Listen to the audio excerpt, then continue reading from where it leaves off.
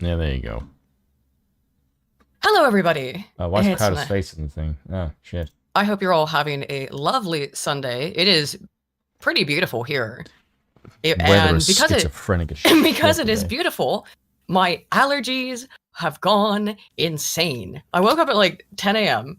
and I sincerely had a George Floyd moment. I couldn't breathe. And I had to like immediately take a Benadryl, which then just put me to sleep.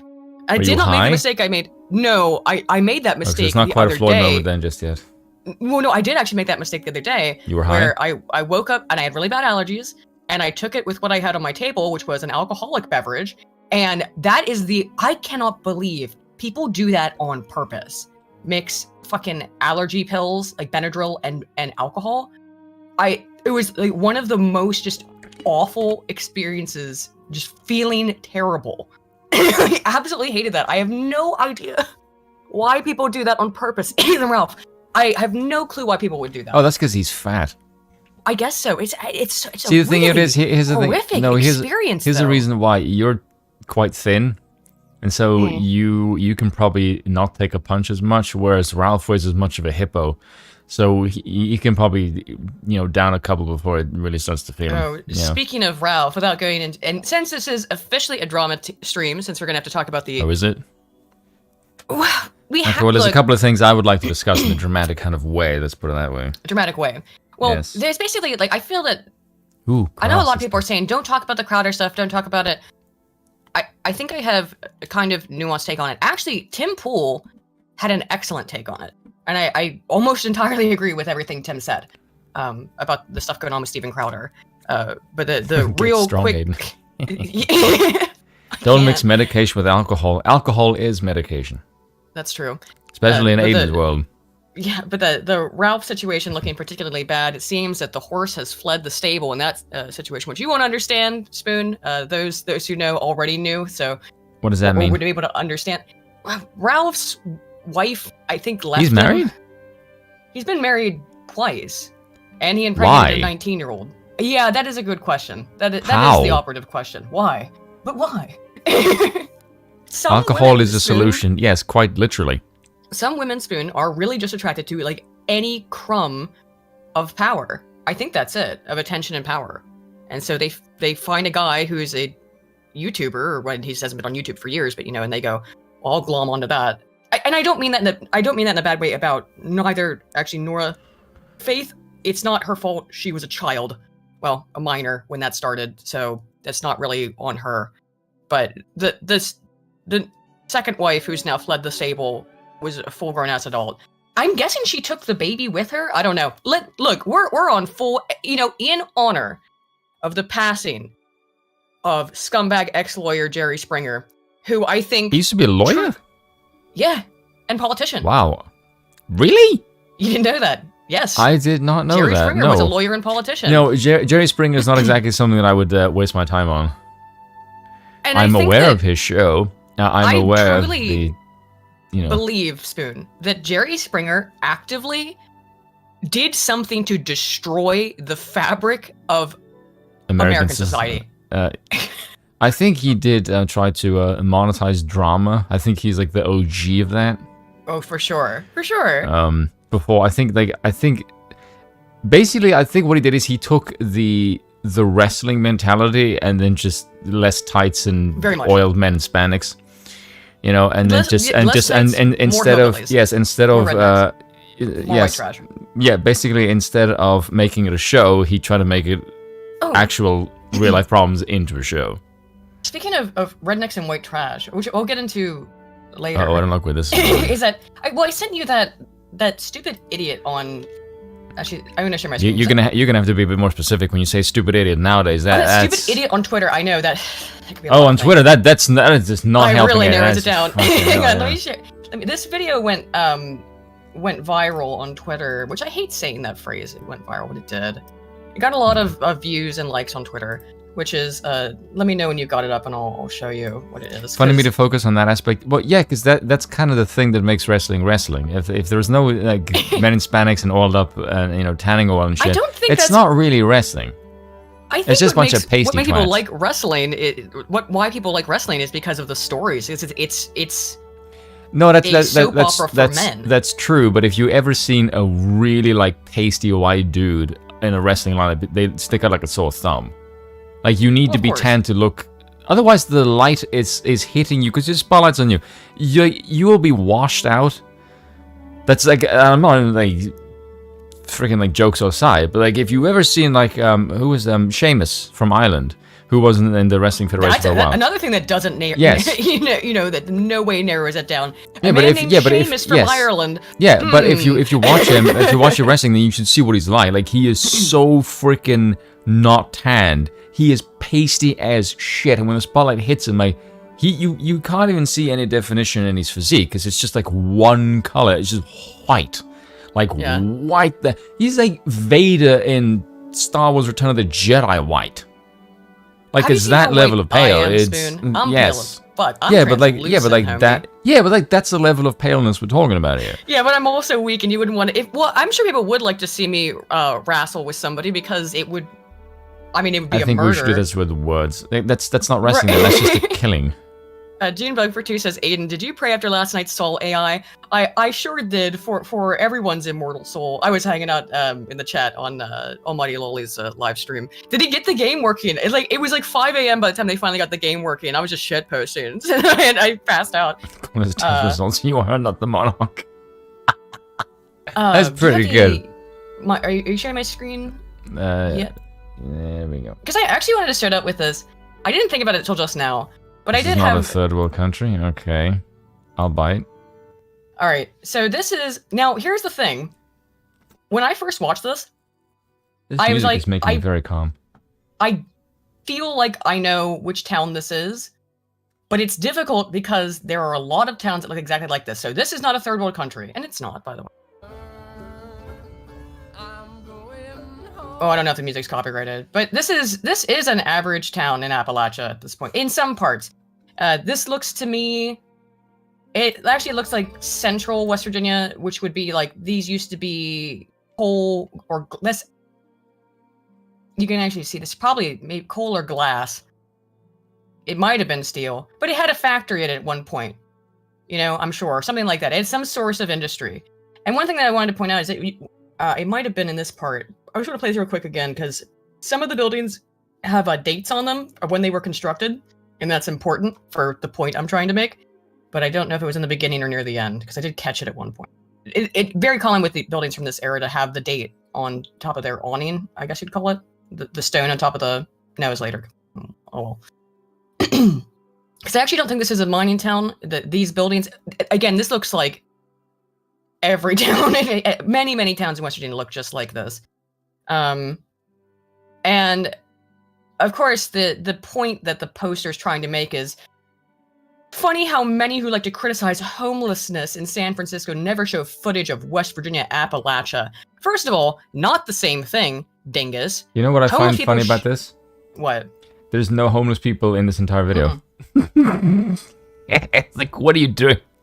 Here we if go. you're going to show homelessness, then show actual homeless people. Like, there's no homeless people. You're just showing abandoned buildings, you toff. Yes. Erected 1946. So that's what it says on the front of that building.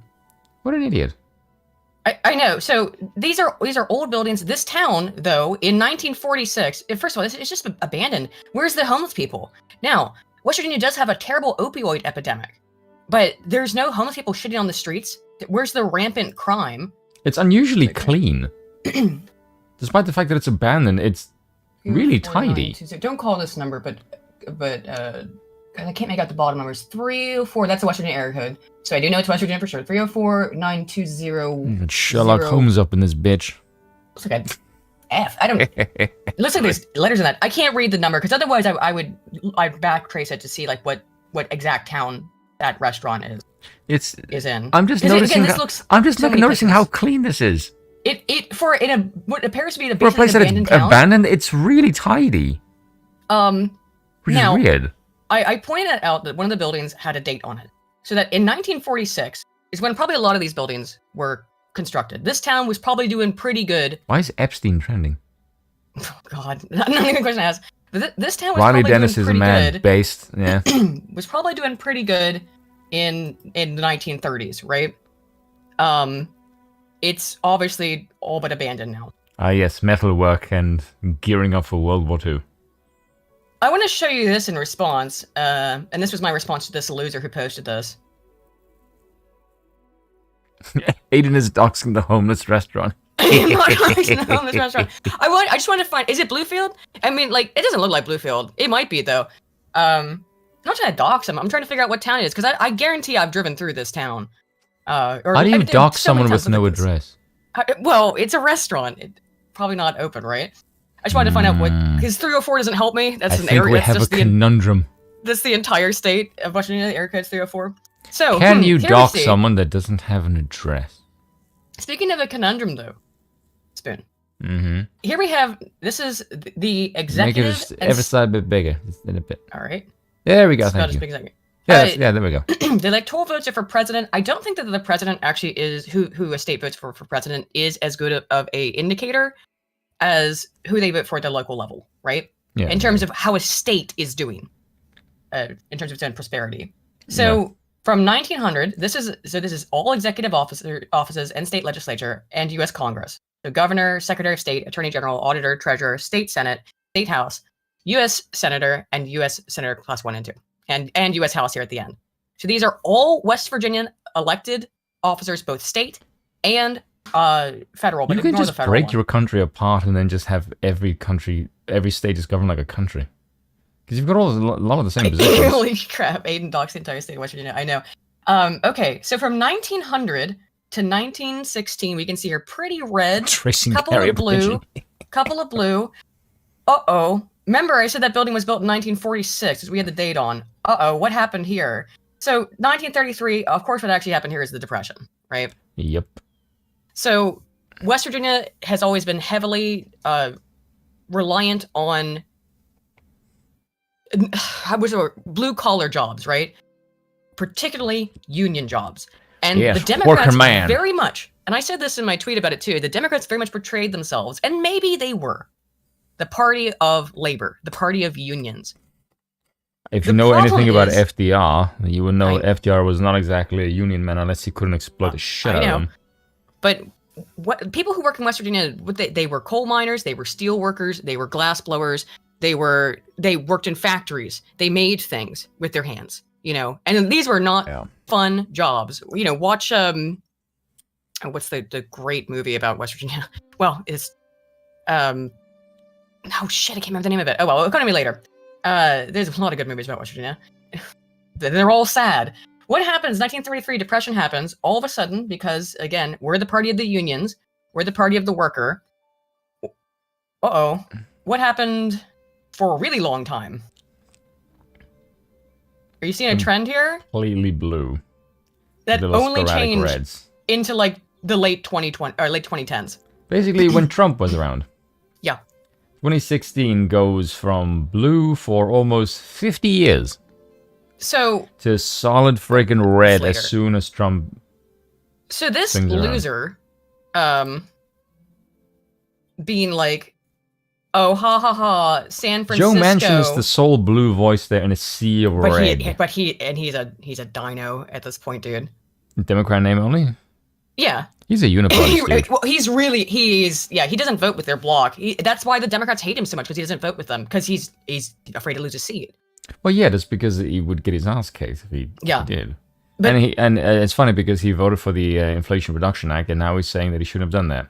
This lunatic, I guarantee you, thinks that West Virginia is a hardcore red Republican, always Republican state, because that's what idiots like this dude think, because they don't know anything about history. No, Major Domo. Fact chaser, why are you named after a molten coal boss? I don't know. But Fact Chaser, much like San Francisco, why do I know there's a molten core? This video is what 100 years, well, 80 years, 80 to 100 years of voting for Democrats gets you. Or at least 50. It's this. Well, it's I mean, 1930 to more than half a century. Voting for Democrats. Oh, yeah, 1930s, yeah. Yeah, 1933. Great Depression up until 2016. Until 2016. So yeah, nearly a century. This is what it is. Not because these people are conservatives. It's not because they vote Republican. This is the end result of 80 years of voting for Democrats. I rest my case. Don't fucking talk about West Virginia if you don't know what you have no goddamn idea what you're talking about, my dude. I really hate whenever I see stuff like that. So that triggered me, and I wanted to share my triggering with you a little bit before we get into the Crowder stuff. Whatchamacallit, Patrick on Daily Tainment pointed this out. He's just said, great cities, are they built by conservatives or liberals? Exactly. And he just said, they're built by conservatives, yes. And then he used this analogy, he said that if you were to bring a chicken to a party who's a gold digger, do you need to tell her who the gold digger is? No, she will find who where the money is. And he said, like, that is how socialists behave. They're like the gold diggers. They will go to a city to loot and pillage it fucking dry. Because there's never been a city that wasn't conservative that the socialists wouldn't loot, because they don't go to a place where there isn't money. And it's conservatives who build shit because it's the conservatives who run everything. Or used to anyway. And then you look at look at what California was like solid red for so many years with Reagan. And then they turned blue, and wow, it's almost like it got destroyed. Blue turned into a shithole. Yeah. Also, the movie I was thinking of was Mate 1, which is a rough watch, but it was Mate 1, which is about unions in West Virginia. So yeah, I'm sure my mom she may be listening, and she probably yelled it out like 10 minutes ago when I said it. If my dad was watching, he would have gotten it within a second. Blue Major Domo to me is a WoW boss. As soon as I see that, like, oh, Molten Core days, rating 40 man. Good times. You ever play WoW? Okay, this is a little bit embarrassing. Yes, I grew up playing Final Fantasy 11. I got it for Christmas when I was 11 years old. So, and I played it for years and years and years. No, Final Fantasy 11, which was my MMO. Well, I didn't ask about that. I'm explaining, and WoW kind of killed FF11 in many ways because it took a lot of the players away. So I used to really hate it in principle. And then I remember when I was in graduate school, I was really fascinated. An idea that had fascinated me for years was like driving around and seeing people who would have like, Horde or Alliance stickers on their cars. Right? It was clearly right. It was part of their identity. Yeah. So my master's thesis was studying. I wanted to study social identity in digital environments, right? Specifically, social digital environments. Oh yeah, we spoke about this. Yeah, I've talked about it a lot. Well, it's my thesis, so of course. Yeah, but you and I, because you asked me what is my character, and I was like the weird, like less than 5% ones. Right. Yeah. So that's Dr. Jimmy Banks's research on player avatar interaction, player avatar relationship, and what I was interested in was the social identity. So she was looking very much at how the player interacts with the avatar. I was looking at how through the avatar and using that modus interacts with other people. And it did seem to fall largely on the Pax-Par alignment that people who like really care about the character and see it as another individual or as part of themselves care more about like the Horde Alliance thing. But here's the thing: to study WoW, I had to play it because WoW was used as the stimuli because it's the biggest MMO, and because I had seen a lot of anecdotal evidence that the WoW venereal disease, the blood plague, there's studies on that too. Actually, the study on the WoW blood plague was published in The Lancet, the leading medical journal in the entire world. Isn't that fascinating? Anyway, fascinating to me. So things that I find fascinating, maybe not interesting to others. Do you know what it is? Do you know the mechanism of how that came about? Yeah, because people would go spread it around and then they would respawn and die and then spread it to other people. Yeah, but do you know how? Who was responsible for that? Like the boss itself. Oh, I don't remember the name of it. The lore, is Akar, means Zul'Gurub. He's the final boss. He was actually a tricky boss to kill. Like back then, it's gonna sound like really old, but back then, like Zul'Gurub, Zul'Gurub was like fucking hard. Like that was it was actually a challenging game. You actually had to pay attention. You have coordinates. Yes. That's what I meant. Final Fantasy 11 was brutal too, and I liked that about it. I liked that it was brutal. But anywho, so I had to play while I was working on the research and conducting the research. I also played WoW. First, like our class, Dr. Banks, who a lot of her research was based on WoW, she had our graduate student class. She asked us to. It was not a requirement. to play WoW a little bit because it's part of her research and like to understand it. I was like, well, I'm going to be using it as my, I'm going to be drawing from a sample of WoW players. I better understand them because a lot of people, they get understandably very weirded out when someone's trying to study them. Play. And What did you? oh, well, at first because I just assumed I would like the Alliance, but then I read up on the lore and I played Undead. And you played Rogue. I was gonna say you probably played a fucking rogue. I played liked my mage. Undead Rogue. It was fun. I really liked the Undead lore. I thought it was I could interesting. make my own food and teleport. That was like yeah, I wouldn't be able to do that. Like, oh my god, you do not understand how in the old days the teleportation ability is holy shit underrated. It is it's so good. Oh my god. Stanton High says he's surrounded by dorks. This is the only time I've ever heard Spoon talk really about a video game that much. Well, yeah, that's because I played a crap load of hours. I think if Yeah. I were to log into my mage and I were to see like how much hours, it's probably I'd be terrified. I'd be terrified because I saw it like it's I probably remember about one a- time I did that on FF11. It was something like 600 hours or like 1,000 hours. I don't know. It was something ridiculous. But Yeah, in it FF11, would- it's a little different because I would leave my character on as a shop because like you just Yeah. leave it up so that you can sell stuff or whatever.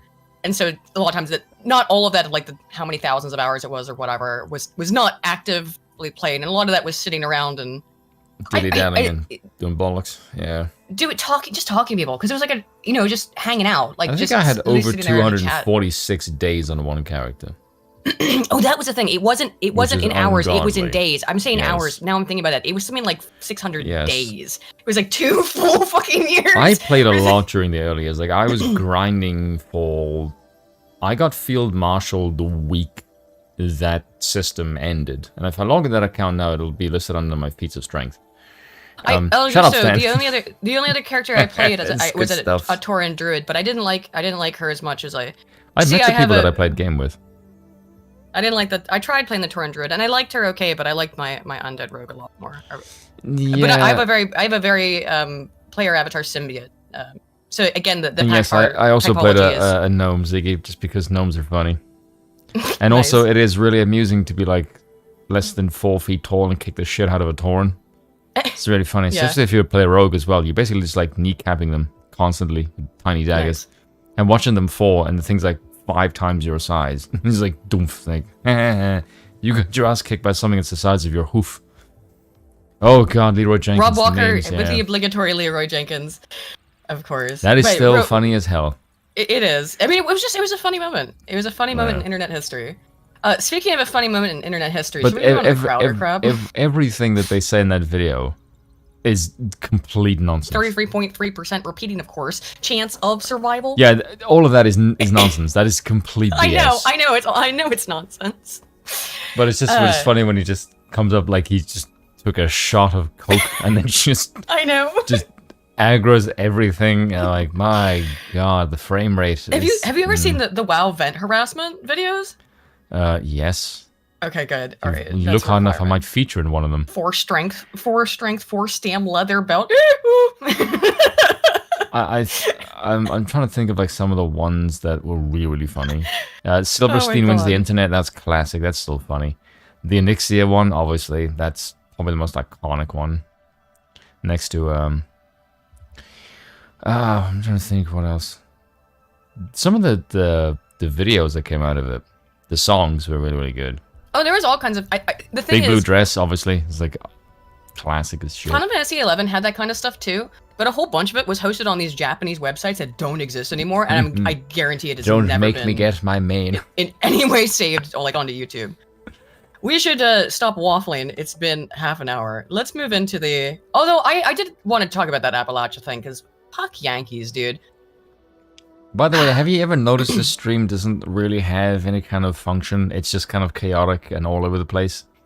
Because Because that's how conversation goes. I know. I do come up with a layout, but of course it Yes. evolves naturally. So Steven Crowder drama. Let's start with. We I wanna basically go have through, no attention spans.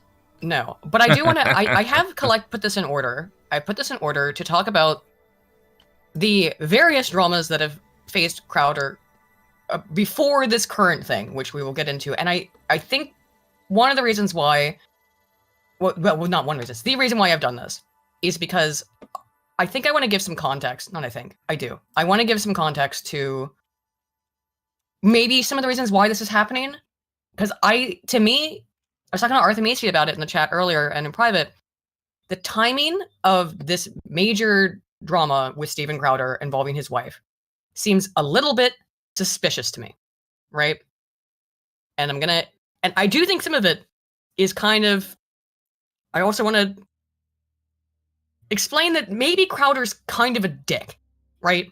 Kind of. And there's a lot of evidence that Crowder is kind of an asshole. No, Jeremy the Quartering is friends with him and says that he's a nice guy. I've never met Steven Crowder. He's had a bit of a history, though, of being a little bit of a dick, to put it lightly. So I want to go over some of the past stuff, then bring us into the present. So this is from 2019. This video I like because I found this video, and this guy has put together all of the stuff that happened between Steven Crowder Junebug. and Owen Benjamin. Owen Benjamin used to write for Crowder, but he's going to explain that.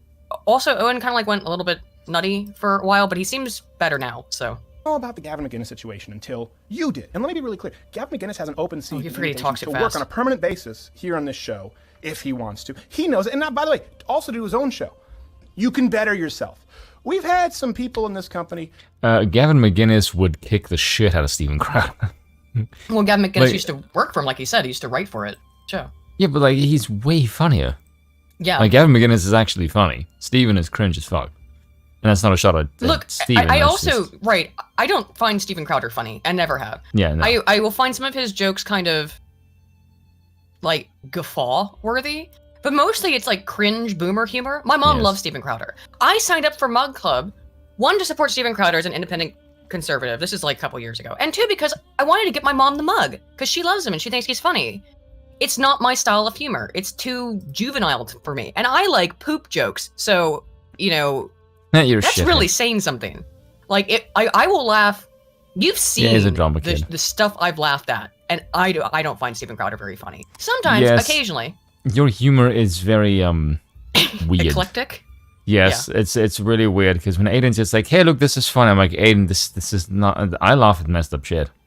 I was laughing myself into tears when someone... I was at a motorcycle accident a couple of days ago. You can ask Aiden. I was basically out of breath. I know. You thought that was hilarious. Yes, because the guy hits the back of a boot or a trunk, to you Americans, and there's two people on the bike, and the one guy goes flying up in the sky, and the way he doesn't tumble. He's sort of in one position, but midway flying through the air, he sort of changes his position and lands on his head, and that's just funny as hell.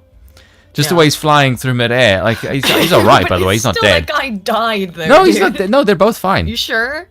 Yeah, they're both alive. Yeah, this because in the chat says that they're both alive. Like, holy shit, how are they both still alive? Yeah, but lucky. Yeah, but my god, the one guy just flying through the air. I could probably play it. No, I don't. No, we're already getting in trouble. It's so funny. Saying Owen believes in flat Earth. I don't know. I heard an interview with Owen from just a few months ago, and he seemed like a lot better, like a lot more stable. Owen Benjamin did go a little bit nutty for a while, but he was also doing a lot of the heavy lifting for Crowder for the show for writing. And Gavin McInnes and the Kanye West thing. When he says about Jews, it's funny as shit. This is old, but it's funny as hell. Again, I want to, and I'm not trying to drag up old drama. I think it actually is important to show that this is kind of a pattern of behavior, and this Owen Benjamin stuff in particular, I want to bring out. Yeah, ragdoll physics is totally ragdoll physics. Because the things that Owen Benjamin said about Crowder back in 2019 are nearly word for word what Dave Landau said about him in his recent interview with Michael Malice about how you're treated as a writer on the show. Yeah, Landau. Do some things that have affected the program that I'll never talk about. Okay? Out of respect for them, and because some of them don't want us to. Guys, the right wing is full of fucking cowards too, man. I'm not gonna lie to you. Holy shit, they're such cowards. Oh, dude, I was up every morning at 5 a.m. writing these people jokes, too. I'm just going to tell you, for $30 an hour. 30.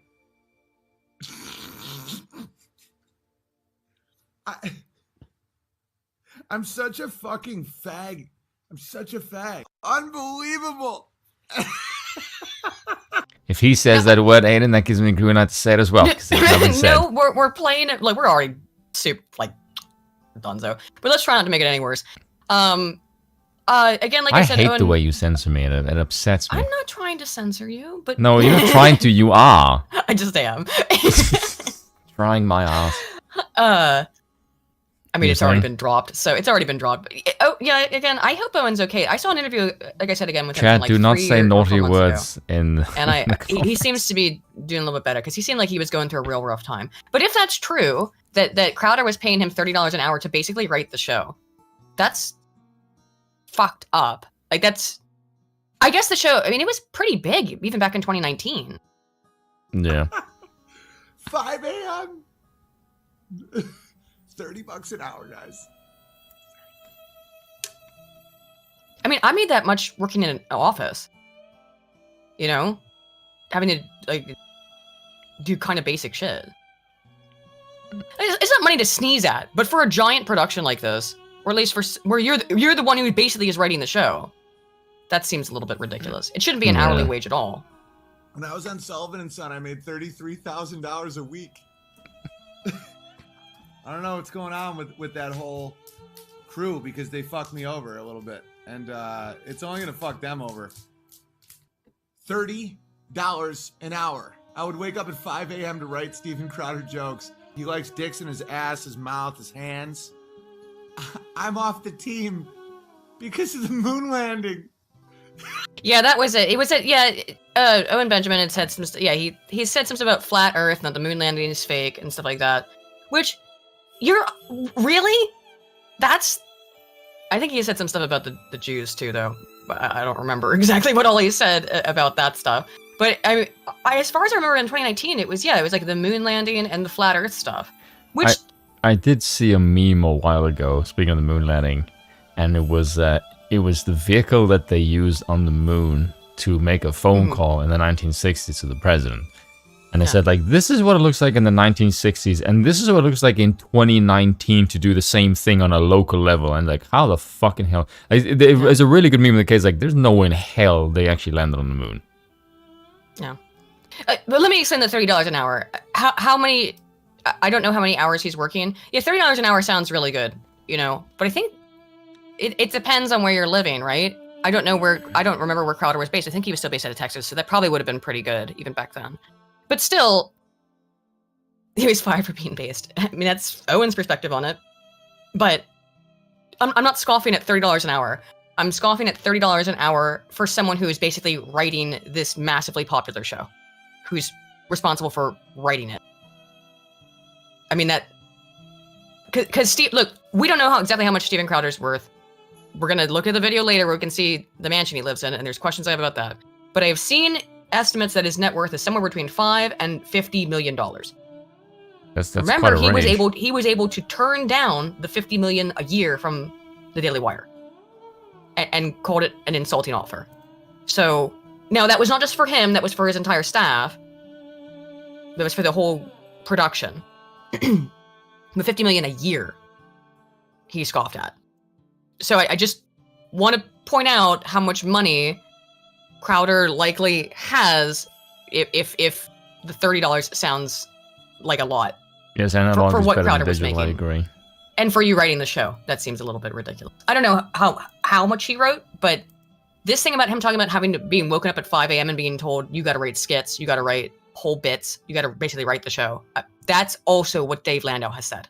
So that's why I wanted to put in context Owen Benjamin's experience. But yeah, they did me dirty, man. 5 a.m., guys. I have 2 little children. Oh, is it $50 million for 4 years? Yeah, sorry, I did forget that. Dude, Thank you, Keebler. This is yeah. so funny to me. That's still an insane amount of money. So fucking funny to me. His team, whoever the fuck that is these days, fuck me up. I'm done with them. And they're done with me, apparently. Dude, I'm such a lover. It's like, I'm such a Labrador retriever that I'm like, what do you need? Do you need jokes, man? I love you. We're like bros. Like, what do you need? It's like, it was hard on my family for me to actually use that time to write. And some of my best jokes I would give to him. Some of his best sketches I wrote. Like that whole thing of Argue the Other Side, I wrote that whole thing. Feminist Cop, just tons of their fucking sketches. Like, it's like, and the fact they didn't even tell me that they were gearing up for a fucking more shows, it's like, the whole Argue the Other Side thing, I pitched to him a year ago. Like, and there's also some interesting stuff because I think Owen at this time, I don't know if he still is, was also doing stand-up or writing jokes for other things. And there's a thing that Landau brings up that Steven seems to not like competition. He wants to hire comedians to write for him, but he doesn't want to be like out-comedied. And looking back at things now in retrospect, which is very difficult because it's very easy to out-comedy Steven. Right, is that Steven seems to be a little bit maybe more than a little bit self-conscious and very egotistical, that he doesn't and I had noticed this while watching Steven Crowder, because I used to watch Louder Crowder. Bill can attest, because I'd wake him up all the time pretty much every day. I mean I would watch. That's one of the reasons I know about so much of this stuff, is that I was a pretty no, I wouldn't say like a huge fan, because like I said, I don't find Crowder particularly funny, but I like the show. And I've been a subscriber to Mug Club. I think it was for 2 years, which is by the way $100 a year, which isn't too bad at a yearly basis, but still, it's like a decent chunk of change. And do you think he has imposter syndrome? Oh yeah. A little bit. Now that I think about it, I think there's some comedian imposter syndrome. He always has to be. And yes, Razorfist is funniest guy in the room. I was talking with Uzulu about this, about like just my takes on the Crowder thing. And one of the things I said is that I think it's probably the least egregious, but one thing that I noticed even to this day, and I know that it's supposed to come off, and I think it's supposed to come off as just like playful jabbing back and forth. But sometimes Steven, very often I would say, comes off as really mean to Gerald for like no reason. He just insults him, and then Gerald just kind of goes, haha, true. And it's like, You're a lot of times dick.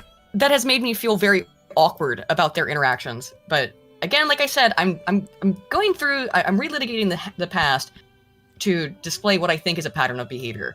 I'm going to get into my nuanced centrist, just kidding, not centrist, but I think my more nuanced take on the actual issue at hand today, which is that none of this should have been public, and I don't think Steven or his wife are in the right.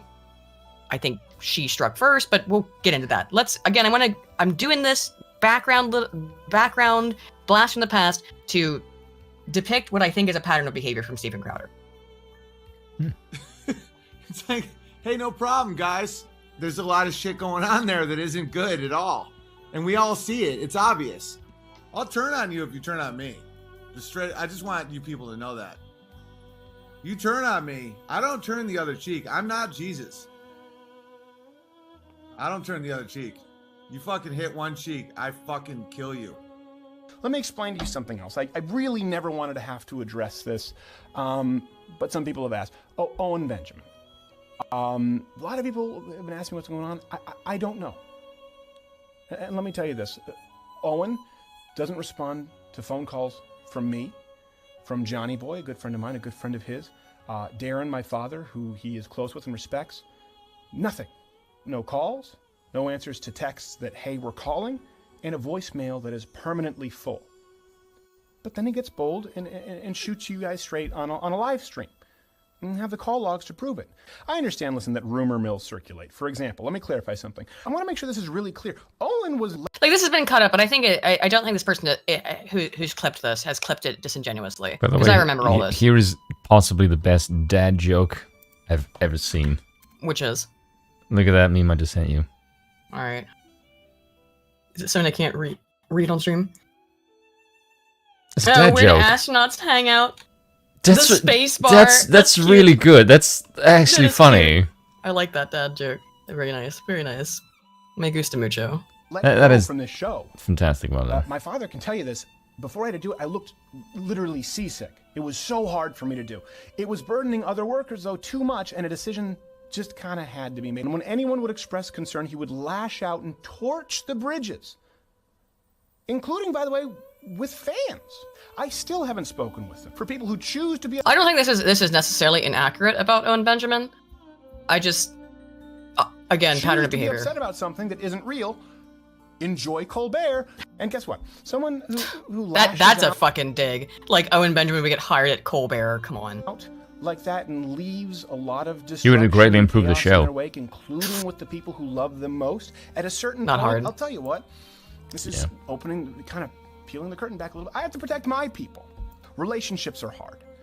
And it's a late night show, and someone like Johnny Carson never had to deal with the same pressures of you guys seeing every person who worked behind the scenes and seeing every relationship and how long it lasts. You know, I don't think you should have spoken about that at all. It seems like airing dirty laundry. A lot of people who...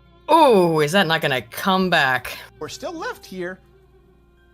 They've been standing here, and they've been taking some hits. That includes people in this room, and that includes people in the control room who you don't get to see. Which is also something I'd like to bring up before I get any further into this. The people in the control room, I don't want anything. I don't want them to be deleteriously or negatively affected by the shit that's happening with Crowder. And I do think Crowder is an important voice in conservative commentary because he's funny, you know, and he's entertaining. Let's put it that way. His show is entertaining, and he has done important work, right? I think Change My Mind is, as much as it is just kind of dunking on to prove how stupid the highly educated leftist class believes that they are.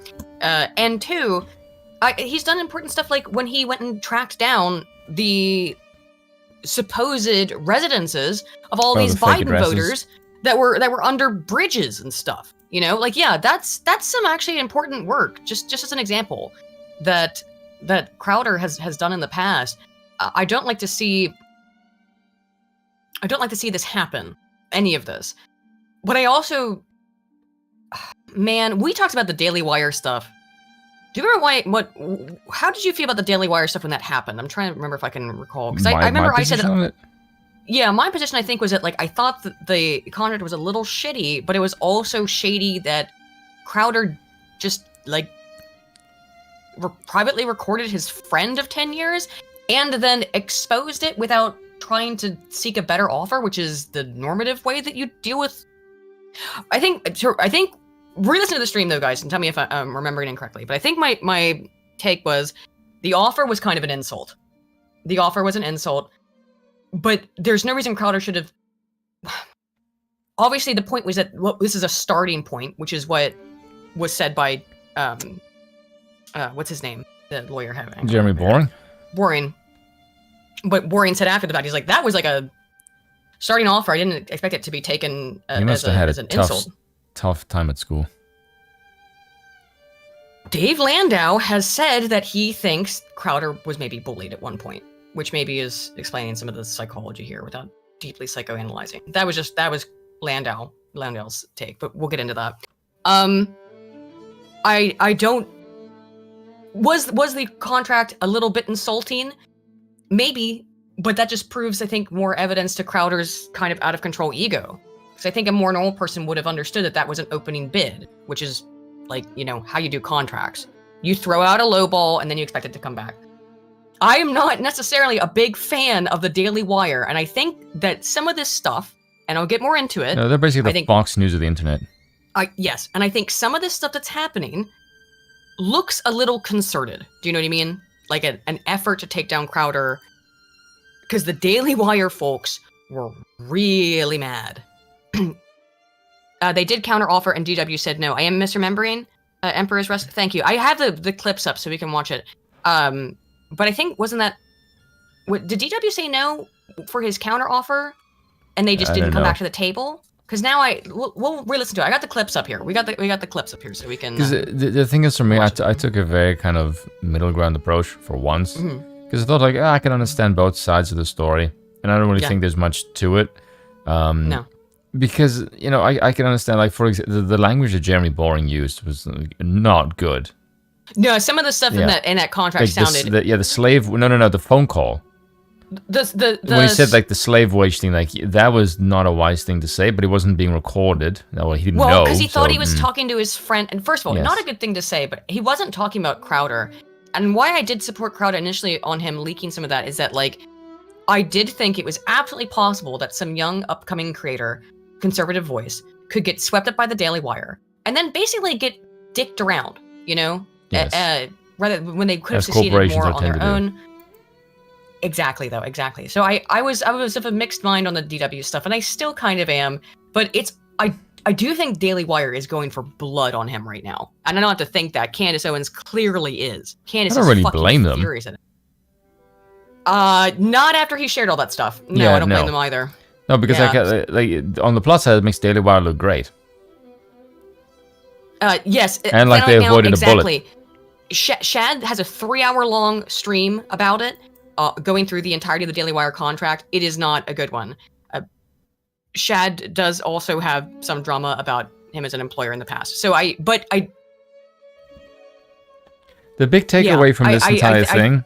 Some weird stuff. Well, I'm gonna get into the. We're gonna get into the contract here in a minute, because not to relitigate too much of it, but I do have some clips that I think are relevant to watch. So. But Go here's ahead, what I'm trying to make. The main thing to take away from this is that people's politics have got nothing to do with the capacity to be a good or bad human being. Which is something that I think in American politics people don't seem to actually quite understand. Mm-hmm. Because they both seem to think like, oh, look, the other side is an asshole and we are not. Like, no, you're both human beings. At the end of the day, you're both out for money. And there's grifting on every freaking side because politics is a business and business is cutthroat. So don't think for 1 second, just because people agree with you politically, that they're not shady as shit behind the scenes. Right. You should be wise to learn that. There's a lot of people who are just complete fucking bastards all around. Tyler does say that Crowder did not name DW. We talked about that back when we originally covered the stream. No, he did not name DW, but it was He didn't need to. It was pretty obvious who it was. Because, look, Crowder's been fired from Fox News. He's burned his bridges with Fox News. He's burned his bridges with The Blaze. Who could offer him a contract like that? The Daily Wire. That's it. You know? It's not gonna be. I mean, it's not gonna be There's no other Daily options. Caller. That's Tucker Carlson. Carlson probably doesn't want to work with him. You know, after burning bridges at Fox, I doubt.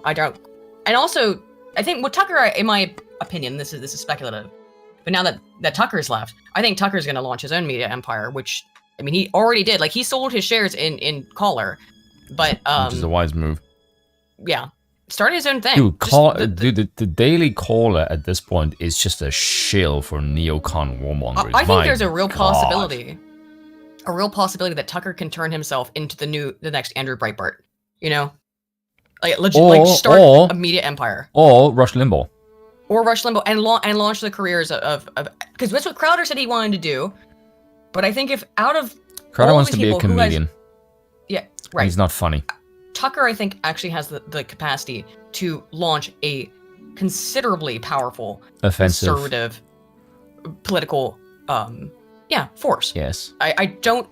Crowder says that's what he wanted to make his Tucker own might understand thing. more Right? than most that that he was. I don't know yeah. if did Crowder's thing ever get off the ground. I mean, has he launched anybody else since? Because that was one of his big issues. Is that Daily Wire has, if nothing else, and I don't trust them by the way, but Daily Wire really has launched people's political commentary careers. By the way, or significantly boosted them. The thing is with Tucker and the whole firing thing, it didn't have anything to do with Rupert Murdoch because he's not the one running shit. It's actually his kid. His son was the one who fired Tucker. And the CEO of Fox. I think his son is the CEO of the parent company there. It was the Murdoch kids or his yes, because because apparently they want to sell Fox. That's the rumor. That's the rumor. I don't know the cooler, who would buy. I don't know how true that is.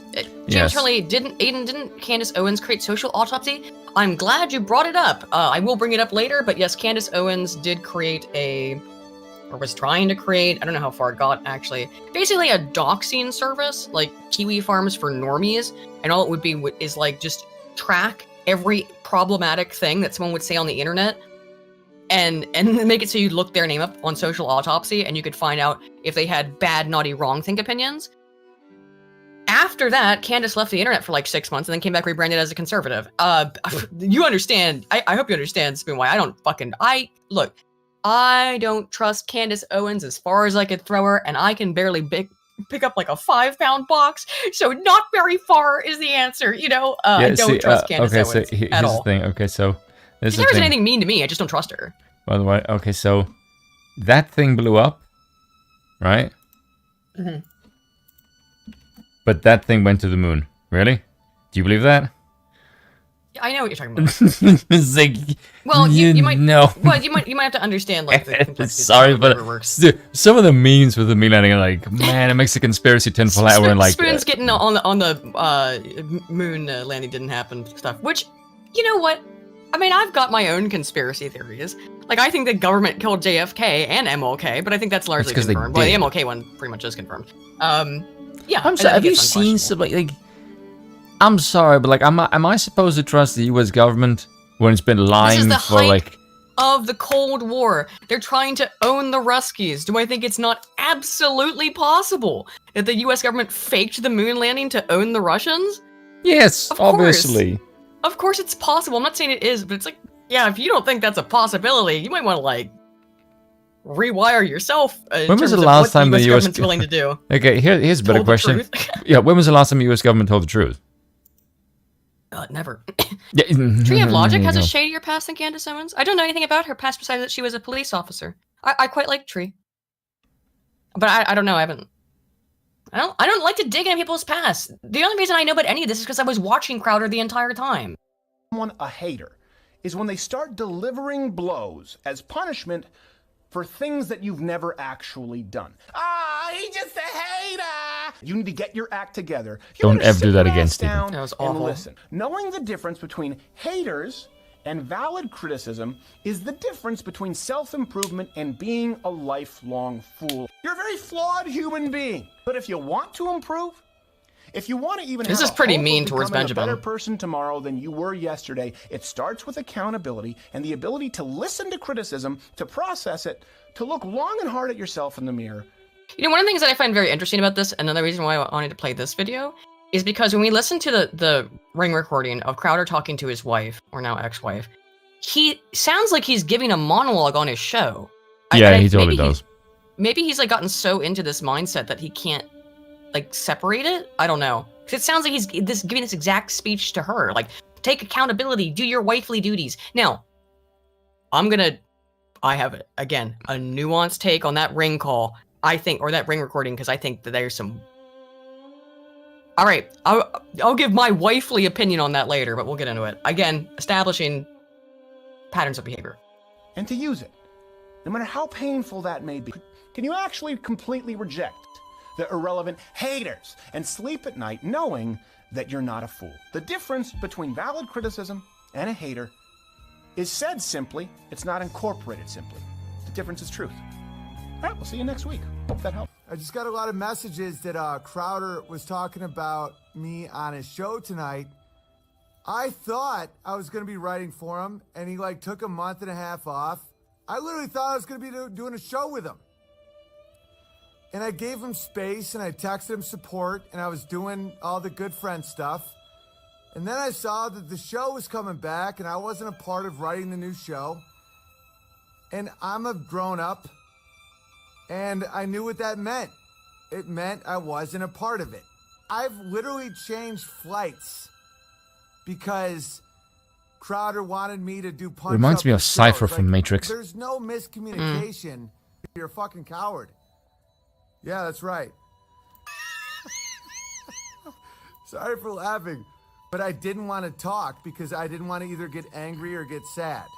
And why I didn't answer his call? Because I was very sad. People have the right to be very sad. That is fair, actually. Like, if this guy has been kind of a dick to you, and I can see not wanting to pick up. Now, that would explain why Dad didn't want to pick up the call with me and Uzlu and Scrum. But I think that is a valid reason. And we need to give some deference to people's emotions. Be it Dev or Owen Benjamin. Everybody. Give some deference to emotions. Just didn't want that call. There's no miscommunication. I'm a damaged guy. I've had a lot of experiences in my life where people just kind of like, they just walk away. And for those of you that think, oh, Owen's paranoid. He gets paranoid. Yeah, if you live my life, you'd be paranoid too. People actually do follow me around grocery stores. Not sure about that one. Not sure about Pressing the gang next stalking to doubt. stuff. Yeah. I'm gonna bring up. I have a Twitter video next, and then we'll be back into the. Again, there's a purpose for this. This is an order, and not all of them are on YouTube. So like, I have to go back and forth. So we'll be back to the watch together in just a moment. I'm gonna share my screen with you here. So this is another clip from Owen Benjamin, but again, we're doing a timeline thing. So this is now about what happened with Not Gay Jared, who left in. This was reposted on 21, but this is January of 21 or 2023. Oh, normally I'm surprised they exist. I'll have to stick the shit out of them. This stuff with Not Gay Jared. Not Gay Jared left the show. He was one of the guys in the booth, and he left, and a lot of people speculated about why that was the case. But one of the things that also happened, and this is a tweet from Cernovich retweeting it, right? But it seems, look, it's not unusual to sign an NDA necessarily. Like when I went on Tim Pool's show, I had to sign a contract that I wouldn't say. Basically, I wouldn't like dox Tim, not like I would, but I understand why they would take that legal precaution, right? That if I then went around and was like and tried to fuck with Tim and slander him and something, or I don't know, or like record things privately, yeah, then I understand why you'd take that legal precaution. However, a total like NDA that you're not allowed to talk about anything, and one of the reasons why people think that Not Gay Jared is unhappy with Crowder and the way things ended is just because he would like certain tweets that were critical of Crowder. But here's Benjamin allegedly, and I have no reason to disbelieve this part, knows Not Gay Jared and has spoken to him. Again, they would have met each other while working for Crowder. But this is another employee who left Crowder back. This is. I like the way that the fireplace is in the background as well. Yeah. And I was called insane and a hater. And why is it so quiet? And all this. No. Turn up, sorry. There we go. Not Gay Jared signed an NDA. I don't sign NDAs. I don't take secret oaths. It's one of my things. Yeah, the thing with Tim, that was not like a full NDA. That was like, it wasn't like a full NDA. Like, I'm not allowed to talk about Tim Pool. It was more like, don't do weird shit, which is fine. Other than that, though, I also will not sign NDAs. I'm a gay. Gossip, analysis, intelligence. Like, I don't take secret oaths. If I got beans, I spill the beans. I'm a bean spilling machine. And so, Not Gay Jared despises. We're not gonna get into merch, no. Steven Crowder stole from him. Stole from Sven Computer. Steven Crowder is a greedy. Sven Computer is Not Gay Jared's brother, who also works for Crowder, and they both left. Piece of shit. All right. He calls himself a Christian for grift money. It's like really dark. Okay, so I would tell Not Gay Jared's story. I was like, this is what actually happened. Steven Crowder went on his show and he lied through his teeth. This is one of the reasons I stopped respecting Steven Crowder, is I witnessed him lying to his own audience, which I don't do. I'll never do that. To Vox Day in a minute. I got, I'll reveal a lot about him today. And so, you're just jealous. I was with you until you went at Crowder. Oh, really? Steven Crowder went on his show and lied right to his audience, right in front of me, because I had Crowder's back through all this. I flew to Dallas. I did his show. I was like trying, because it seemed like he was. Yeah, I'm pretty sure that Sven Computer is Not Gay Jared's brother, unless I'm deeply confused about that. It's possible. Spiraling, like Crowder is like kind of suicidal sometimes, and I was. Wait, is it his brother, or did they just leave at the same time? Why do I think if I'm wrong about that, it's possible. Because I could be misremembering the story, but they left at the same time, and I thought they were related. Like, that's the irony of people saying that I just hate him because I'm jealous. I did everything I could to help him. He's like a pretty tweaked out guy, And Steven Crowder went on his show and told his audience that Not Gay Jared left on good terms because he just had a child and he wanted to spend more time with his child. In reality, in the dead of night, Not Gay Jared, his brother, Sven Computer, they all. Oh, there we go. Okay, that's why I probably thought that. Or I assume that's true. Pure Stress, can you ask if we can turn the volume up? Can you turn the volume up on my side? Because I can't go any louder on this. No, probably nothing we can because do. I'll blow your ears out with your voice, because the second that you speak. Oh, right, because I'm streaming it. Yes. Sorry, guys. Sorry, it's a little low. Took their computers and left without any notice because Crowder was being so fucking nasty to them and was so, unethical with money and all that stuff. Okay, I don't know where the brother thing came from then. Owen said it. I'm sure where I got it from. Oh well. So Steven Crowder then contractually insisted that Not Gay Jared could not work in comedy ever again, that he couldn't use the name Not Gay Jared, that Crowder owned all this stuff. If that's true, again, that's very much in line with what Owen's experience was. I can remember Owen's a little out there, but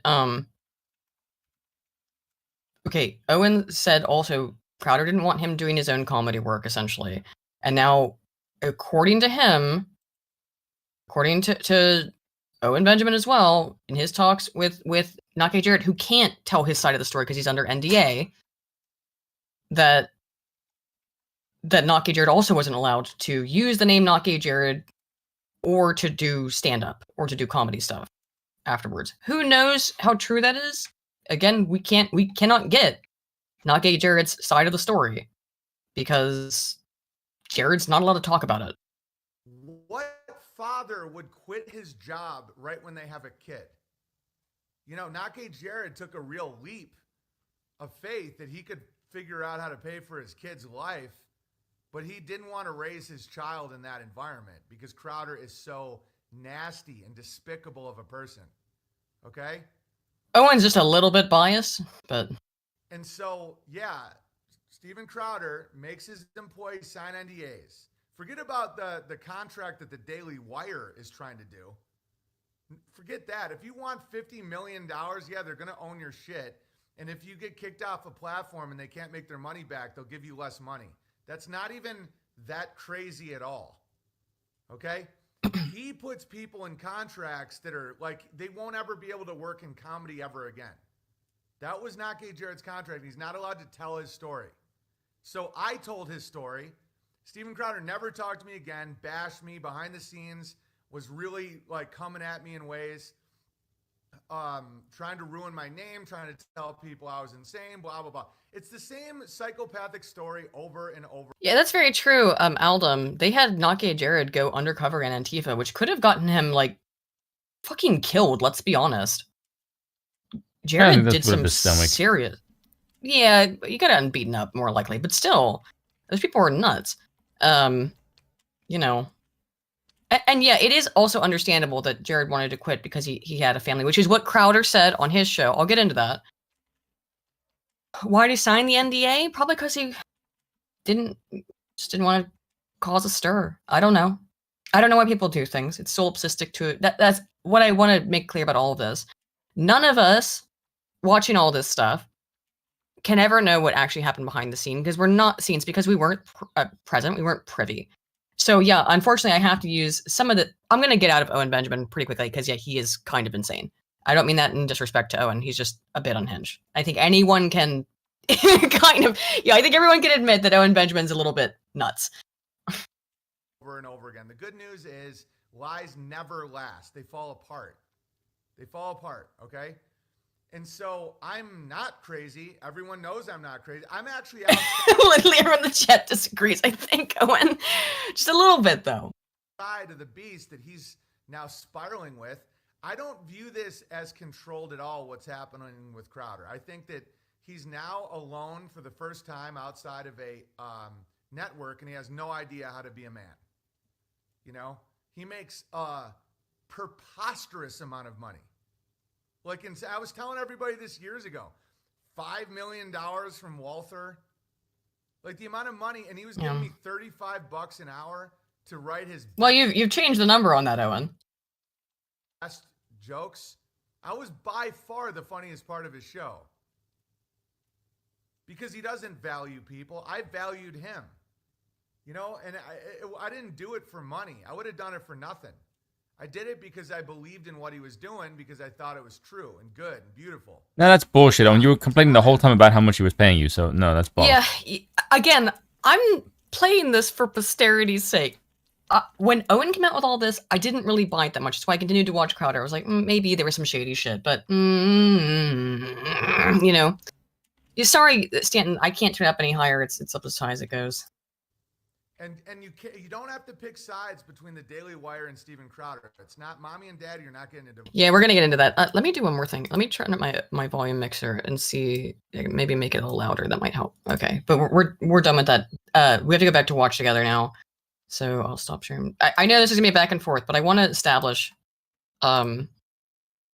this entire story, such as it is, or whatever, history of events. So now we get into the Daily Wire stuff. Okay. Oh, first though, hang on. This is. I have a timestamp on this. When, as Benjamin mentioned there, Crowder went on with. I just wanted to ask. One moment. Oh yeah. That was loud as this is it. Right. Yeah. Okay.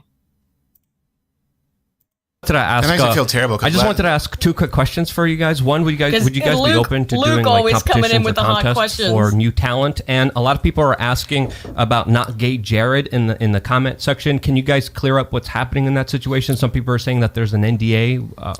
Yeah, well, that's the thing I think Candace brought up, right? Again, there's a difference between roping in third parties versus single party consent. I think he tweeted out what happened, where he left, right? Not Gay Jared. He tweeted out that he left. It was his own decision. We did a whole send-off with him in a video montage. You know, this works with conspiracies. And sometimes, look, there's also a middle ground where there's, for example, what is the email, by the way, if people are talking about shows? I think it's creators at Live. Yeah, creators at Live. So that's actually not a bad idea. Contest. If we, the person who uploaded this clip spat it up. I can't do anything about it, guys. It's this person who did it this way, but chipmunk me. Yeah, well, it's just because they don't really talk about it here for a second, but I will read Jared's tweet. He says, FWIW, what does it stand for? I don't know that acronym. Boomer. It should be noted that I resigned from Louder with Crowder via written 2-week notice in July of 2018. I was not fired or dismissed from my role, nor was I forced out of the company anyway. My departure was 100% my decision. Your platforms that you already built in perpetuity. There is a middle ground, and I think why I decided to leave so abruptly is a different story, but it was my personal decision. That's kind of important, though, that capitalized why. One of the things that happens in this interview with Poole is that Crowder never denies the existence of the NDA. Not once. He just refuses to talk about it. What needs to happen is, I'm not going to be in the business of just creating shows from the ground up, but there are people out there who say, hey, look, I have a channel that's doing relatively well. I keep hitting the ceiling that is YouTube saying we need to play this kind of ball. I'm suffering from the advertising rates, the sponsorship rates dropping across the board, and I can just be, the gasoline on that fire to back them up. Really, why would you sign with a network if they don't have your back? That's the only reason to. Otherwise, be independent, right? What is the upside at that point? That's all we want to be. And whatever subscribers you generate, you keep. I know. That's the only way we'll be able to do it. It's really publicity. These big networks get their faces seen, but if you can do it without that, but right. So people are still asking: is there an NDA? That's what people are asking. Thank you, Luke. There are NDAs to everyone, just like here. I had to sign a waiver when I came. Yeah. If you come into our studio, okay. Answer the question, you slimy bastard. Yeah, he didn't answer the question, now did he? Yes, you do have to sign a waiver when you go on Tim Pool's. It's not Tim Pool's show. It's not an NDA though. Hello, I've been on Tim Pool's show. It's not an NDA. It's a waiver. So it's kind of not the same thing, Steven. And I think you didn't answer the question, and you refused to answer the question of did you force. Which means you look slimy. Yeah, it doesn't look great, in my opinion. It's standard business practice. Yeah, you can't come in and tell people where the studio is. Yeah, too. Yeah. I mean, we have. You guys have had. Yeah, that. of course. Yeah, if only for location, it would be worth it. Yeah, also because he walks around without pants half the time. Let me read this one from Mason's mama. Tim is not asking the hard questions. Crowder lacks integrity. Name one creator Crowder launched. He has done the exact opposite. Not Gay Jared, Sven. Yeah, they were on the show early on. We've had plenty of people who work on the show and then move on. That happens across the board. I mean, I'm not. Again, you don't have. We used to talk about this. We used to have pride in this super high retention rate, where no one would leave. But then we realized that people sometimes it's just not always the right fit, and people can go on and do something that they're more happy with. Again, we did a whole send off with Not Gay Jared. We've had other people too who've been on. Sometimes it's amicable, sometimes it's not. Sometimes there's issues. But in Not Gay Jared's case, the guy left, and I wish the guy the best. He tweeted it out. So again, this is the problem, right? This is the problem with people gaslighting.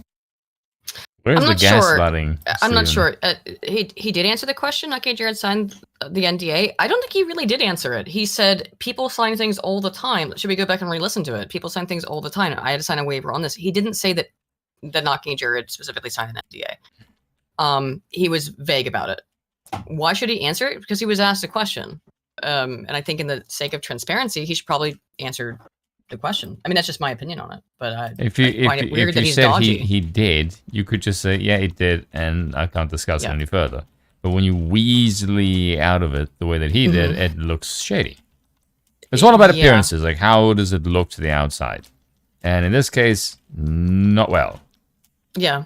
It could be argued he launched Quarter Black. Yeah, Quarter Black's doing well.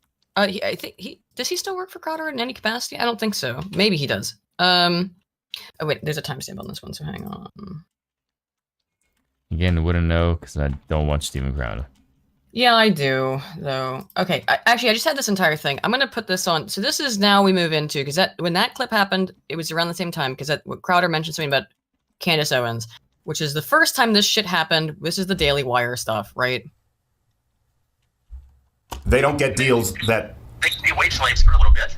Come over and look at his face. They can be wage slaves for a little bit. They can be wage slaves. Yeah, Quarter Black I know works for Nerdrotic. I didn't know if he was still in any way contracted with Crowder. God bless the Talk Boy. Those things are worth like $5,000 now. I know he actually told me that question personally, and I still can't remember. Quarter Black's a really cool guy. The couple times I talked to him, he's been really, really cool. It's an expensive gag. So didn't want to have to do this, but Daily Wire outed themselves very, very quickly. And sure enough, if you see all of the people who work there, some of whom I have relationships with, they immediately tried to make this all about money. Here's the problem. There are a few problems, and I'll go through with some receipts. Everything that was said about negotiations, how they transpired, beyond a numerical value, which is true, and I'll get to, everything else is untrue. I don't really want to get into that. It's completely irrelevant. Here's why. Go back to the 20-something minute video, 30-minute video. You've never heard me say or write anywhere online that these offers weren't paying enough money. Why? Because it's not about the money. You know, real quick, it's kind of unreal to me that the only thing these people... really quick, in the chat, hang on. Sorry, what was this? Declan Shaw, there it was. It says, why would he be so evasive about NDAs if they're standard practice? Yeah, I found that weird, right? I found that really bizarre that he wouldn't give like of what he's not allowed to say in the NDA is probably the reason. Right. Just say yes. He never gave a yes or no answer to that. He just said this is standard practice. He didn't actually say yes or no. Because again, the waiver that you signed to go on Tim Pool's show is like, don't dox Tim Pool. You know, that's kind of different from an NDA. You know, which is that you can't talk about, particularly because it seems you're not allowed to talk about anything about the Crowder show if you leave. And I do think also, who said this, that Quarter Black saw the writing on the wall after Naki Jared, and that's maybe why he left.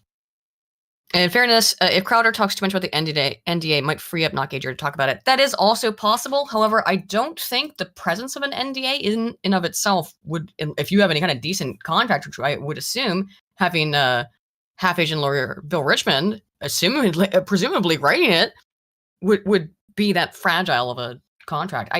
It stinks to me. That's all I'm saying. What can still talk about is the money. The conversation was about conservatism, the movement, and big tech. They keep talking about money. I'm talking about a country. I'm talking about a movement. I'm talking about making a difference. It's not about the money, and Jeremy and the Daily Wire know that. How do I know they know that? Because after, according to what he said, I walked away from the offer. I did place one more call to the Daily Wire, and I made it very, very clear that it wasn't about money. That was not the topic of conversation. There was zero, as they've tried to portray this, miscommunication.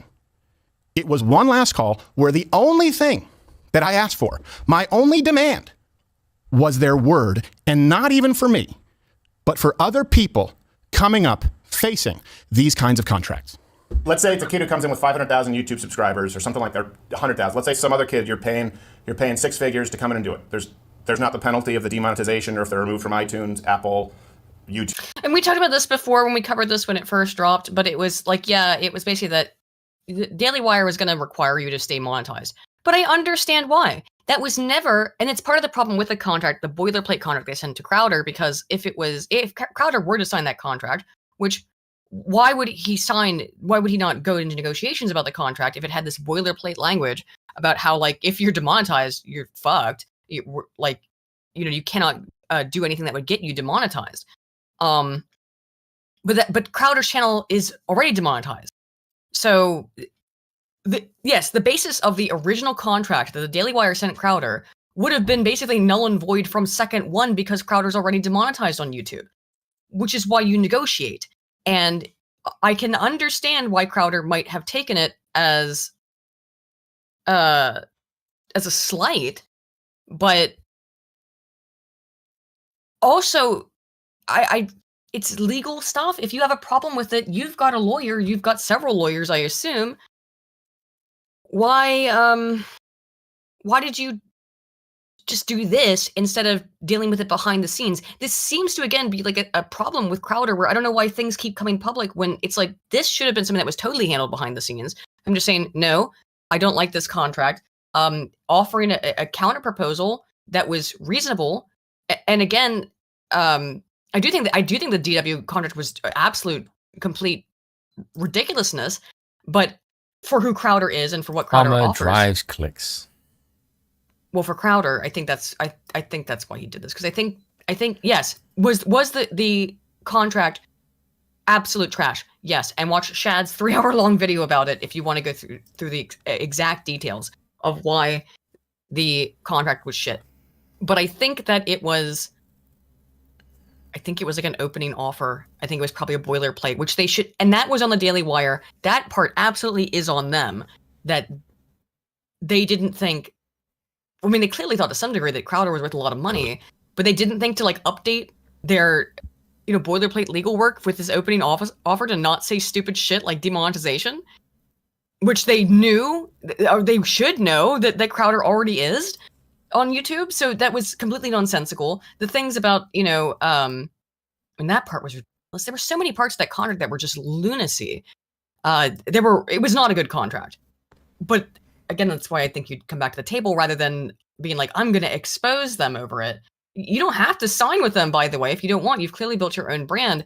But doing this, I think, was odd. I think this was a weird thing. And I also believe, as I'm going to get into later, I think Crowder's choice to do this, to like dunk on the Daily Wire and start a little war between conservatives, and call them big con, which they are, to be fair, is why what's happening now is happening to him. I do think there's some level of that. I think it's some vindictiveness. I think it's some vendettas that a lot of people in big con want to take down Steven Crowder. And one of my points is that he hasn't necessarily done himself a whole lot of favors. I'm not saying he deserves it. Just think he's done some things like this that didn't earn him favors from other conservatives who might otherwise have had his back more. Do you know what I mean? Does that make sense, Spoon? Yeah, I suppose. YouTube. Yeah, sure there would be. And here's something else. I was also very measured. I was painstakingly clear in taking myself off the table because it wasn't going to be a right fit. That happens in business all the time.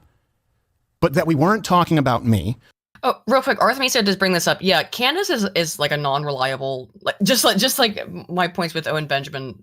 Candace isn't a super reliable narrator because at one point she said that there was no negotiation, and then she said he did send a counter offer, and it was absolutely absurd. Who knows though? I've never gotten a straight answer on that.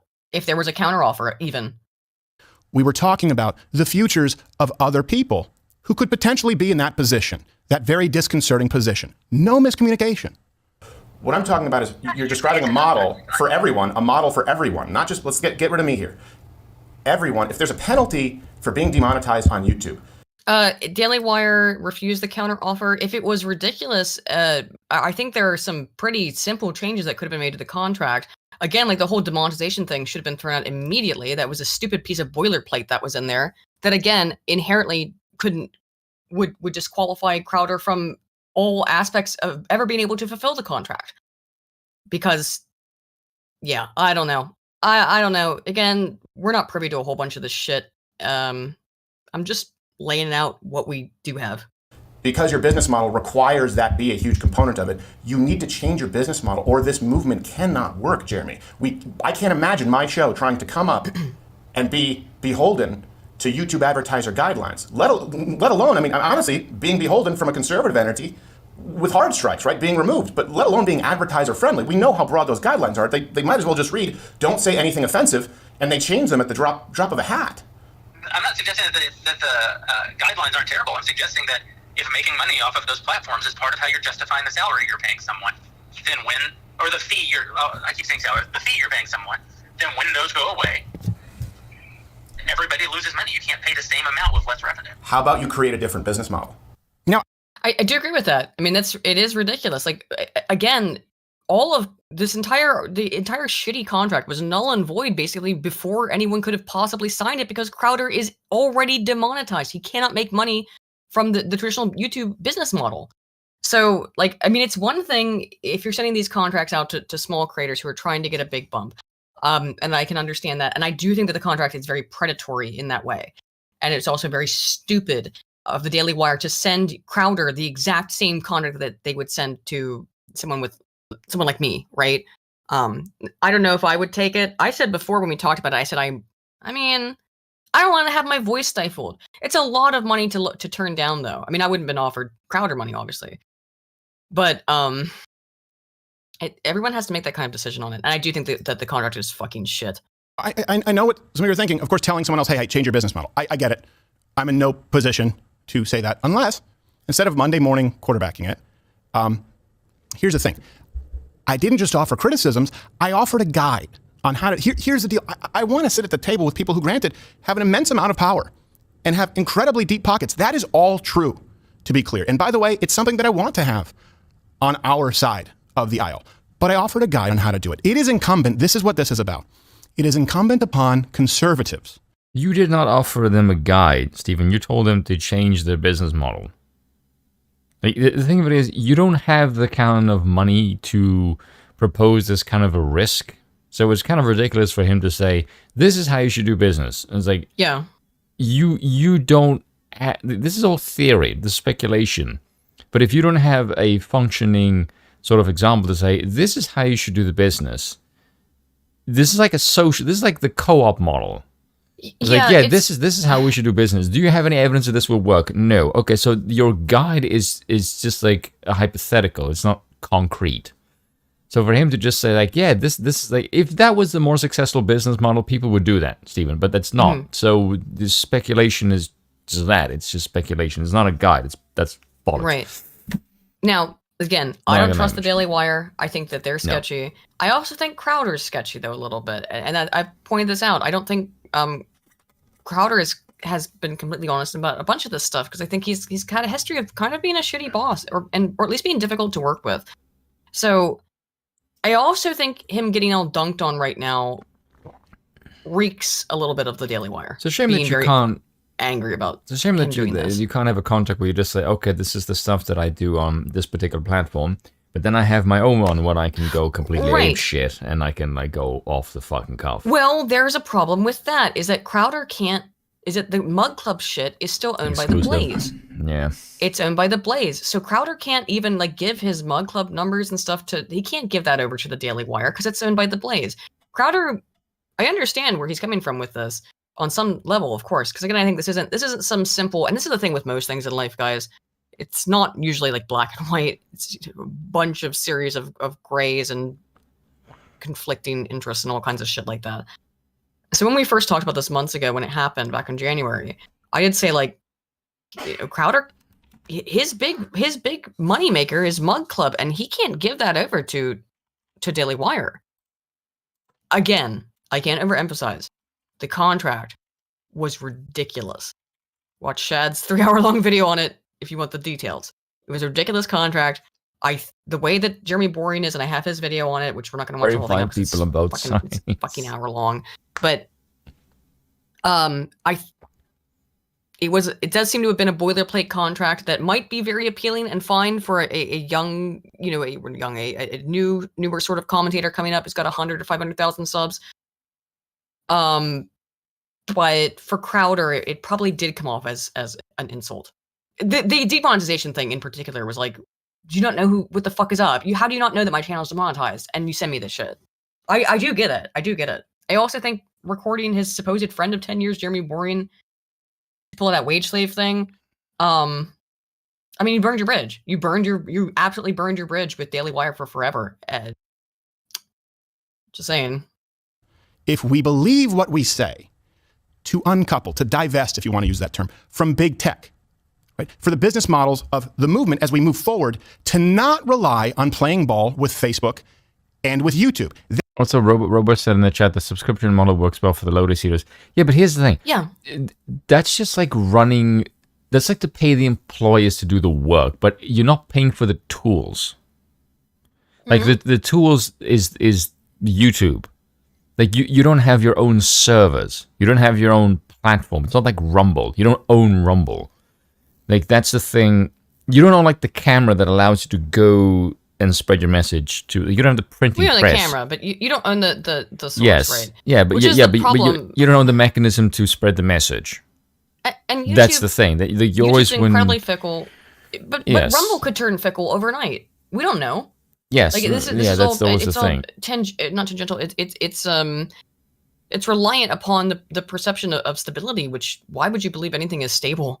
You're always going to use that mechanism to sort of jump. I mean, hell, I did this with the Lotus Eaters. I mean, I used their platform to sort of see what the landscape would be like if I did a YouTube channel. Well, they encourage you to start to start a channel. Well, yeah, and you did. Yeah, that's the other thing. Which it wasn't like you use the Lotus Eaters to. No, I paid a subscription to do that. Yeah. So yeah. Right. Exactly. Yeah. I think it's not. Yeah, it's not really. I don't know how analogous that is, but it just makes sense. I mean, look, it's now been.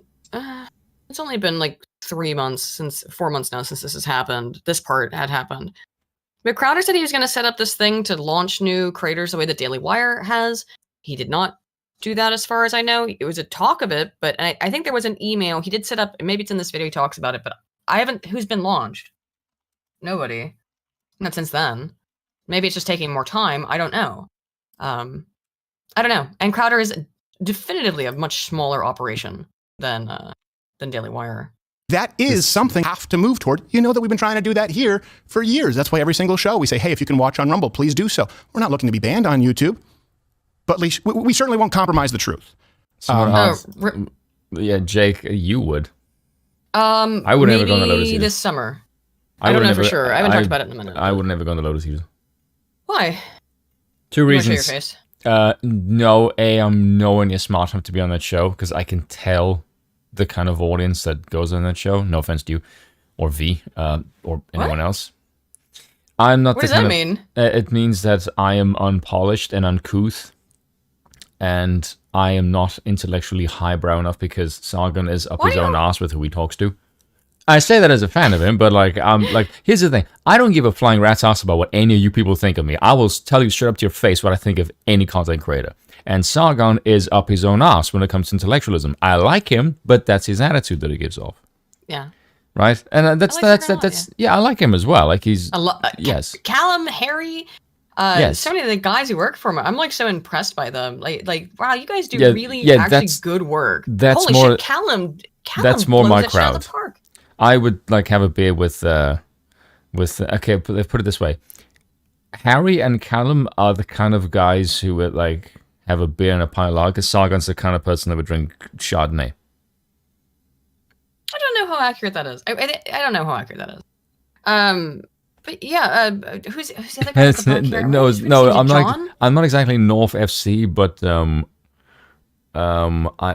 bloody hell, I'm somewhere between North FC and Christopher Hitchens. Who's the Peter Hitchens? Sorry. The other really smart lad who has a psychology background. Is it John? Is Bo is another one? No, he's got black hair. He's got a background in psych. I can't think of his name. Guys, you in the chat?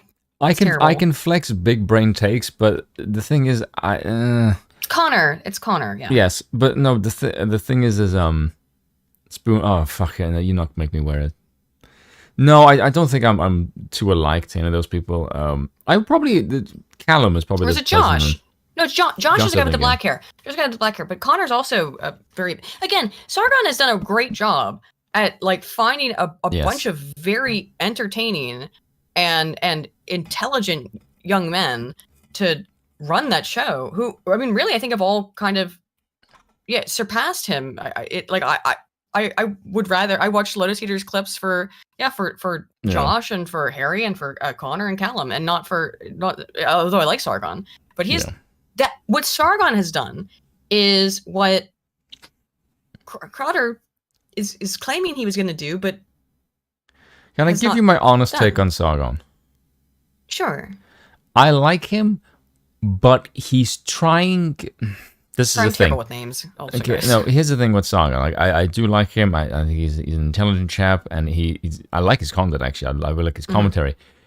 But as far as the audience goes, he has made his chops on YouTube as this kind of like edgy boy meme character, and he's never going to shake that no matter how much he tries. He's always going to be this like Lotus Eaters. But this is the thing. He's always going to be Sargon. He's always going to be the sort of the boomer father figure to a legion of people on the internet, regardless of how old they are. That is his persona, and he is never going to shake that, no matter how much he wants to be this philosopher kind of character in his own mind. That is just a reality situation. But I think we can't shake it. Sargon's using though his dad mindset to, instead of being like, I can't shake this ever. I'll never be able to shake. I wouldn't even rape you, right? Like he's never, or you're acting like a bunch of white that's who N-words. He is. But that's fine. So instead, Sargon has chosen to cultivate other people's career, and he of course is making money off of it too. Let's not get that twisted. Yeah, but it's fine. I think that's what all these people like. Once you've achieved some level of success like this, because Crowder's got stuff he's never going to shake. Philosopher of the Chuds, a little bit. How do we get into some of that? I absolutely agree with Sargon's model. I think Sargon really had. Yeah, I'm not gonna knock him for being not being a hard worker. He works very hard. And I do like him. No, I think he knows when it's time to take more of a backseat. One, for his family, and two, because he can use although that they've been demonetized too now, which is thanks, Newsen. But he can use the established platform that he's worked very hard for many, many years to create to, help bring up the profile of new content creators, of new commentators. Aldum, I don't think the philosopher thing is a lob. I just think that he's trying to move away from the old persona to a new one, and I don't think he's going to be able to do it. That is just my perception. He has grown up a lot. The other thing, people don't, outside observers don't understand. Yes. And also, Sargon is big brain, but I'm probably going to shit for saying this. I think V is smarter. I think V is one of the most underrated people on YouTube. Lawyer Dr. V is so much is smarter than people give him credit for because of his accent. I think that's people discount him. Yes, but V is smart as shit. Yeah, he's a super intelligent guy. Also in DMs, he's a fucking character. Like in DMs, I want to smack him upside his head. I'll fucking say it to his face. Oh, I love V. He's great. I like him, but like there's moments where he messaged me shit. And I'm like, V, I fucking want to hate him upside my head. We got a super chat, so let me read through these. Amsang for 2 says, digging into the past is fine. Call it archaeology. Well, so we're doing a little Crowder archaeology here. Skrix, who's been a member for 5 months. Hey, thank you, Skrix. Says, regardless of the USSR, only my grandpa made the boots and gloves for the Apollo mission. So I lean towards moon landing being true, but I am in Copeland. I don't know. I think it's possible that it's true, but I also think it looks weird, right? And I also don't think that you should be like castigated if you have questions about the moon landing.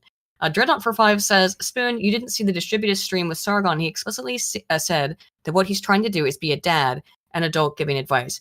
I think that we agree with that, though, Dreadnought, is that we think that's kind of why Sargon's taken the back seat. And I think in his own, like, he's doing his own internet dad thing in his own way of being like, I'm going to take the back seat, raise my children, and it's time to let the next generation come in with their stuff. Oh, and again, Gusto fucking shots fired. V is like the Chad grown up timeline of what Dev wished he was. Oof, that's fucking true though. I know though. Yeah, he's an actual lawyer, doctor. Yes, he is. Yes. Yeah, visas, which, okay, to be fair, as far as I understand, and from visa and admission, becoming a doctor or lawyer in Romania is a little bit less rigorous than it is in many other places on Earth. But it's still fucking impressive, he can dude. still flex a brain and punch anyone above his weight. It's because V is he's a, like, really, in my opinion, pretty, like, laid back and humble guy. He doesn't, you know. Yes, that is. Might be like an ex-Soviet bloc thing, right? Yes, which is quite strange considering he's got some impressive credentials to his name, and there's not like a hint of arrogance to him at all, which is very strange. Which, yeah, for all of his and the thing is as well, his persona when he's on stream is very bombastic and sort of like lively, but he's entertaining. He's trying to entertain. Yes, but like in DMs, like that's not really the case. In DMs, he's like really laid back. Yeah. Which is but there's people who are different on stream and versus who they are off the stream. Or is it, I'm not. I'm exactly the same. Ask Aiden, I'm no friggin' different. If you no, you're not. Like I don't have this like different persona. I can maybe be a bit different if I'm doing a video because I'm not as jumpy on stream, which is unusual because you would think it'd be the other way around. As I would be as jumpy as I am in the videos, but no. But for the most part, no. You've never heard a big brain take from V? Most of he just has takes a big brain. Get him to the history of the Soviet Union. Yeah, then he flexes. It's very reasonable. Yes. Again, I think in most of his streams and videos, he's trying to be entertaining more than anything else. And then also No Pants Baby said that Sargon lost the dad body, though. Yes, but he has embraced the dad mindset, which is what's more important. And good for Sargon. I saw somebody like just post like some old picture of Sargon when he was way chubbier and being like, look at this fat asshole telling you about conservative beliefs. It's like, yeah, nice picture from 4 years ago, you dingus. Like the weight loss has made him age backwards. Really, and you know, he looks younger now. For that. He really does. He looks way better. Good for him, dude. Like I'm really. It does make me happy when I see people, you know, in this sphere or whatever. Actually, like, Rob, when have you ever seen me play Need for Speed? What the fuck? Of course, it makes me happy. Like seeing, like, you know, Styx appears to be like he's doing great. He's got 2 kids now, doesn't he? He's got 1. He's got 1 kid. Dank. I think their second kid was born.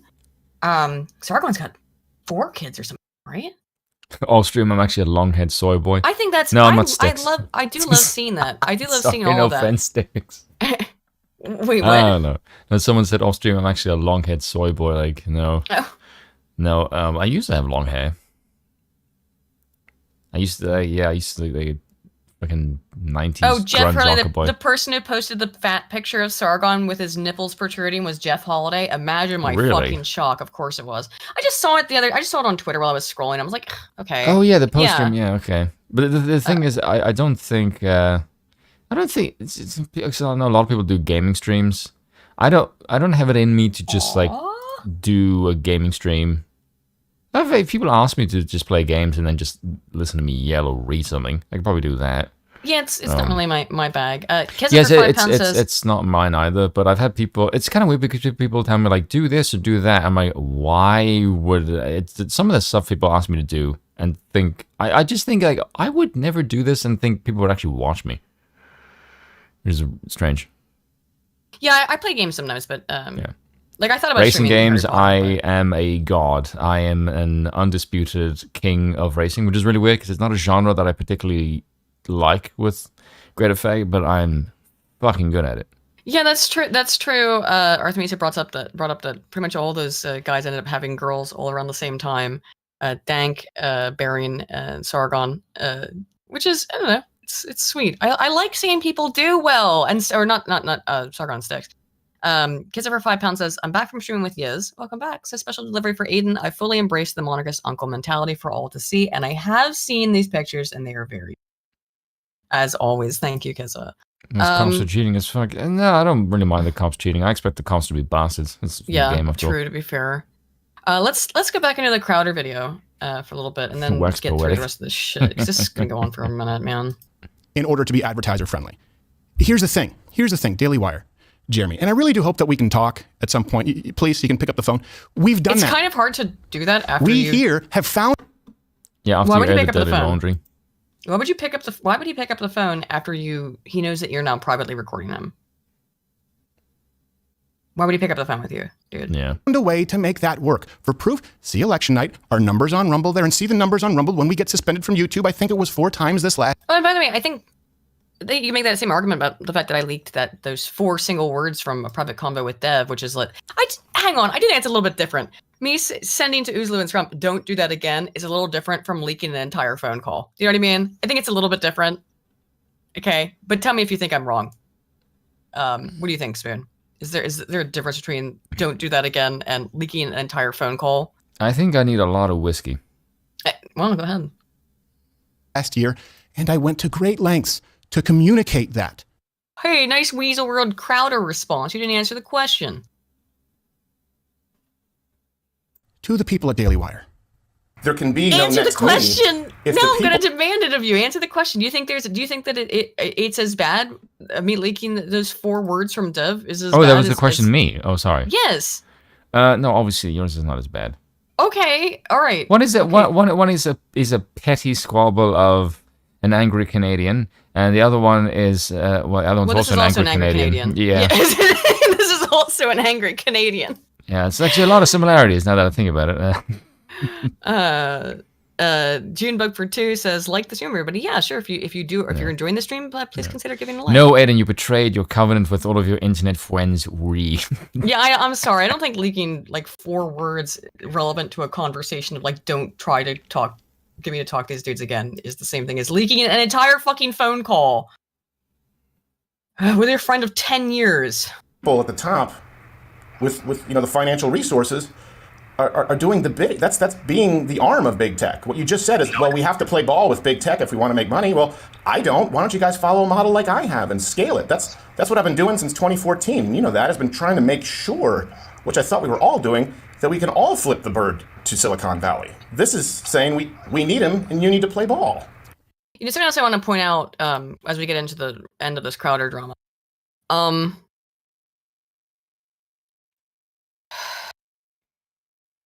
Crowder did leak this entire conversation, right? And the whole problem with what's now happening with his wife is that how dare she leak stuff. I think, he sounds like a socialist here, by the way. You have created a kind of mentality and anticipation of what kind of behavior you're willing to engage with. I don't understand why you would be so shocked and appalled when the same thing happens to you. Now, I'm not on his wife's side here completely, right? I think that video was probably... People can say it's selectively edited. That's not correct. It is from her lawyer. It's from her lawyer, and it is a very specific clip, which, look... Are you wondering, what did she do to make him say that? Yeah, I'm wondering... But let's get into that in a minute. I want to get into that, because that's the actually, operative cool part. This is relitigating stuff here. But I think it's important to, again, establish the pattern of behavior. And by the way, before some of you ask this, look, there's always personal information on phone calls. And for the record, I've recorded 3 people on phone calls in my life. All 3 are involved with big tech.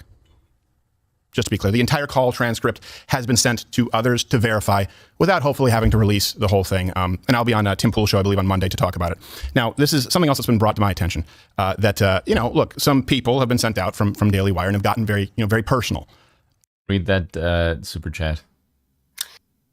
Cold War Micro 5 says DMs are not PMs. Agreed. If you don't want it leaked, don't send cringe stuff. And on top of that, don't make enemies with people you send cringe stuff to. Strongly agree.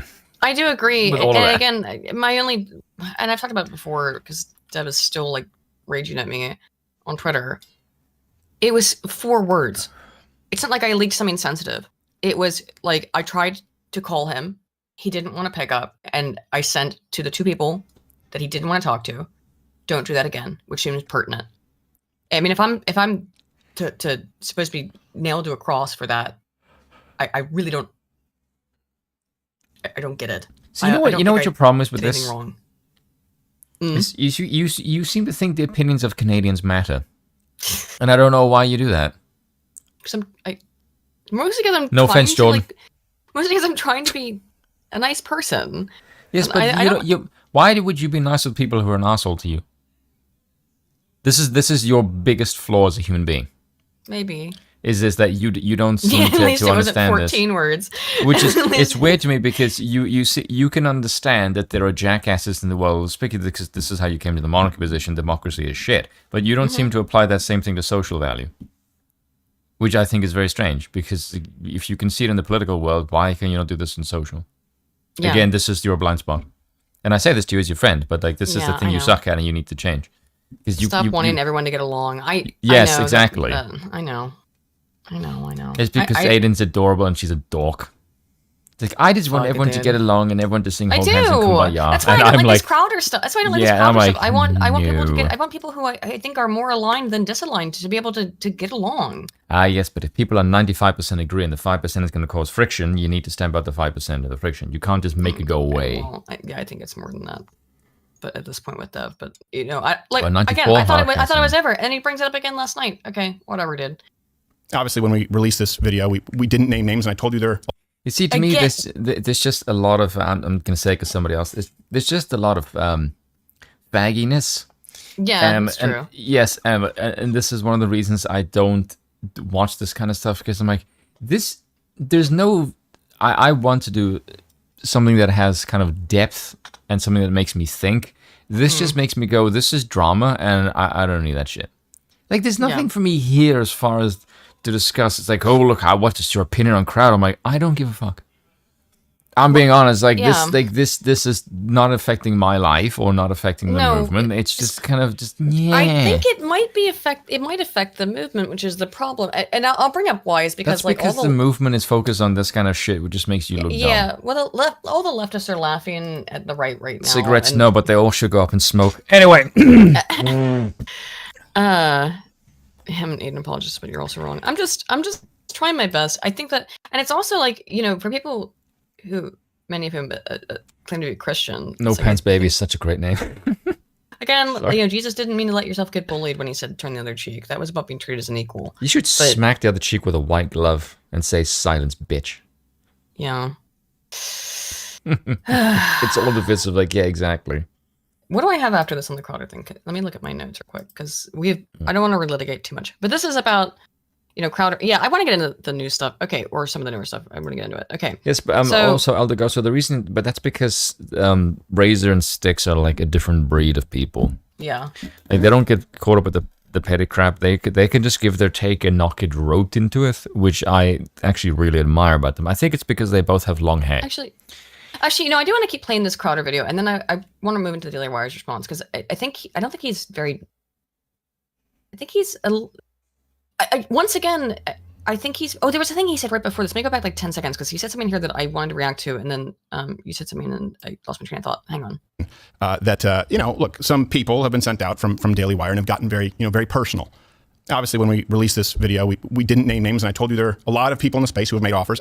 Oh, like I said. Yeah, but there's only one person who can be. There's only one person who would have been who would have offered that. So yeah, that's weak. That's what I want to respond to. That's some weak sauce. Come on. Yeah. And it is true. There are quite a few, and there are some others that have been pretty similar to this. This isn't an incredibly unique scenario, but there have been some good people out there too, and we're still talking with them. So I do know that some people from Daily Wire have come out, maybe been instructed to. I have no idea. I don't care. And they've gotten very personal. I don't want to do that. At least I didn't want to. But now it's sort of necessary for me to do so. So what was it necessary for you to make it public? No, Stephen, it was not necessary to make it public. That's a cop-out bullshit. Look, it's a shitty contract. It is a shitty contract, but this seems very personal to me. Like I don't know what this is. I don't know why you chose to do this. I think, again, from his perspective, what do you gain from this? His claim the entire time is that he did this to be the savior of small creators who could have fallen prey to this predatory contract. And the difference is, and this is very true, is that I don't buy that, by the way. A person with 100, no, I don't buy it. But a person with 100,000 subs isn't going to be able to hire a lawyer to check this stuff out, and see if it's a horrible contract or not. But Crowder has lawyers, multiple, I would assume, on retainer, including the famed, Half Asian Bill Richmond. So who's known for doing really good legal work. I get it, but I don't think that's why this happened. I don't think that's why it's happened. No, I think it's more like a ploy. It's some personal shit or something, yeah. Michael, from Dev's perspective, it's him being bullied and Aiden trying to make Dev make peace with the bullies. He's very recalcitrant there. That's who he is. Shrug. No need to dwell on it. Yeah, I didn't want to dwell on it, but keeps bringing it back up, man. I'm not going to relitigate it, though. So these are the only personal things I will say about the people at Daily Wire. Andrew Klavan is one of my favorite people of all time. He has an unbelievable skill to make you feel like the smartest guy in the room, even though I guarantee you he's smarter than you. There are very few people whose company I enjoy more than Andrew Klavan. Jordan Peterson is not only a friend, I would go to the wall for him. He's a guy who has changed the landscape of our country for the better. Can't say enough good things about him. Ben Shapiro is possibly the smartest person I know. That's as personal as I'll get. You don't know many smart people, dude. I do think Shapiro's not stupid. But but it's funny that he puts Shapiro lower, like more intelligent than Jordan Peterson. I guess. Yeah, that's what I'm saying. Like, here's the thing: only after that final call, after negotiations had followed through, pleading on the side of principle and knowing that it was completely met with deaf ears, did I come out like I did. See, here's the thing: they keep talking about a business. Well, I walked away from the table. It's a bit because it is a business. Because it is a business, you twat. At some point, it is a fucking business. I don't buy this either. That I'm all about free speech. I don't care about anything else but free speech. I don't care about anything else but my integrity. I just don't buy it. This seems like a bunch of fucking personal drama that you're trying to reframe this way because you felt slighted by their contract and because you don't like Candace Owens. Table because I'm talking like it's about a country, about a. By the way, don't blame me for disliking Candace Owens, but this is like proselytizing. I just don't buy. Movement. And this is the thing, the response that I've heard over the years, it's not just now. I've been doing this for a long time. You constantly hear, it's just business. It's just business. It is just business. Well, guess what? It's not to me. It is. It is to them, though. Again, to them, it is just business. And I think, I don't even know if we talked about this when we originally covered it. Steven, are you familiar with the phrase pragmatism? Because I get the impression the answer is like no. Again, I talked to Bill about it, but he seems to just be a little bit naive, narcissistic. Jacob Miesmer for 5 says, sorry if I mispronounced your name. Says Stephen never said it was a DW contract. He only revealed the call after DW admitted was their contract and lied about Crowder. Yes, Jacob, but what we talked about earlier is that it could have been no one else but Daily Wire. Yeah. Did we cover this topic? Yes, we're going over the past to get into the current. And in fact, I think, do we need to go over the contract? We have a whole stream on it. Anymore? No, I don't need to. So I'm not going to go over, look, if you want to, again, do more with the contract, there's a whole clip from a whole 50-minute thing from Jeremy Boring on Daily Wire where he covers a document. I do want to say that the Daily Wire people freaked the fuck out over this. This is Candace Owens. I'm only going to play a minute or two of this on Tim Pool around the same time this happened. It's 22:03 where she kind of like goes the fuck off. And as was mentioned about Candace Owens, she doesn't have the best track record. She made this site called Social Autopsy that was again designed to basically dox conservatives and highlight all of their. That'd be a great name for a channel of thinking. People that have like done really stupid shit, like as far as like takes goes. Well, that's what it was supposed to be, but to like, Yeah, but I mean for like content creators, not more. That's what it was. More to expose grifters. Okay, maybe, but that's what, again, it was like Kiwi Farms for normies. That was the idea. Anyway, so here she is going off on Crowder. So you are admitting Kiwi Farms is not for normies. $1 and the team says no thank you Tom Brady, and then he goes, well, I'm effing Tom Brady. Well, the truth is like I think Steven Crowder was feeling insecure. I think he was reeling after those negotiations. I think there are very few conservative networks that can offer him that money. He's actually, he's burned a few bridges, right? Fox News, he's burned a bridge with the Blaze. How many other companies in the conservative movement does he think can reasonably afford to pay him what he thinks he's worth? That is a good point. Like legitimately correct though. Like there's no, I mean, it's not just with them, he's burned bridges with a lot of people. That, like, I don't like Candace Owens, but she's correct there. I mean, I just don't trust her. I don't know if I like her or not. I don't trust her. And that's true. Nobody else could offer you the money that you want, and you've burned way too many bridges with way too many people. Right? The Daily Wire. So when he was done, I think that he was feeling tremendously insecure, right? When those negotiations failed in October or November, he stewed on it in November, stewed on it in December, came up in January and decided, okay, I'm going to have to launch my own outfit. I'm going to go after the Daily Wire. And his plot line included calling Jeremy Boring, catching him on camera. We only have seen a piece of his conversation. Jeremy has already tweeted that he called him like, hey, let's catch up. And now he was like, let's talk about the kids and Christmas. They were friends. Very close friends, okay? Steven Crowder has said they were friends, not colleagues, not associates, not, like I would say me and Matt Walsh and we're associates, but friends. He called his friend to talk about Christmas and his kids and said he recorded him and then dropped that recording a week later, pretending that he was doing this to be a martyr. I just don't see how people don't realize this guy is a fundamentally bad person. I mean, I don't know about that whole interpretation. Yeah, that's getting a bit personal now. Yeah, you're getting quite, well, clearly. But I mean, my only point in bringing that up is that like Daily Wire folk were really fucking mad about this. I don't know how much those two should just get together and fuck. There's clearly some sexual tension there. Yeah, maybe. Of course, Ben Shapiro was folks, of course not happy about it. Many of you have seen the controversy that has broken out between our former. The name of this video is called My Response to Steven Crowder's Despicable Betrayal. Right? Former friend Steven Crowder. I don't know how much you need to see those of us here at the Daily Wire. Either this. Yeah, they're gonna play it. Stop Big Con. He starts that stopbigcon.com thing. We had always considered Steven a friend. I was Steven's first lawyer. I helped negotiate his contract with Fox News. That's interesting. Going all the way back. It's got to be at least over a decade. And Steven and I had always been very friendly. I know Jeremy was even friendlier with Steven, had counseled him in very rough times. I had personally attempted to intervene when Steven was demonetized in June 2019 on YouTube. I actually sounded off so loudly that the people at YouTube reached out to me, and Susan Wojcicki, the head of YouTube, got on the phone with me, and I reamed her out over demonetizing Steven. And I hope it made a difference. It didn't. Turns out not really. And not really. However, I wanted to just play some of this. All of this. Because I do think that there's a reason why we're seeing what's happening now with Crowder and no one basically having his side on it. I think it's because he's burned too many bridges. I think a lot of people took this stuff really personally, and it's also, in part because of Crowder that, sharing private stuff. Like he shouldn't have shared that call, and then it's really difficult to have that to have a lot of sympathy. Well, that and Candace Owens maybe have been telling the truth, which is horrifying. So this is where it gets weird. Is that I'm just getting sold every content creator I know based on today's streaming. I'm like, I don't give a shit. This is from 10 days ago. Dave Landau, who for years was third chair, as he explains, but I would have called him like second. By the way, the only time I ever watched Steven Crowder and enjoyed it is when Dave was on the show.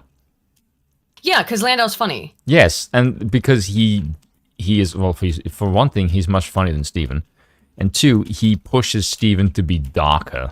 Because he would push him to be. Yes, they would go back and forth, and Landau would make the show way funnier because he'd push Steven.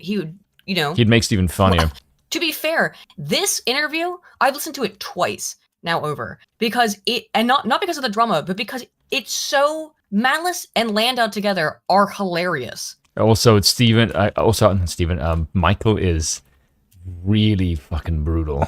Yeah, you can really tell it comes from Russia. Right, but they had this hilarious back and forth in this conversation. Like he'll say the most fucked up shit to Landau, and Landau comes right back and fucks with him. This is comedy. This kind of conversation, this kind of like back and forth ribbing, it's pretty brutal. Is what I think Crowder was often going for with Gerald.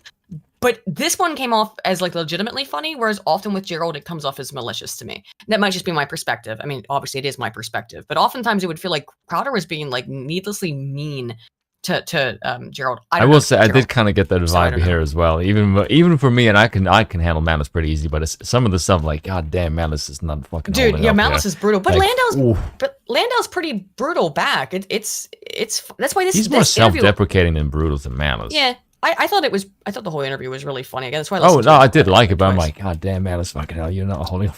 Malice is funny as fuck though. Anyway, here's the part I want. Yeah, he's the funniest person on Twitter. So I played the stuff with Owen Benjamin, and then this is now Landau's rebuttal. We saw what Owen Benjamin had to say about his experience working for Crowder, and now here's Landau's from 10 days ago. Okay. How did you find it? Let's talk about that. You want to talk about the end? You want to talk about the beginning? How do you want to talk about this situation? The beginning was great. For a while, you know, it really was. It was a lot of hanging out, collaborating, putting out sketches, doing the things that I was hired for. It's definitely a grind, but that was part of it. The pot was sweetened, so to speak, is what I was offered. It was not this gigantic payday that everybody seemed to think. It was almost no bump, but you didn't get $50 million. No, I didn't get. I got about $1,000 extra a year, but you know, it's hard to talk about money, but it was.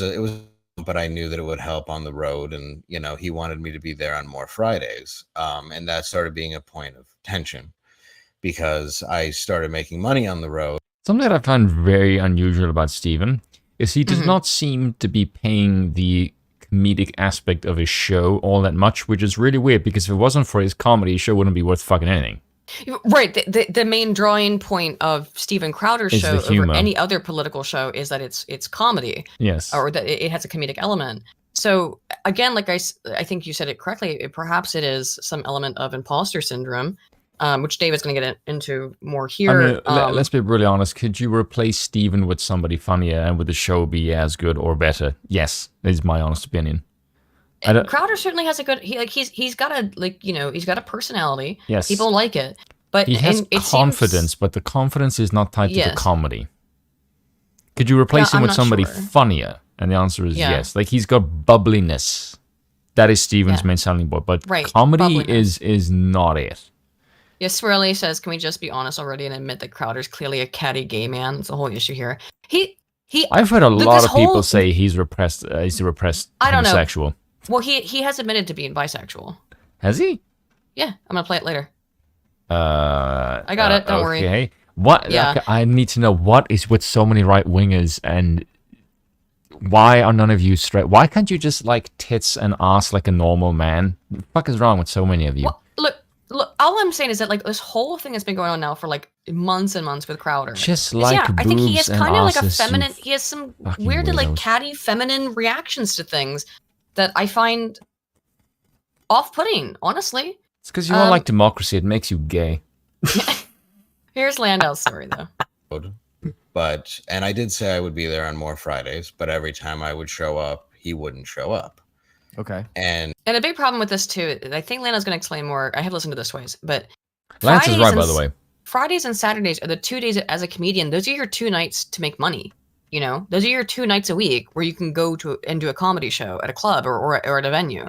So needing him to be there on Fridays is significantly limiting how much live comedy Landau can do. Lance for 5 says, not a fan of Crowder, even less a fan of DW. Both are super cringe. Yeah, I agree. This is why I listen to Alex Jones. He beats them both in news and comedy. Ain't it the fucking truth, though? Yeah, Michael says, have you dealt with Western women? Yeah, I'm currently doing a podcast with one. I'm gonna talk about some of the Western women shit with Crowder's wife because look, it's a 3-minute long clip. I like the way that you just like completely ignored marriage. That. Yeah, I don't care. For a 3-minute long clip from a 10-year-long marriage, how could we possibly understand not even the context in that particular second, but any of the context outside of it? So I'm willing to give some deference to Steven on that clip, although it looks really fucking bad. But here's also again, I would say some of the females that I've liked and currently like, they're not Western, which does explain a lot actually. Come to think of it, because I'm not. I tend to prefer conservative women because liberal women would like, dear Jesus Christ, no. I don't know the patience. I don't know the patience for you. And history of monarchy. There's a lot of gay in class structure. Okay, yes, but the gayness has nothing to do with the class structure. That's just there. Whereas democracy, I think, is the structure that makes you gay. That is the difference, Robo. Don't try and throw gay up my monarchy. I'll kick your ass. Kisser for 5 pounds says, Spoon, I think we're the only 2 super straight males on the right. Winky face. We should hold this as a badge of pride to all and convert the rest. It's a little bit difficult. For or against passport bros? Do you mean the Tates, or do you mean it's to bring a basically like a non-Western girl into the West? To be honest, I don't really mind if you want to bring in a foreign import to be your wife. If that's fine with you. Yeah, it should be fine. Spoon, can you go ahead and play this for a minute? It goes on for, it's about 5 minutes until I get to the end of it, but I have to go use the bathroom, and I need to grab like a piece of bread or something because I forgot I didn't eat today. How do you do that? I don't know. I'll be right back though. Give me like. I'll go ahead. Talk with the chat. I don't know how the hell. No, you can watch, but run the watch together, so you can. Nah, just. All right, whatever. Play the video. Don't you tell me what to do. This is half of our stream. Yes, sir. Okay, I'll be right back. Don't yes sir. That makes me sound really old. Republic. Oh, democracy makes you gay, and republics makes you bisexual. And it probably might be a case of that. The thing is, I don't really mind people who bring over foreigners into the West. At least you're making offspring, I suppose. Because why else would you bring them in? I mean, you're bringing them for marriage, not just dating. You could bang someone from the local and do that. Yeah. So I don't. Yes, and Aiden did say she forgot to eat. I don't know how the hell you do that. How do you just go through the day like, hey, look, I forgot to eat? How do you sustain yourself?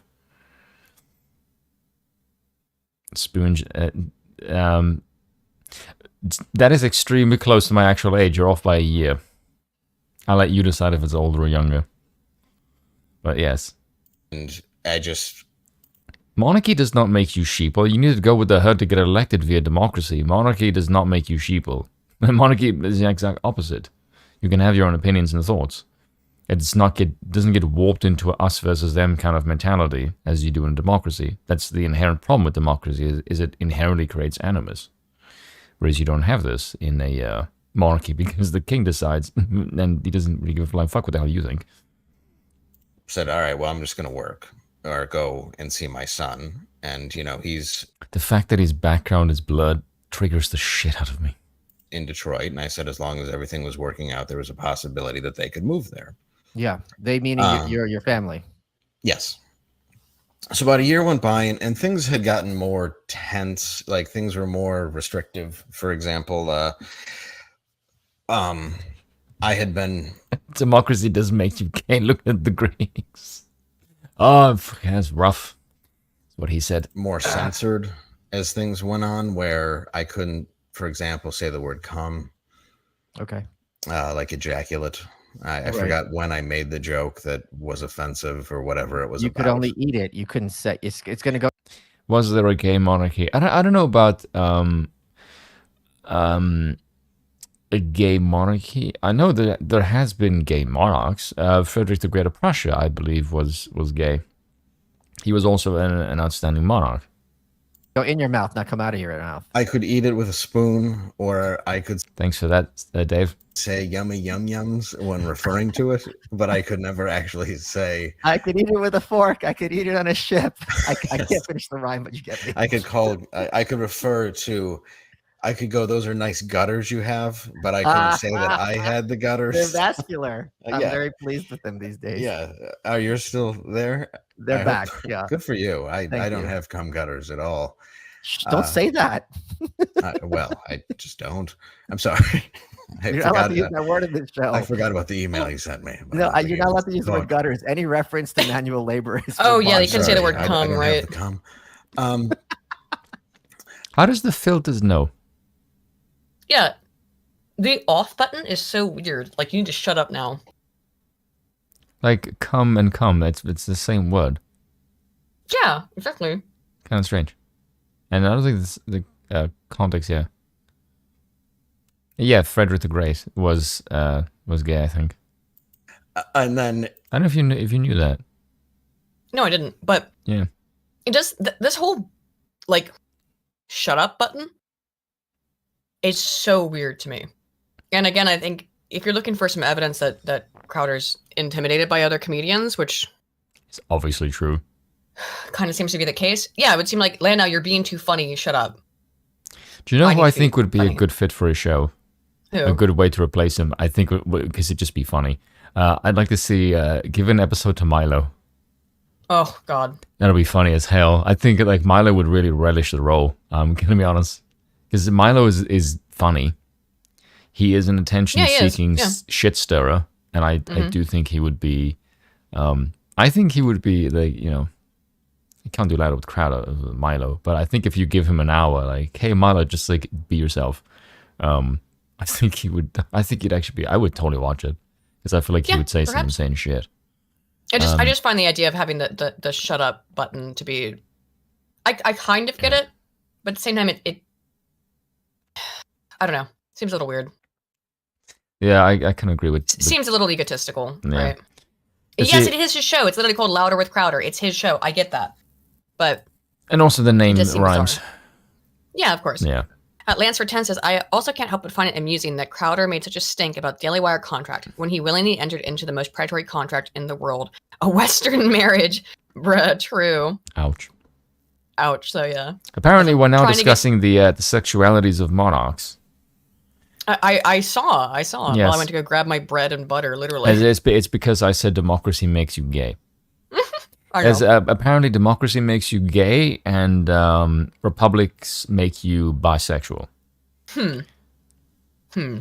I can just say for the record, true, James Collar.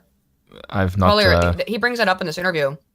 Basically, like Crowder kind of decided he was going to take Fridays off and give it to Dave, so it was Louder with Crowder with Dave, and they literally would just have a piece of paper that had in handwriting with Dave pasted on top of the Louder with Crowder logo behind him. Because Landau hosted the show a lot. I think from his description here, it was every Friday.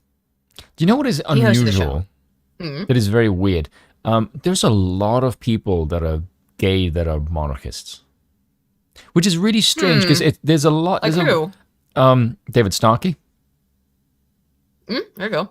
Yeah, it's just weird to me that gay men have like a really strong urge for tradition, which is very strange because you wouldn't think so. Because you think like, oh look, gay is progressive. Like no, when it comes to like running a society, it seems homosexual. Like no, go with tradition because it's like I think it's because they value strong men for obvious reasons. Maybe, but it's I think it's real quick.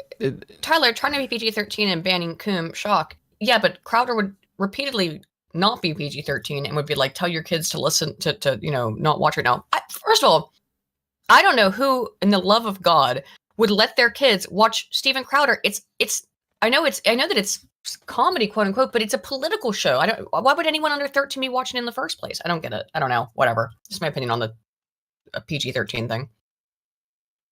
And also, no, Patricia, I will say that because it is one of the thing that you have to admire about gays is that they can just look and go, yes, we should have a competent head of state, which is democracy. Like, no, we should just basically fuck around. the gays are like, no, that's just something you don't do. I think it's... This is a weird argument, by the way. Yeah, I'm not saying this. It's an argument for being gay. I'm just saying that it is an unusual trend that I have noticed, is that there is a value for tradition. Yes, he also is a historian. Which is bizarre, but yes. Still. Anyway, let's get back to this. It became a little weird because a light was put in where it was his rant button. Oh, we hadn't talked about it yet. Sorry. And it was basically a Dave Don't Talk button. Wait, so there's literally a light bulb? What color was the light bulb? There was 4 lights in a row. There were 3 lights. I'm serious. And when it was hit, I wasn't supposed to talk. And they said, was it like a regular colored light bulb or was it like red? It was like a yellow, a pretty bright yellow, like like yield. So it's like off camera, but in your eyesight. Yes. And would he be the one pressing the button or was there a producer pressing the button? He would press it. So like Mr. That's Burns, so fucking weird, he had a button under his desk or the table. And when it's Steven's turn to talk and Dave needs to shut the F up, he presses this button. Yes. How do I get this to happen? Because frankly, we're 13 minutes in and you're already on my last nerve. This is with Michael Malice. Aren't you hitting it now? Oh, that's just Zoom doing it. He had that. Well, and then I was told that he's like, well, that was always there. And I'm like, no, I would have noticed the light and been told about it. That's... Folks, you know how ExpressVPN protects your privacy and security online? Well, here's something you might not know. You can also use ExpressVPN. Malice needs to get money too, you know. I know, but... And so do you. From his own show. I do like his... because he does underwear modeling for Sheath. Mm-hmm. And that actually... whenever he does that ad, that's actually funny. It's just funny, yeah. Yeah. I do like it when people can make their ads. Yeah, have fun with ads. Yeah, yes, exactly. Yeah. Jim Cornette, who does the wrestling, he does his ads in like an extremely offensive way. I remember he just basically, I don't know what he was doing it for, but he basically incorporated wife beating into his into one ad, which I thought was like extremely spicy for Jim. God, I wish I knew what video that was. Nice. Riley Robo says possible button to keep the show's timing on track. That is a possibility, or a control freak. I'm leaning more towards control freak just based on other information, but it's very possible it was just like, hey, we got to get the show on track. Gary Thomas for 5 says, I'm a gay man, and ever since I became politically aware, I had an almost intrinsic understanding of only through tradition can society survive. Yeah, see, there you go. Based. I think it's because, I think a previous generation of gays were less faggy. Understandable. I don't know why, but it seems to me like just like the previous generation. But I think it's because like gay nowadays is like tied with the Rainbow Coalition, which by the way stands for a lot of grooming. Yep. It's literally that is what the LGBT stands for in my mind, because I just realized, hey, look, your acronym is unusually accurate for what you actually do. Yeah, whereas nowadays that's the kind of thing you're associated with gayness is just a lot of faggy. Whereas in the it seems to me in previous generations that didn't really exist. Yeah, I mean, I don't know why, but it seems like gay men don't tolerate women, which is based. So okay, but I don't either, and I'm straight. I So. Except for you, Just I saying. tolerate you. Let's go back Within reason, obviously. Obviously. There's moments where I kind of just want to smack you upside your head. Like, Aiden, stop being so gay. Don't talk light. And what was your reaction? I was pissed a bit because I know my job. I know that he talks a lot. I know that he's the star of the show. I know when to throw him what he needs to be thrown. I know when to sit back. It's what I did with Anthony for years. It's what I did next to Artie. It's what it's what I do. I'm not trying to ever steamroll him. Right. Anthony Cumia looked great during this, by the way. Oh yeah, it's made Cumia look pretty good in comparison. Yeah. Yeah. Like Cumia was not doing this stuff to Landau, so it's such a it's so weird. The light is so weird. Again. Also, Cumia, I've always been a fan of Anthony Cumia. Yeah. Then just because Gary like Thomas. he's very, very honest and doesn't give a shit. Gary Thomas for 2 says, by the way, I was born in 1995. He's a little bit younger than us, but yeah. I just find the light thing. Thank you for the 2, by the way, and the 5. Oh, the button. I find the button thing weird. I just, again, I can understand wanting to keep the show on track because it does have kind of a time schedule, but fuck you. Don't be funnier. Don't be, and that's the truth. I mean, it sounds bitter, but I knew it was true because I was pulled aside and I said it, and it was, hey, make sure if you're doing a rant or like you guys are riffing, he gets the last word. You were told this explicitly? Yes. Well, again, though, this reflects that very much what Owen Benjamin said. It screams insecurity, and it sounds very similar to what Owen Benjamin said, though, doesn't it? Protect the star of the show at all costs, basically. Is it that maybe he didn't want to talk over you, so that the show is called Louder with Crowder, but not Loudest with Crowder? So yes. he wants to at about a 7, but not at a 10. You can understand that. Yeah, I think that was it. It was all about the title, and I wasn't respecting it, so there needed to be a light. And I had to make sure that, he got the last thing. So even if I did have a funnier joke, I would just leave it out. It was important for the fans to not hear it. I always felt that my job as a comedian was to leave out the good one. That's it. I don't know. I've never heard of. I'm amazed he can say this with a straight face. Because I would be like laughing my ass off. I know he's clearly joking. Yeah, it's clearly a bit. Yeah, but I'm like, Jesus fucking Christ.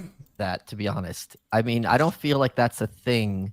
But maybe, what do I know? I've never been a co-host. I've heard it in radio a couple times. Very rarely. Okay. Yeah, but I have heard of it where it's just the star needs to look like the star. So I guess, it's his show. Now it looks serious and that's like a joke.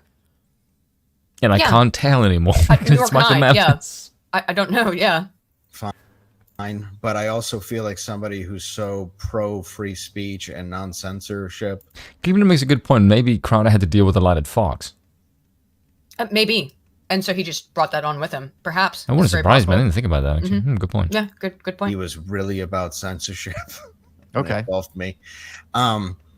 But, he was going through, surgery that was a big deal at the time and stuff. I was fairly forgiving of it, And then about a year in, it was February 2022 for the Super Bowl. Right after 9/11. It was right after 9/11. The nation was healing. None of us could forget. And I was selling flags. I was making just a mint off of You're tiny making flags. a killing. Come on, that's money on the table. I was making a killing at Ground Zero. Yes. Dude, this is why you had the light. I was trying to build a mosque 3 doors down from Ground Zero. God damn, that's. Did you know that was apparently like a thing? What, people trying to build a mosque? Yeah, like really close to Ground Zero back in the day, and of course people got very angry about it. I wonder why. Yeah. It seems a bit tone deaf. These are my just a little bit.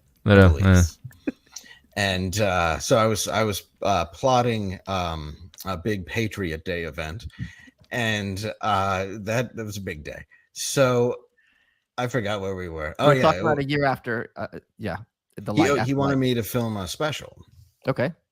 And what kind of I'm sorry, he didn't. I wanted to. You wanted to film a special, okay? Yeah. Stand-up comedy. So I had decided I was going to buy the equipment and film the special. I can't tell how much of this is joking or serious because it's bleeding together so well. It is the only downside of this interview is that it's very funny, and so it's hard to tell when it's taking the piss of being serious, because I literally can't tell at this point. And I've watched this. Again, I've listened to it twice because it's so funny, but it is difficult to tell sometimes where the like playful ribbing stops and begins. And some people did something, freaking Ilhan Omar. Some people did something. And we were selling. I hate her, by the way. I know, she's like legitimately. I think the only person I hate more than her is Linda Sasso. Oh yeah, well, understandable. You realize that the amount of makeup that woman's face, I'm gonna get in trouble for saying this, but I don't care. If you pull that thing off her face, I guarantee you should end up in porn. Damn. I know I'm not apologizing, people, because I don't apologize for shit. This theater, and he decided he wanted to get back into stand-up, which he had done when he was younger. Okay. And he had just been a host since then. So he said, hey, can I jump on and open it, and I'll help promote it. And you can help me maybe write some of my stuff, get me back into it, and I'll help promote it. And I said, sure, of course. So we ended up selling out 2 shows, obviously, instead of just 1, because he was helping promote it, and he's a draw. So we went there, and Matt McClowery was the opener. He's been on this show as well. People can look back. Yep. Autistic, literally autistic comedian Matt McClowery. Very funny. Literally autistic. Yes. The real deal. The real kind of shooter. And Jesus. You didn't know? He's really passing. Again, this conversation is so much fun. Yeah, he does a great job. Born a lady, but total candlelight vigil. And he went up and got a standing ovation after Steven, and Steven kind of saw we were friends. And after that, I pulled Steven aside, and Steven couldn't do the Monday show, and I said, could Matt come in and co-host with me? He said, yeah. So now it's Super Bowl Sunday. No offense there, but Spoon, you and Linda agree so much on the small hands. I don't know what's more offensive on that, the fact that I have a disagreement with the small hands, or the fact that I'm siding with a woman's opinion. Emergad for 2 says, Aiden, your Eliza Blue Dog was brilliant. Well, thank you. I have a new video coming out very soon. It probably won't be as spicy, but I think very interesting. It'll be about the trans shooters. Oh, good luck getting that monetized. Oh, don't worry. I know how to play that game at this point, man. I've been doing this too long to not know exactly how to get around that. It's just science. It's very, very. It's all just data. I don't even have an opinion. The whole special went great. I paid everybody to film it except for one other person, Tim, who was there to film Steven's set, and I was very looking forward to the special coming out. And Sunday had rolled around, and I get a call from the showrunner that said Matt's not allowed to do the show. How did they tell you? Like literally what they say? Via text, it was just Matt's not allowed. Matt can It's been like decided, something like that. Matt, I can find the text. But the word is allowed. It's not like we don't have time or won't fit the schedule. The word was allowed. Matt's not allowed. Permitted or something like that. It's so fucking weird, to do dude. The show on Monday. Like, I mean, again, this is hearsay, but it's such a weird thing to do. And like I said, I have put all of this stuff out. I've shown you all the clips I've done over the last hour and a half to illustrate that there appears to be a pattern of behavior with Steven Crowder that I find a little bit weird. That he needs seemingly to be the center of the show. Showed you with Owen Benjamin. Showed you what seemed to be the thing with Not Gay Jared. Showed you the someone in the chat is asking a question that I'm kind of curious about. They say, is the Tranifesto going to be in it? Oh, the Tranifesto's not been released. It apparently is. There's no way in hell it is not going to be extremely heavily edited. It has been released? Apparently they're going to. I think Jeremy from the Cauldron did a video on it. And I do not believe it's not going to be. It's not going to be heavily redacted, and I don't even believe it's heavily edited. Yeah, or it's just going to be completely fake. I have not. Okay, from the New York Post, it says the National Manifesto will be released after cops review it for the public. This is from 3 days ago. It's been a month. So yeah, it will be released at some point. Yeah, you know what that means. It'll be released in 10 years. And also it'll be released and probably written by the friggin' cops. Exactly. Do I believe that this is actually what the shooter wrote? No. No. No. No, I would after. Yeah, Jared said it's going to be released soon. I just read it, and that's what it says as well. It says it'll be released sometime. We plan to release it. We have not given a date, but we plan to release it. Okay. Yeah. Yeah, I don't buy it, man. Yeah. I mean, maybe they will release it, but it'll be heavily redacted. I mean, at this point, you've had a month to edit it. You've had a month to write it. So no one is going to believe you. No. No. I mean, what do you expect the totally accurate, not at all edited or redacted version of the Tranifesto to say? The one thing I do like about this entire thing, and by that I mean just current state of society, is that the proper. I hate all of it. But... Well, yeah, that goes. You mean like in a bemused way? Yes. Yeah, pretty much. It's because the regime is so overtly, obviously bullshit at this point. You have to be so asleep and dull to not see it. Like, this is what I realized a while ago reading some news. The propaganda is so fucking bad. It's terrible. They don't even try. They know they don't have to. It's depressingly shit. They know that it's what my new video is about. It's the mere thought effect. They know they don't even have to try. Yeah. People already have their partisan opinion on every fucking issue that exists on planet Earth. You can see this with Joe Biden, the cheat sheet thing. Yeah. Oh, right, exactly. Dude, I saw literally someone in the New York Times where, the United States can actually run completely fine without a coherent president at the helm. So I'm like, so you're basically admitting that he's not the guy in charge. New York Times fucking wrote this, which is of course the publisher of Reputation, according to Mulbug. It's like the arm of the cathedral. I'm like, if you really want me to get any evidence for there's basically no person in charge of the United States government, it's kind of weird because on the one hand you're saying, oh look, without anybody else at the helm, shit is going to completely hit the fan. But if there isn't one that is completely conscious, it can run just fine. Like, that's kind of a strange thing to admit. Because how do you square those two positions at the same time? They seem kind of contradictory. Cool Remick for 2 says it's the race census report all over again, and then sent it twice. If you want to, Cool Remick, if you want to, you can always go to YouTube and have them refund you that other $2 since it sent it twice. But yeah, it is the race consensus report, essentially, where it's just like, oh no, we can't have the truth come out that black people hate white people like a lot. How that's racist. Wait, what?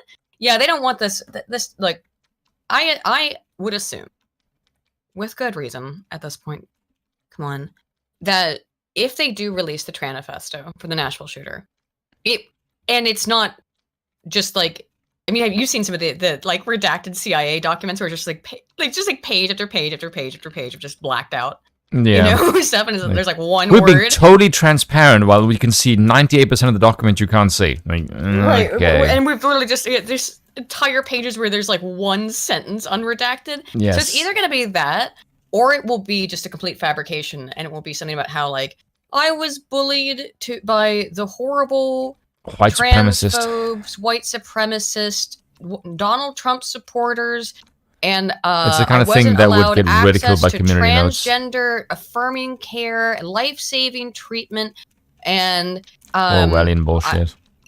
Look, I actually think, to be honest, I think that they will leave any of the trans stuff out of it. If they make a fake one, they'll completely leave the trans stuff out of it. It'll just be about Donald Trump because the trans stuff's too contentious. So Yeah. I think they'll leave it'll just be about Donald Trump. It won't be about the trans stuff. Even though I think it's pretty clear that, wow. Hey, look, in a climate where everyone is talking about how there's a trans genocide going on, you get 2 different transgender people within the space of 2 weeks, one of whom completes, but the other one who is planning mass shootings. Yeah. You think that has anything to do with the fact that the left has been shouting for the last year, but for the last 6 months, even more so than usual, that there's a genocide going on? And you need to defend yourself or else the Republicans are going to show up at your house, the Christians, and kill you. I mean, they see it as a self-defense situation because they've been completely and totally indoctrinated into. It's insane, but that's the power of mere thought.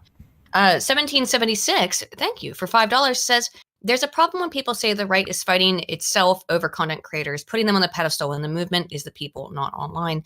Yeah, I talked to Usually about this, but I debated doing this stream at all because I didn't want to come off as some people on Twitter told me this too, of even reporting on all of this is the right eating its own. We can't do this. I'm like, no, we kind of have to a little bit, in my opinion.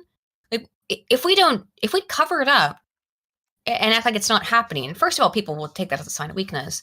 And secondly, I think it's important to point out when there's problems on our side. The issue only arises in that the left doesn't do that ever. You know what's the issue? They don't call themselves out, other leftists out. They just cancel each other and then destroy them the second they're not useful, and then they're gone forever. There's spiral. It's just they don't criticize each other. It's either completely positive or you're done and then goodbye forever, and then they are gone forever, and there's no in between. The right can at least have conversations about it, and I think that is what makes us. It is both a boon and a bane, in that it's a boon in that we're more morally consistent, generally speaking. Not all, by the way, obviously. It's a more morally consistent perspective. But it's a bane because we won't play by their rules. But however, that's also a boon because it goes back to more consistency. There's something Molbuck said in that interview with Benjamin Boyce that I thought was very interesting. Mm-hmm. Is when they were describing how can Twitter be a threat to the oligarchic mechanism, and Molbuck said that Twitter needs to become a new prestige network that can rival the prestige of the New York Times. And basically, he just said you need to synthesize a team of monarchical organization with demonic volume. So basically, you need to find some way to get the content creators to curate the truth in a way that will get people to gravitate towards Twitter, and not like the likes of the New York Times. Mm-hmm. And he said something very interesting. He said, because Benjamin asked him, describe this coup d'etat quality that Twitter must somehow create. And he said the public is a woman, and any kind of, because he used the example of Henry Ford. He said, if people wanted me, if I was to build what the people asked me, I would have built a faster horse. They built a car. Right.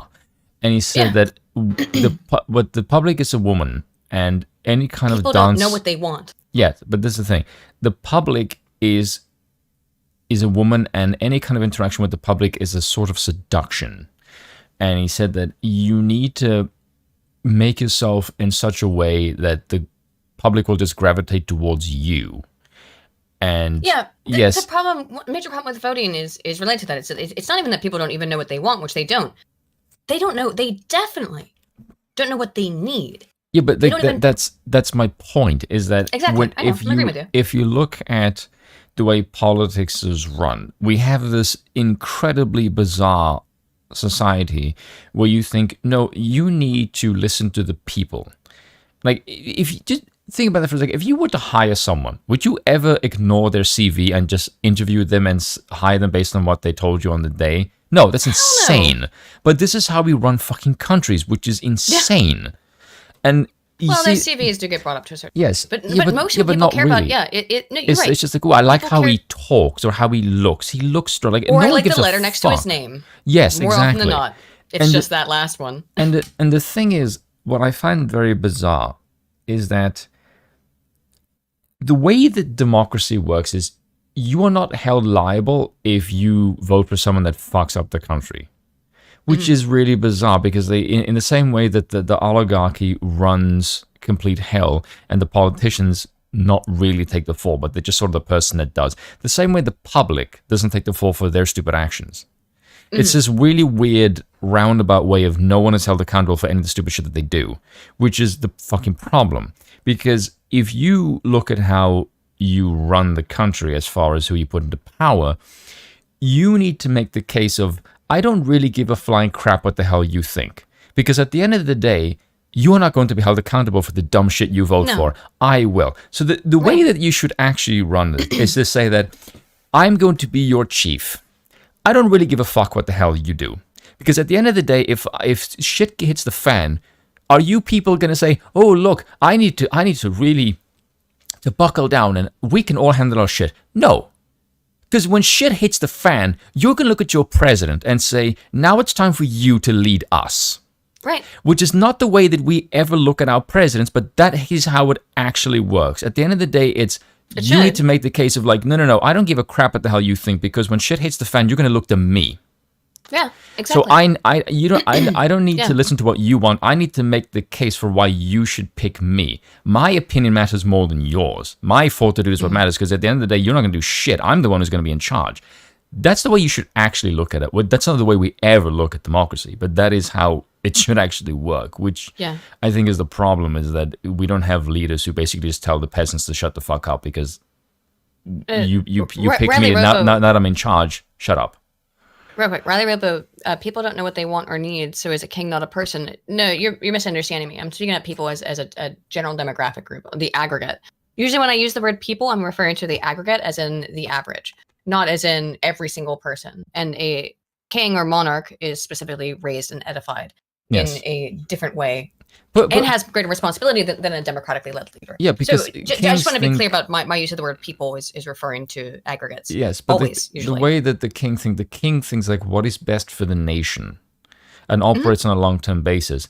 Politicians do not give a flying fuck what the hell happens to the nation.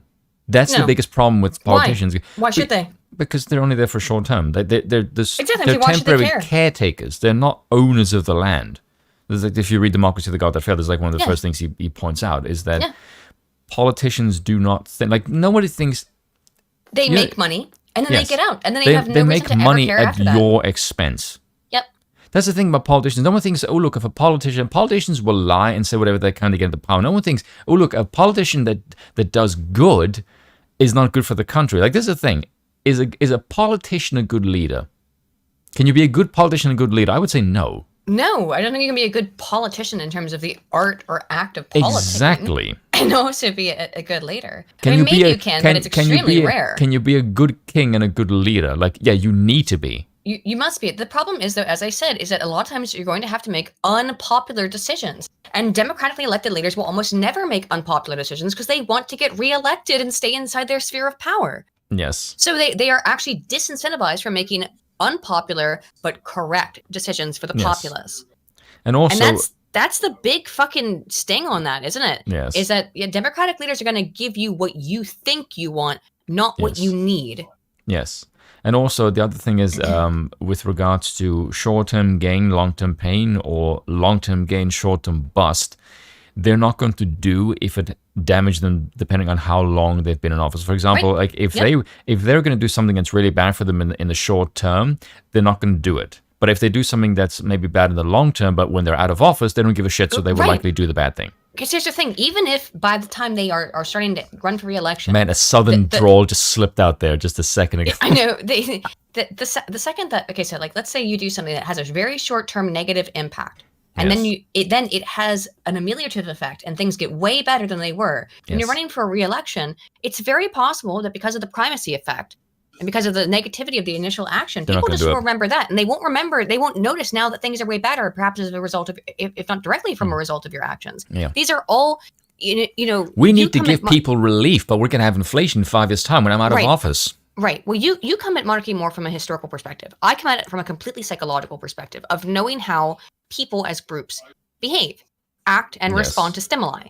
And again, the average voter has no freaking clue and has a memory shorter than a goldfish. Yes, a time preference. As a time preference and as a social identity preference, almost none of it. We have no low time preference in politics whatsoever. None. Outside of people who are like major political junkies, which is a small portion of people, very, very small portion of people, nobody has any fucking clue what they're voting for or who they're voting for. Or what their job is. Yes, they mostly just truncate down to what is in America at least, and in much of who's going to give me the thing that I want.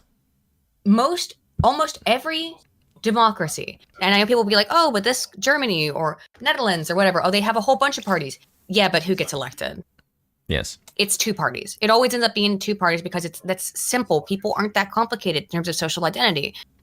Sometimes you'll have a third party, again, libertarian, green, whatever. Yes, but the dominant way in which social societies organize themselves naturalistically is into dichotomies. So you're going to get an us versus them mentality. It is inherent. It is baked into the structure of democracy. You can't get out of it, unfortunately. But again, go back and look at the Greeks. They understood this even back then. They were like, oh, shit, it seems like every time that we try to have a multi-party system, it devolves into two-partyism, doesn't it? Yeah. And also, this is simpler psychologically. This is why I said in a previous video, because I realized this.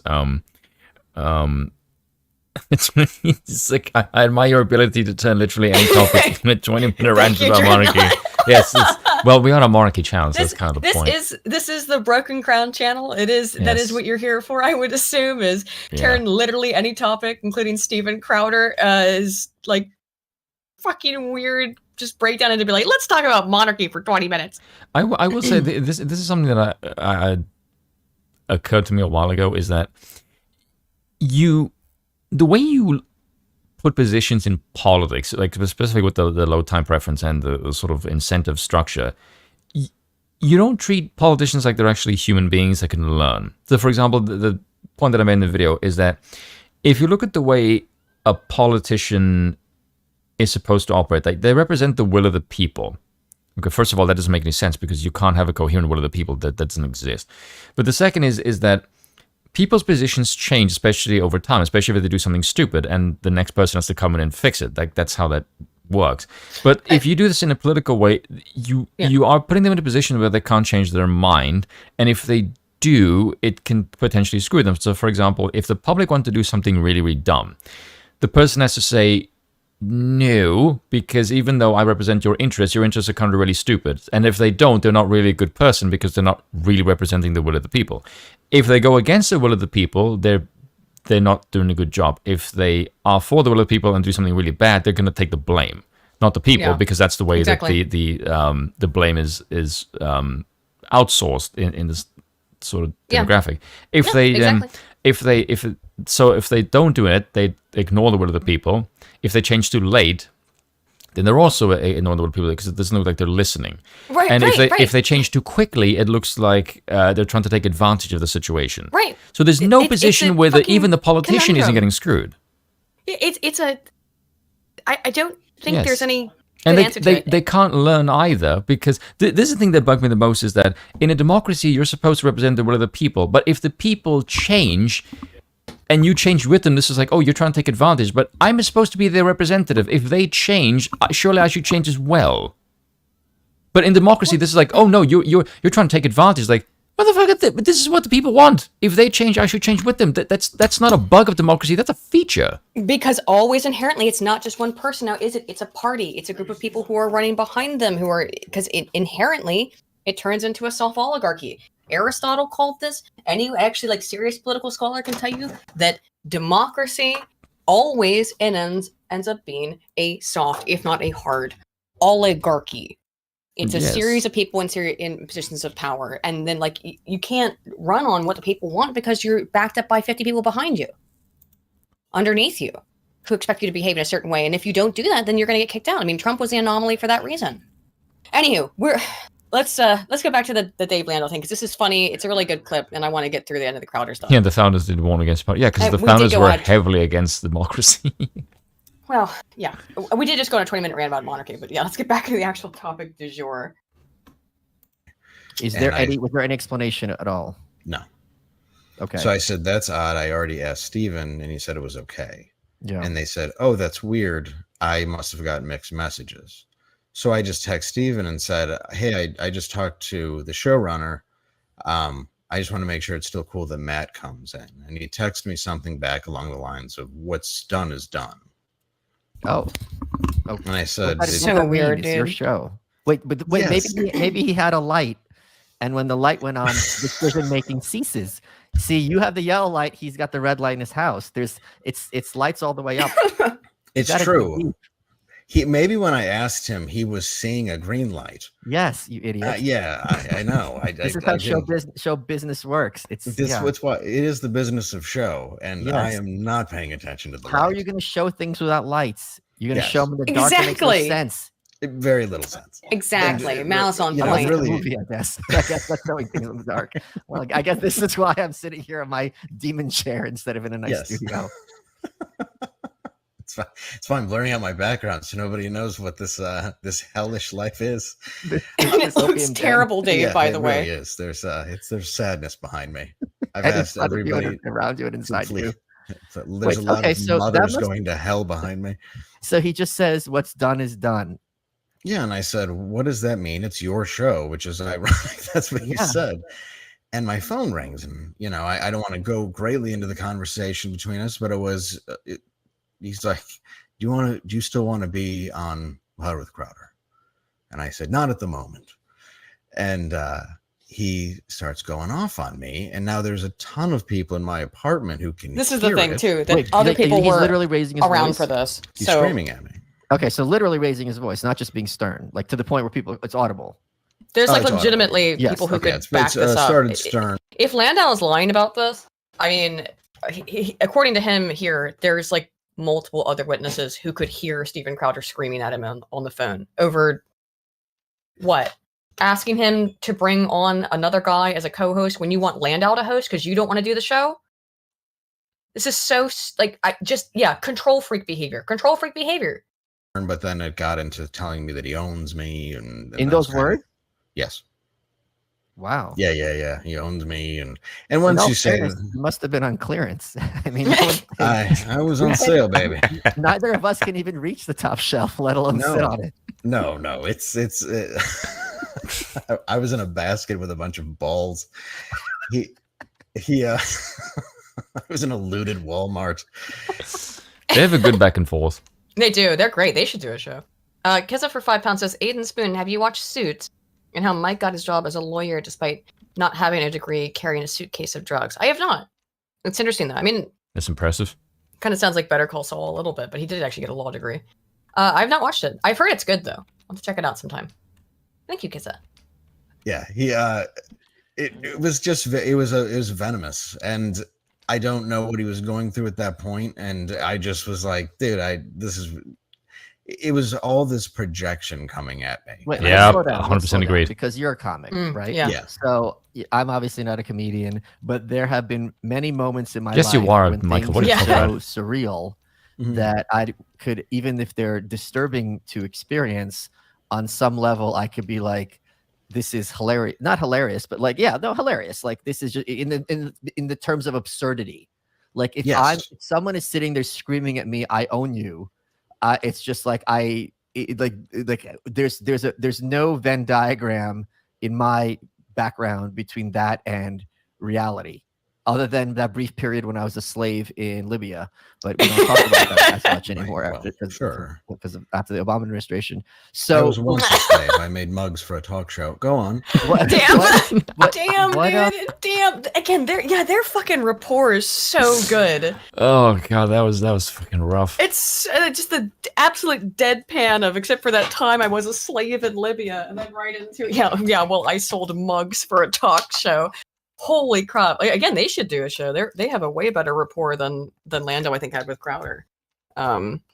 Just in my opinion. But Malice is he's naturally funny. Yeah.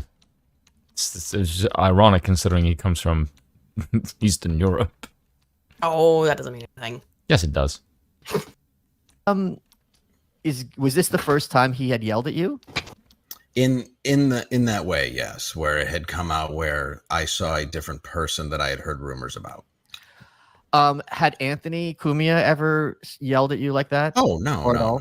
Okay. No. Anthony and I never even looked at each other in a bad way. Okay. So even when I left the show, I've never said a bad word about him, and likewise. I mean, I yelled at you, but that was just for my own. I didn't say I owned you. I said I don't want you. It's not the same. I said I disown you. I was trying to hug you at the time, and I guess it wasn't earning the name situation. Malice every second. We were on a precipice. I mean, it hurt, but I feel like it was half my fault. Good, you learned. the gaslighting worked. It's your fault. Yeah, I've always learned that. Ever since Mother taught me as a boy, it's mostly my fault.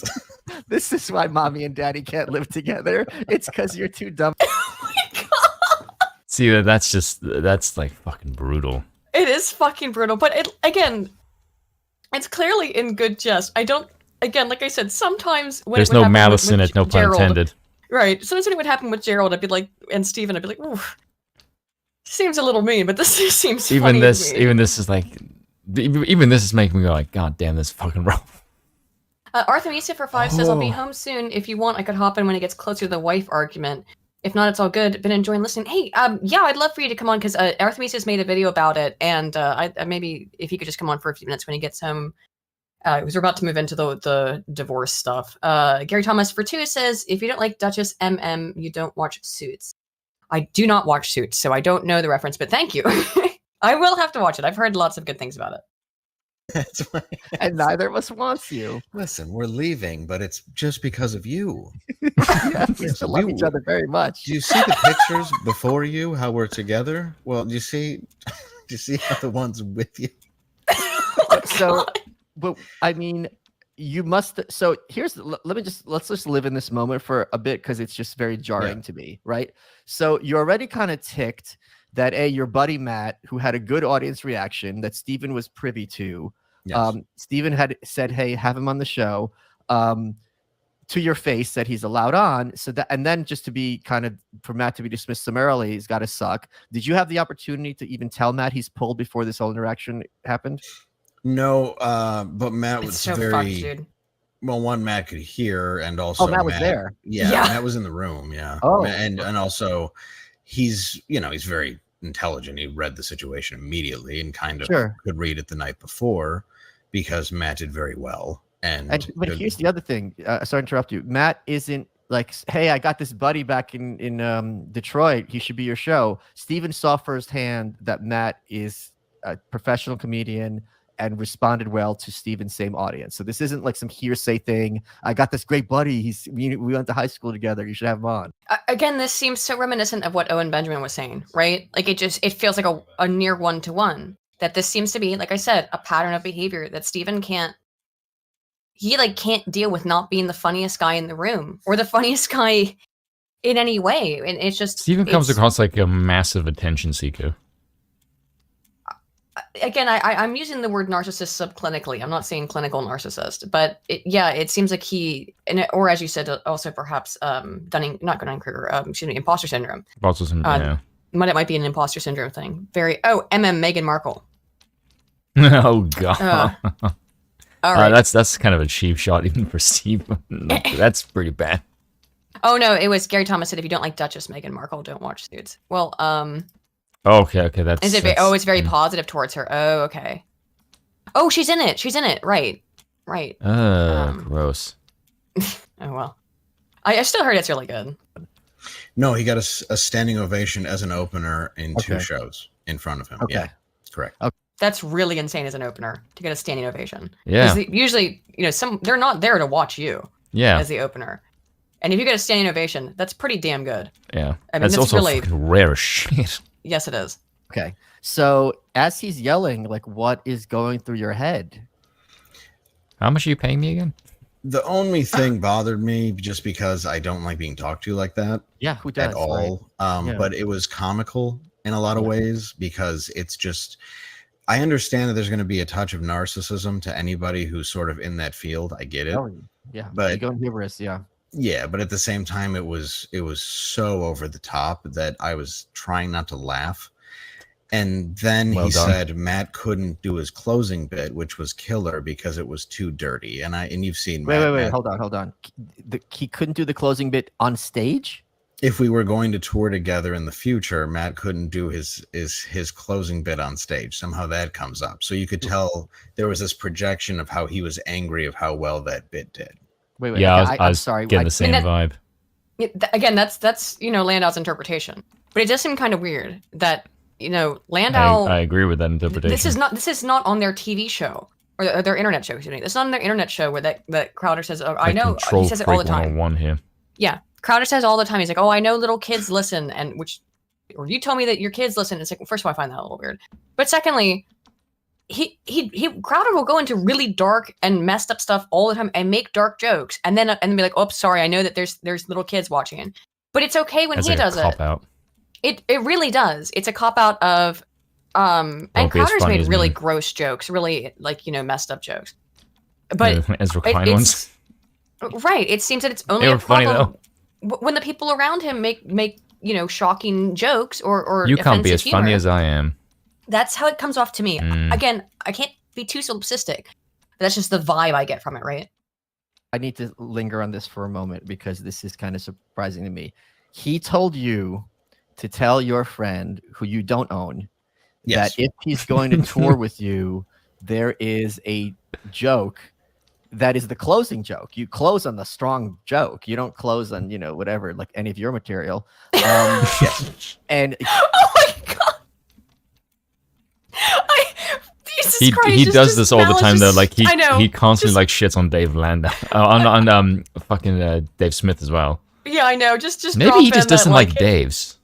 I'm starting to notice a pattern. This is Michael Malice is an anti-Davist. I have it. Yeah, I'm starting to get that vibe as well. It's a branch Davidian. Don't worry about it. You let him know he can't end on the closer that kills, that gets standing ovations. That's the truest to him about being a high school wrestler.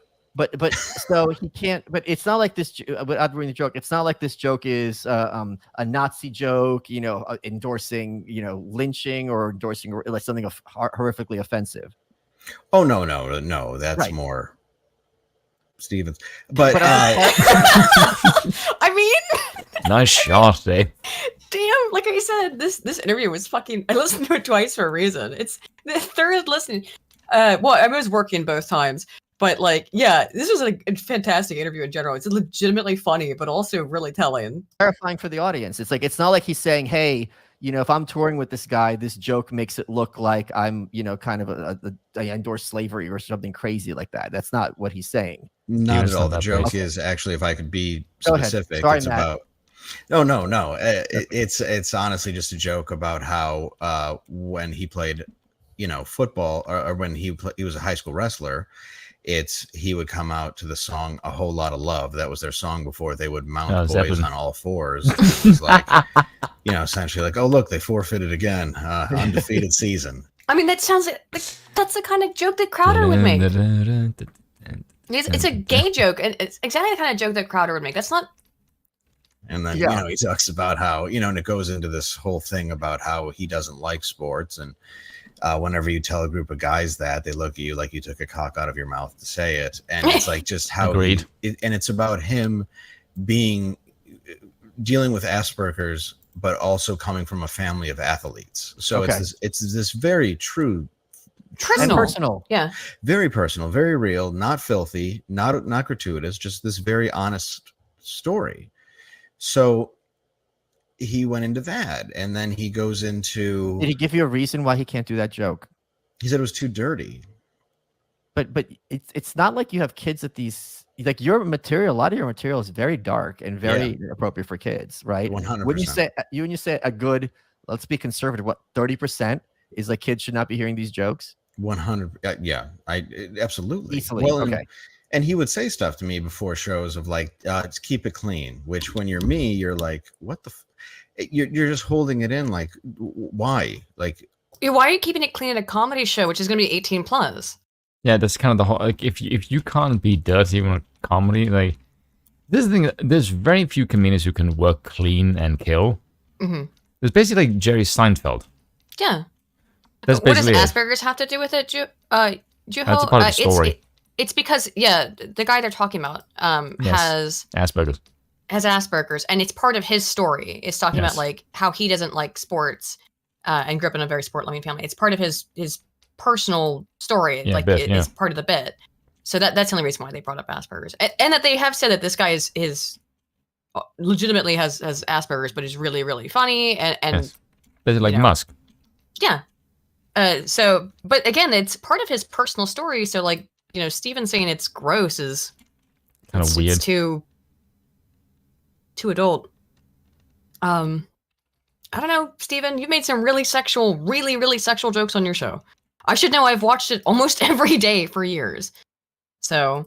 This has been me for 20 years. You skipped a decade, and you're going to tell me keep it clean. And I'm like, yeah, let me do that for you. Let me just give up on what I do in my own craft. Right. Yeah, you feel like because that's kind of what comics do when they can't do well, and he can do well. It's his audience, and it's not that he's going to do poorly. It's just an insecurity to go. You keep it clean. Don't do the. It's pathetic. It's not necessary. It's not. He doesn't need to do that. He just doesn't want anyone else to show him up. That's it. Putting his what on the table, kind of thing. Yes, that's my read on it. And it's unnecessary. He's gonna do fine, and that's what I never got. It's like why swing your dick around when it's not necessary. Okay. So in that, he then this very oddly telling thing. He's like, "This is why you don't have any friends." And I was like, "What? Are you, like?" Wait, you said that? That's such a weird thing to say. And in the next room, in all fairness, I had been texting him that. Well, I wish you would have told me. I said, I am so sick of Landau. He does 0 numbers on my show. The guy's never funny, and he can't keep it clean. And by clean, I mean his underwear. And he will not pay attention to the cum light. It's the gutters light. Yes. And, oh my God. Nice white. Yes. And it was such an odd thing though to say that because I'm like, you have no friends? Yeah, when I was Musk like, is South African. Plenty, they're just dead. I'm sorry. Like again, I said that. What did you say about Musk? No, someone said like I thought Musk was South African. Like, yeah, he is. Yeah, this is again. I just read this as South Africa's gonna be funny, Someone brought up in the chat. Yes, they can. Someone brought up in the chat earlier, but I have to agree with it. The more I've heard about this as we've gone through this entire story, Steven Crowder has very fucking feminine behavior. It despite all his like macho man kind of stuff. He's like a bitch vibe. He does cross-dress a lot, which I'll get into, but like this is feminine behavior in my take, right? Just being like, no, I don't like that anyone's funnier than me. I have to be the prettiest girl at the ball. I don't know Steven Crowder, but that's how it fucking comes out. It comes off that way, not just in this, but in everything we've looked at. It's like every time, it's like I have to be the center of attention. I have to be the star. I have to be the prettiest girl at the ball, and it's really fucking weird, dude. I like I said, Jeremy from the Quartering has said he's friends with Crowder, and Crowder has helped him out, and vice versa. But like this is, I don't know. It's weird behavior. I feel like if Jeremy dislikes you, there's something really wrong with you. Because Jeremy's a really nice guy. Yeah, that's what I'm saying. Like I've never gotten like Jeremy seems the kind of person that you just want to go and hug. Yeah, he's a big sweetheart. Yeah, because he just comes across he's always adorable. helped me. He's kind of weird. He's always helped me. He's always helped everybody. Yeah. People on the left really fucking hate him. I think mostly because he's successful. But like they really fucking hate him. But and they think he's like this terrible guy. But the Quartering is such a nice dude. Like he is. He's like the kind of person you think just gets along with everyone. That makes me just think, like, if he doesn't like you, then you did something seriously fucked up. I guess that's true, right? I guess that's true. Yeah. And it's funny because I'm like, no, I literally everybody who grew up next door to me, like the godfather of my son, grew up in the house behind me. I've never lost a friend. Wait, I'm sorry. What is okay? I'm this is where my autism is coming in. When he says this is why you don't have any friends, what is this referring to? Not being clean? I guess the Mouse is such a good interviewer too. Because I was kind of giggling. Oh, like I'm sure seriously enough because he was from your perspective being so over the top. Yes, and I'm sure. I mean, I'm sure the phone call was recorded, so we can always hear it. And I'm not saying that to be a jerk. I'm just saying that he legitimately records his phone calls. Okay. Well, as we know, yeah, we know that now. Research with evidence that Steven Crowder records at least some phone calls. So we have good reason to believe that. You know what would be a good comeback for Landau after Steven said that? What? You should have just said, and this is the reason why you won't have any friends left. I mean, yeah, he's burned like so many bridges. And I do think that Hayden saying someone's a good guy getting ready for the controversy to discover Courtney's a monster. No. I am not the best judge of character, but it's not just me. It's not just me. Everybody I know says that. I've never thought of Jeremy as spineless. Because someone said like come to. I've never thought of Jeremy as two-faced at all. No, Jeremy's pretty much, he comes across a bit like you. What do you mean by that? Is in that you don't want to ruffle any feathers. Like he'll be more honest than you, but am I dishonest? No, he comes across as more direct, blunt. Yeah. Yes. And I think it's because he's a large audience, so like he doesn't want to rock the boat. Because like the thing of it is as well, the people who do not take strong opinions tend to do better. That is just that is just an observable fact. You can look at the numbers, you can look at the subscriber count. It's not many people that are like very blunt, direct, that have a massive following. Because people don't want someone. They want to hear what they want to hear what they already believe. Yes, yes, and that's just the way that it is. Like you don't get broad appeal by being heavily towards one side, because the fact of the matter is most people are not heavily towards one side. That's just how people are. There's more fertile ground for you to get an audience being closer to appeal to both sides. This is why Jimmy Dore does so well, is because Jimmy can kind of pull left and the right. Even though I think if he were to just shed the fucking socialist thing, he would be like a pretty good right winger. Well, I'll tell you why that is. It's because I mean, Jimmy Dore is one of the few people in politics who I think just actually says what he thinks and doesn't give a fuck who agrees or disagrees with him. Yes. Yeah. And I often disagree with Jimmy Dore. I also often agree with him. But that's because it's not because you have some people like he's great on foreign policy, domestic policy is terrible. Yeah. But some people who will say, like, oh, I see this all the time with Jimmy Dore, like, oh, he's pandering to the left. Oh, he's pandering to the right. No, did you maybe think that Jimmy's just telling his opinion and it isn't, like, aligned with some extreme partisanship? Yes. Like, I don't know. Would Jeremy on Broken Crown? If I asked him to, I guess, I don't know why he wouldn't. I've known Jeremy for years. He came on my second channel on Autonavolt when I had, like, 10,000 subs or something. Jeremy has always been extremely kind to me. I think open and cool. Just a normal dude. I think the reason why Jimmy can ruffle people is because the same way, like you know the opening bit about the state in Curtis Yarvin's an open letter for open-minded progressives, where it's just that the right will they will basically hate domestic policy, but like foreign policy, whereas the left will hate foreign policy, but like domestic. So you've got two people who hate either side of the government, and they could never get together to destroy it. Yeah. Take that and reverse it, and that's basically what Jimmy does. Like Jimmy has a part of people that really like it when he speaks out against foreign policy, but when he speaks about domestic policy, that pisses off, and there's people that doesn't like the fact that he's speaking out against it. Exact same thing. In the chat are bringing up the one thing that I will never forgive Jimmy Dore for. The spitting on. Which is spitting on Alex Jones. It's just, it's beyond uncivil. It's gross. Legitimately gross. Yes. Kids for £5 says it's basic economics. Spoon Aiden, you cast the widest net possible in order to catch the most fish. Me and Spoon are too blunt for most people. Yeah, it's probably. It depends. Jeremy from the Quartering, he's a good businessman, and he knows how to. But he is also blunt, to a certain degree. Yes, but his bluntness is comes with a lot of fluff. Yeah, it's a lot of sugarcoating. Yes, I'd say that's accurate. Yes, that's not against him. It's just trying to play the game. It's not. And he does it exceptionally well. Yeah. But I'm trying to think like who is the furthest towards one side that is that hasn't. I'll probably say Razor Fist. What? Who doesn't give a shit about anyone thinks? Yes.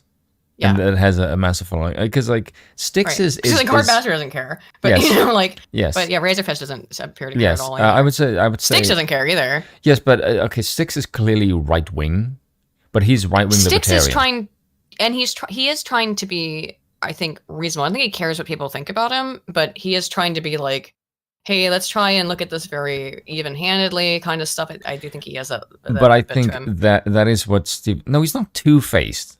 No, he's not. It's not. Matt Songs, I don't think you know what two-faced means. Two-faced means you say one thing but you mean something else. I'm not sure if he was referring to Styx. I'm not sure who he was referring to, because remember the chat's a couple of seconds behind us. Paul Joseph Watson. Yeah, Paul Joseph Watson is clearly right-wing and he has a massive audience. Yeah. Okay, yeah. He probably would be. Yeah. Yeah, Styx is a nice guy, but he does say what Razor Fist doesn't care, but that's part of his character. Yeah, Razor Fist doesn't give a flying fuck, yeah. But he is also playing a character to a certain degree. Yeah, Paul Joseph Watson is one. Yeah, I feel like being blunt is people like it. Yes, you know, because that's me. Like what's going on. Yeah, I want your opinion. Yes, yeah, it's kind of weird because like people want heavy opinions, but that's not what they. The people who want the heavy opinions are the people that will be most vocal, but the people who will not are the people tend to be the broad. Like most people don't want the blunt opinion. They're just the people that it's like Twitter in the sense that the people who want the bluntness are the people who are going to vocalize it the most. But the vast majority of people don't. Yeah. You can just see this in the numbers. Real quick, Mad for Song was not referring to Styx, he was referring to Jeremy. And all I like about that is I don't think Jeremy is two-faced. I think he's just business-minded. So he knows like how to I wouldn't call it two-faced. Knowing how to soften your arguments a little bit is not being two-faced. Anyway, let's finish a little bit of this left because it goes on for a really long time. But I want to get into the actual like current drama with Crowder. Although this is current. This was only 10 days ago, and this happened. Do you want to watch the whole thing? What? No. I was gonna say fucking. I think did we get the gist that it seems like Crowder was kind of a dick? Yeah. I can tell you the rest though because we've watched this for quite a while. The rest that happens. Styx is a libertarian, not a conservative. You can't be a libertarian without being a conservative. To a certain degree. So the last thing that Landell talks about, because I'm trying to get through some more of this, is that he does say that basically like Crowder offered him a shit deal. Well, actually, no. Can we listen for a little bit longer? Because I want to let people hear Landell say it. You can watch the whole thing, but it's not the entire thing. It's yeah. Jeremy's diplomatic. That's the best phrase. Let's just go through this for a little bit longer. I know they kind of went off on a tangent here, but not like we've ever done that. Okay. No. Well, that's why he has more friends than you. Tons. You know we're recording this, right?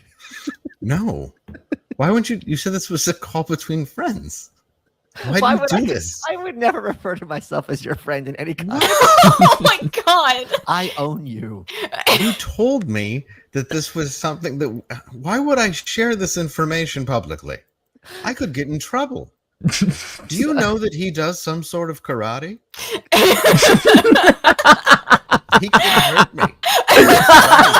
Or break a board. He could break a board. Yeah. He could put on an outfit, and in that time, I could get in my car and leave. Yeah, you ever think about while you're putting on your outfit? I might have time to go. Oh my god! Folks, oh god! Podcaster, author. And no more underwear. Right now. So okay, I'd say. So my mom is like this when she's uncomfortable. She starts fucking dead, giggling and laughing, and it's actually kind of really hilarious because there's been because my mom is tough. I've gotten in trouble for this, by the way, before myself. Where sometimes when I feel really uncomfortable, I'll just laugh because I don't know how else to react. And then people are like, "Oh, Aiden's laughing. It's something terrible." I'm like, "No, I'm really uncomfortable and don't know what else to do." But there's situations where that just obviously makes it infinitely worse because if someone's screaming and the person just is awkwardly laughing, it feels like you're laughing at them as opposed to laughing at the situation. Yes. Yeah. It's so odd because like I considered it still in a way like he was like my friend, and that's why I even feel odd talking about it. But it has to like come out somehow because when you start getting treated like that, you're like, okay, well. he's not looking back to my entire track record of my life of like, I don't talk about my friends. I don't attack my friends. I do have friends from when I was a little kid. I don't treat my employees like shit. I don't have the turnover rate of an opium den. You know what I mean? It's like, oh my God. It's been a difficult time. Oh, God damn. But is he wrong? But he's right. Can we just take a moment to appreciate that? Because that was a hit. Whoa. A turnover rate of an opium den. I mean, again, like that's... Damn, it's true though. That's why I went over this stuff earlier to be like, yeah, Oh, Crowder, this is a pattern of behavior where it seems like the Crowder's got some kind of fucking issue, and I that's why I don't see this. Look, I don't want Crowder to be taken down, right? I don't want him to like lose his career. I don't want him to. He's doing it to himself, Aiden. Let's not beat around the bush here. It's his own. I think he is an important voice in conservative yes, politics. on how not to do business, apparently. But at the same time, it would be remiss of me. It would be remiss of me, and remiss of everyone, I think, to not be like, yeah, but Crowder's got some shit he needs to work on, and yeah, it's called employees.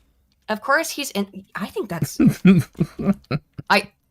when people are all coming out about like this wife stuff. What a shock! I'm like, I'm not actually that shocked at the stuff with his wife, because it's like, to me, again, even though I kept listening to Crowder, because he's gay, it's like it seems to have been a pattern of behavior that he doesn't treat other people very well, and I don't know why.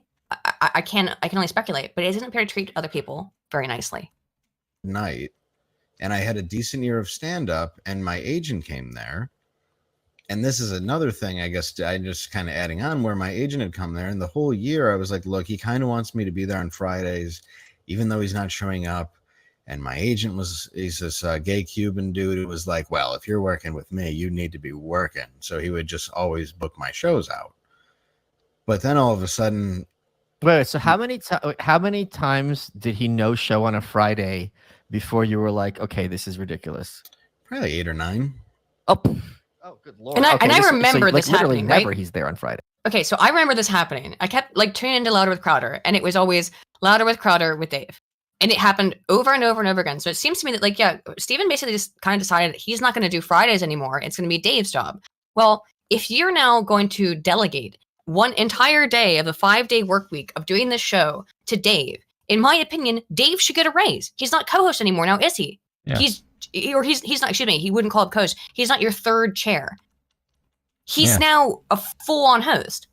He should get paid significantly more money. Significantly more money if he's doing one out of the 5 days a week. Yeah. Then he should be getting paid at least 20%. Yeah. Yeah. If just we saying. Do math. Yeah. If he's doing one out of 5 days a week, he should be getting paid something that represents that. But as Dave goes over in this entire interview, I don't know. Do you want to go on to the rest of the stuff, or do you want to watch more of this? Because go with the rest of the stuff. Okay. The reality is that Dave was not given any more money. He was in fact, he was offered a worse deal because his contract ended, or he was told his contract ended. They offered him a worse deal, and then watch the rest of the interview with Michael Malice, because it's fantastic, and it's the whole thing's really funny while also being sad about the situation. Is sad. The two of them are funny. And then basically like he more or less just got kicked. He was asked to come back, and then he had stuff. He had other stuff he had to do. Literally, what he had to do, he could not show up for. Crowder was hyping up. It's like, oh, Dave Landau's going to come back. Dave Landau's going to come back. He's going to have a special day back. And then Landau was like, I can't. I legitimately have jury duty, which you legally cannot get out of. And every employer in the United States cannot hold you in any way responsible for not being able to show up when you have jury duty. It's the law. And that was when Crowder decided he hated that he was totally cutting ties with Dave Landau. Blamed him for the fact he had jury duty. Like I don't know. That's insane. Messed up. He literally can't do anything about having jury duty. And there was other stuff in it, like Crowder wanted him to move his entire family down to Texas, which is insane. Because he didn't want him basically leaving for weekends to go visit his family or to do stand up. It just comes off as extremely, extremely insecure. So right after this, right after that happens, that interview with Malice and Dave Landau, is Tucker's divorce comes out. Tucker's divorce? Tucker's divorce. Sorry. The episode is about Tucker Carlson, so I was rereading it. Crowder's divorce. I was going to say, what the fuck are you talking? This? I know. Sorry, because the episode is called Tucker Carlson's Firing Grand. One second. Wait, I know that I timestamped this. Hang on. Oh, no, it says it's right at the beginning of the episode. That's why. Excuse me. One sec. Hey, we'll be on with your regular programming and Nick DiPaolo in third chair in a little bit, but needed to take a moment here to address some issues out there that are circulating. It's never fun. But, well, I guess let me be clear here. I have been living with a proverbial boot on my neck for going on years now. Since 2021, I've been living through what has increasingly been a horrendous divorce. Now, let me say on the outset, to be clear, there is no infidelity, any kind of physical abuse at all on either side. And no, this was not my choice. My then wife decided that she didn't want to be married anymore. And in the state of Texas, that is completely permitted. It's been the most heartbreaking experience of my life, what I consider to be my deepest personal failure. And just so you know, my opinions on parenting and families have not changed. I've always believed that children need a mom and a dad, that divorce is horrible. And I still believe that children need a mom and a dad and that divorce is horrible.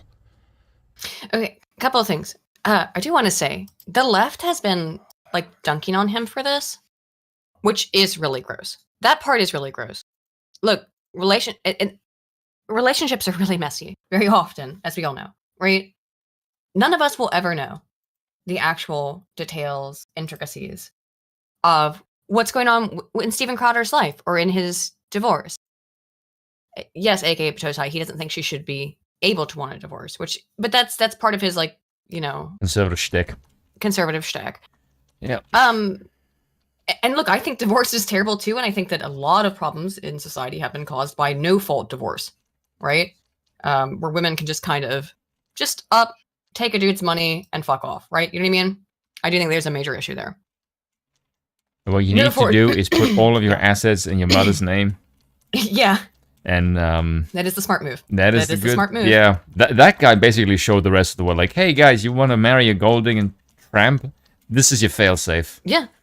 It's fucking base move, by the way. The serfs called his surgery elective. I'm gonna get into the surgery a little bit. It's not so much that it was elective; it's that the timing was really weird. It is. Oh, the serfs, the podcast people. Yeah, it is technically an elective surgery. People should really take them seriously as to their name.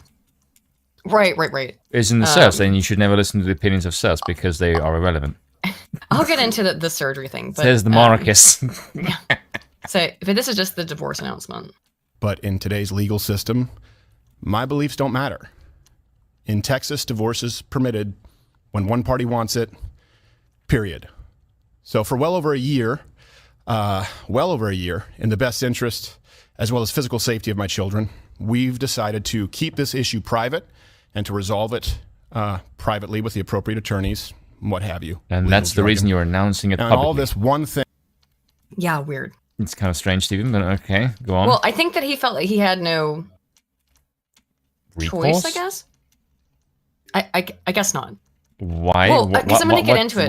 What does he gain by doing this? I don't get it. Let me put it into the greater context. Because I think that he felt that he was forced to do this because of Candace Owens. And I'm going to tell you why. Okay. Candace Owens basically said that she gave an illusion on a stream where on a video, where she basically said something like that she knew something behind the scenes. Artemisia is here. So why don't we bring him in? Because he knows a bit about that. Is he okay with that, Spoon? Okay, sure, why not? Here we go. And that thing's going to die now. No, hang on. We're just going to redo it. There we go. It's dead now. Wait, the chat can still hear me. I can just totally screw with Anne right now and just not accept the call and just take over the show and just fuck with her. But I'm not that mean. How's it going? There you go. Pretty good. How's it going? There you go. Ooh, sorry, I had to mute the stream. I forgot about the delay. I was like, oh yeah, don't worry about it. Yeah, I know, right? I sent you the watch together.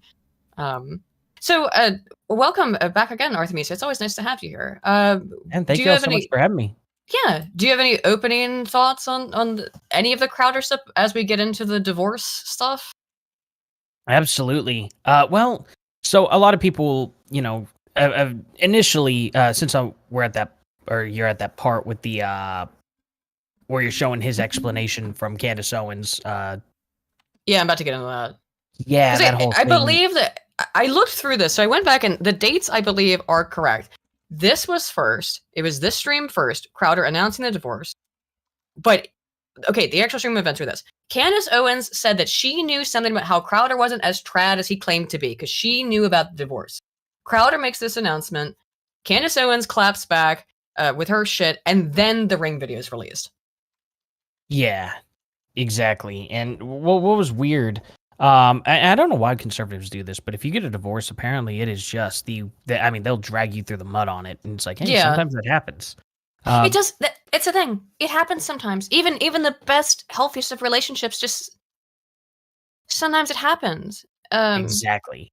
I do look. I know people will be like, yeah, but there's children involved. Yeah. Obviously Crowder is correct. It's best if there's mom and dad both there. But if mom and dad hate each other, I'm not sure if that's better. I don't think that's better. I've seen that before with friends. Yeah. And it's miserable when they go home and things resolved and were much better for them once the parents separated. I mean, look, I'm not a fan of divorce at all. My parents got divorced. And when I was a little kid, I'd come home and my parents would scream at each other.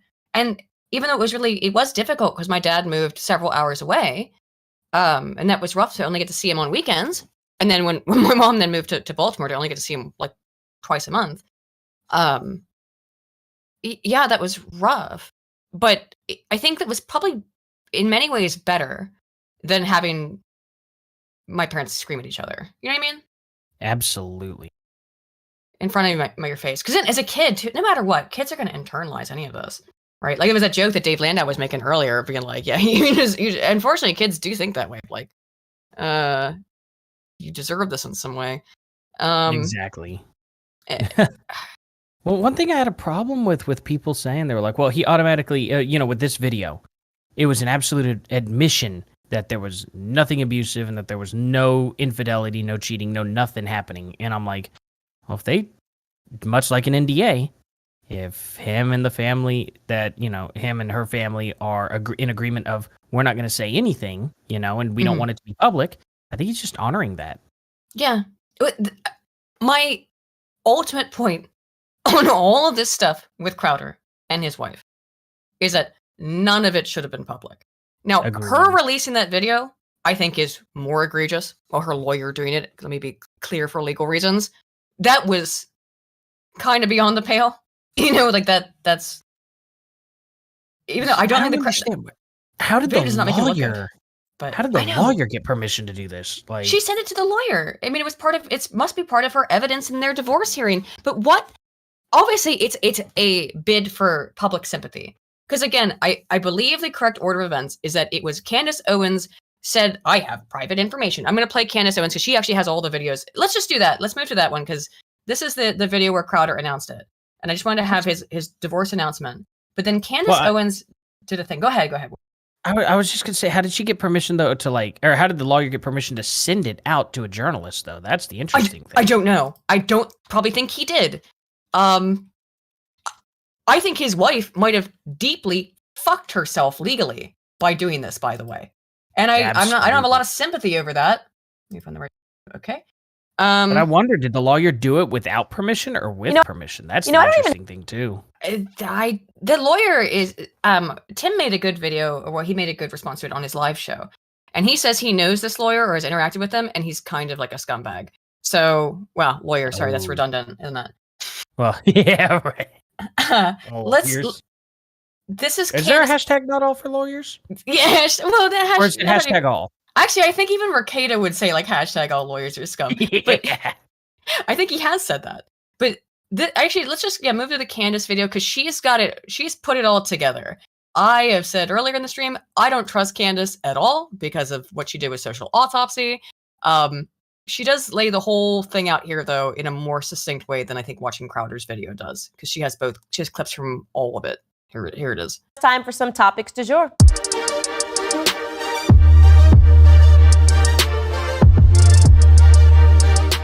So first up, let's talk about Steven Crowder. A lot of you guys have probably seen his live stream this morning where he brings me up. So we're going to have to respond to that, obviously, because he makes some pretty... Oh, are you...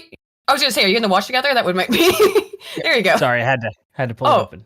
No problem. Just making sure. I just realized that you were there. Like, oh, okay, we're just starting though. Here we go. Have the implications and insinuations in his video that are so patently false that it's shocking to me that a man with his following would be stupid enough. Oh, sorry. I need to be clear. Nick didn't say lawyers were scum. He said that lawyers aren't people. Right. Is that really so much of a distinction?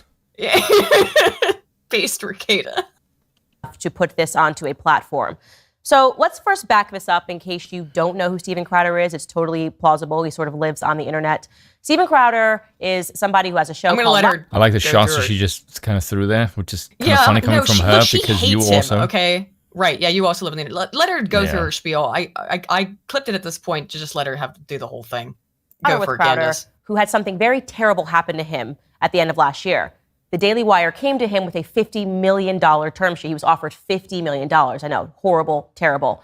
He was so upset by this that he then decided to do a video in which he calls out essentially all of the Daily Wire hosts, myself included, for accepting slave-like contracts. These were the very heavy implications of that video that his followers needed to stop Big Con, talking about how we are all existing and we're kowtowing. And of course, we responded. He didn't talk about how you were existing or kowtowing. No, he said it was a bad contract, which I think objectively it was. It was a really bad contract. He shouldn't have released the call with Jeremy Boring, his supposed friend of 10 years. That was scummy behavior. He probably should have just dealt with you guys through his lawyer, through a mediator, which is what he should be doing with his wife, by the way, as well. But instead, I would say Candace is kind of right on that one. He's terminally online. So instead of any of this being dealt with privately, it has to be dealt with in public. Oy. Forcefully to this because it's simply not true. The idea that I'm somehow in bed with big tech or that I'm dishonest in what I do simply because we didn't accept, I guess, his counter offer to the $50 million contract is pointedly ridiculous. Okay, so she is saying there was a counter offer. Right. I don't know what his counter offer was, and I've heard mixed reports about that. She's saying there was a counter offer. I think he said he didn't make a counter offer. He was just like, no, I don't know. And who could possibly fucking know? I don't trust Candace Owens. And I don't trust Steven Crowder. I do like one thing that she's confirmed.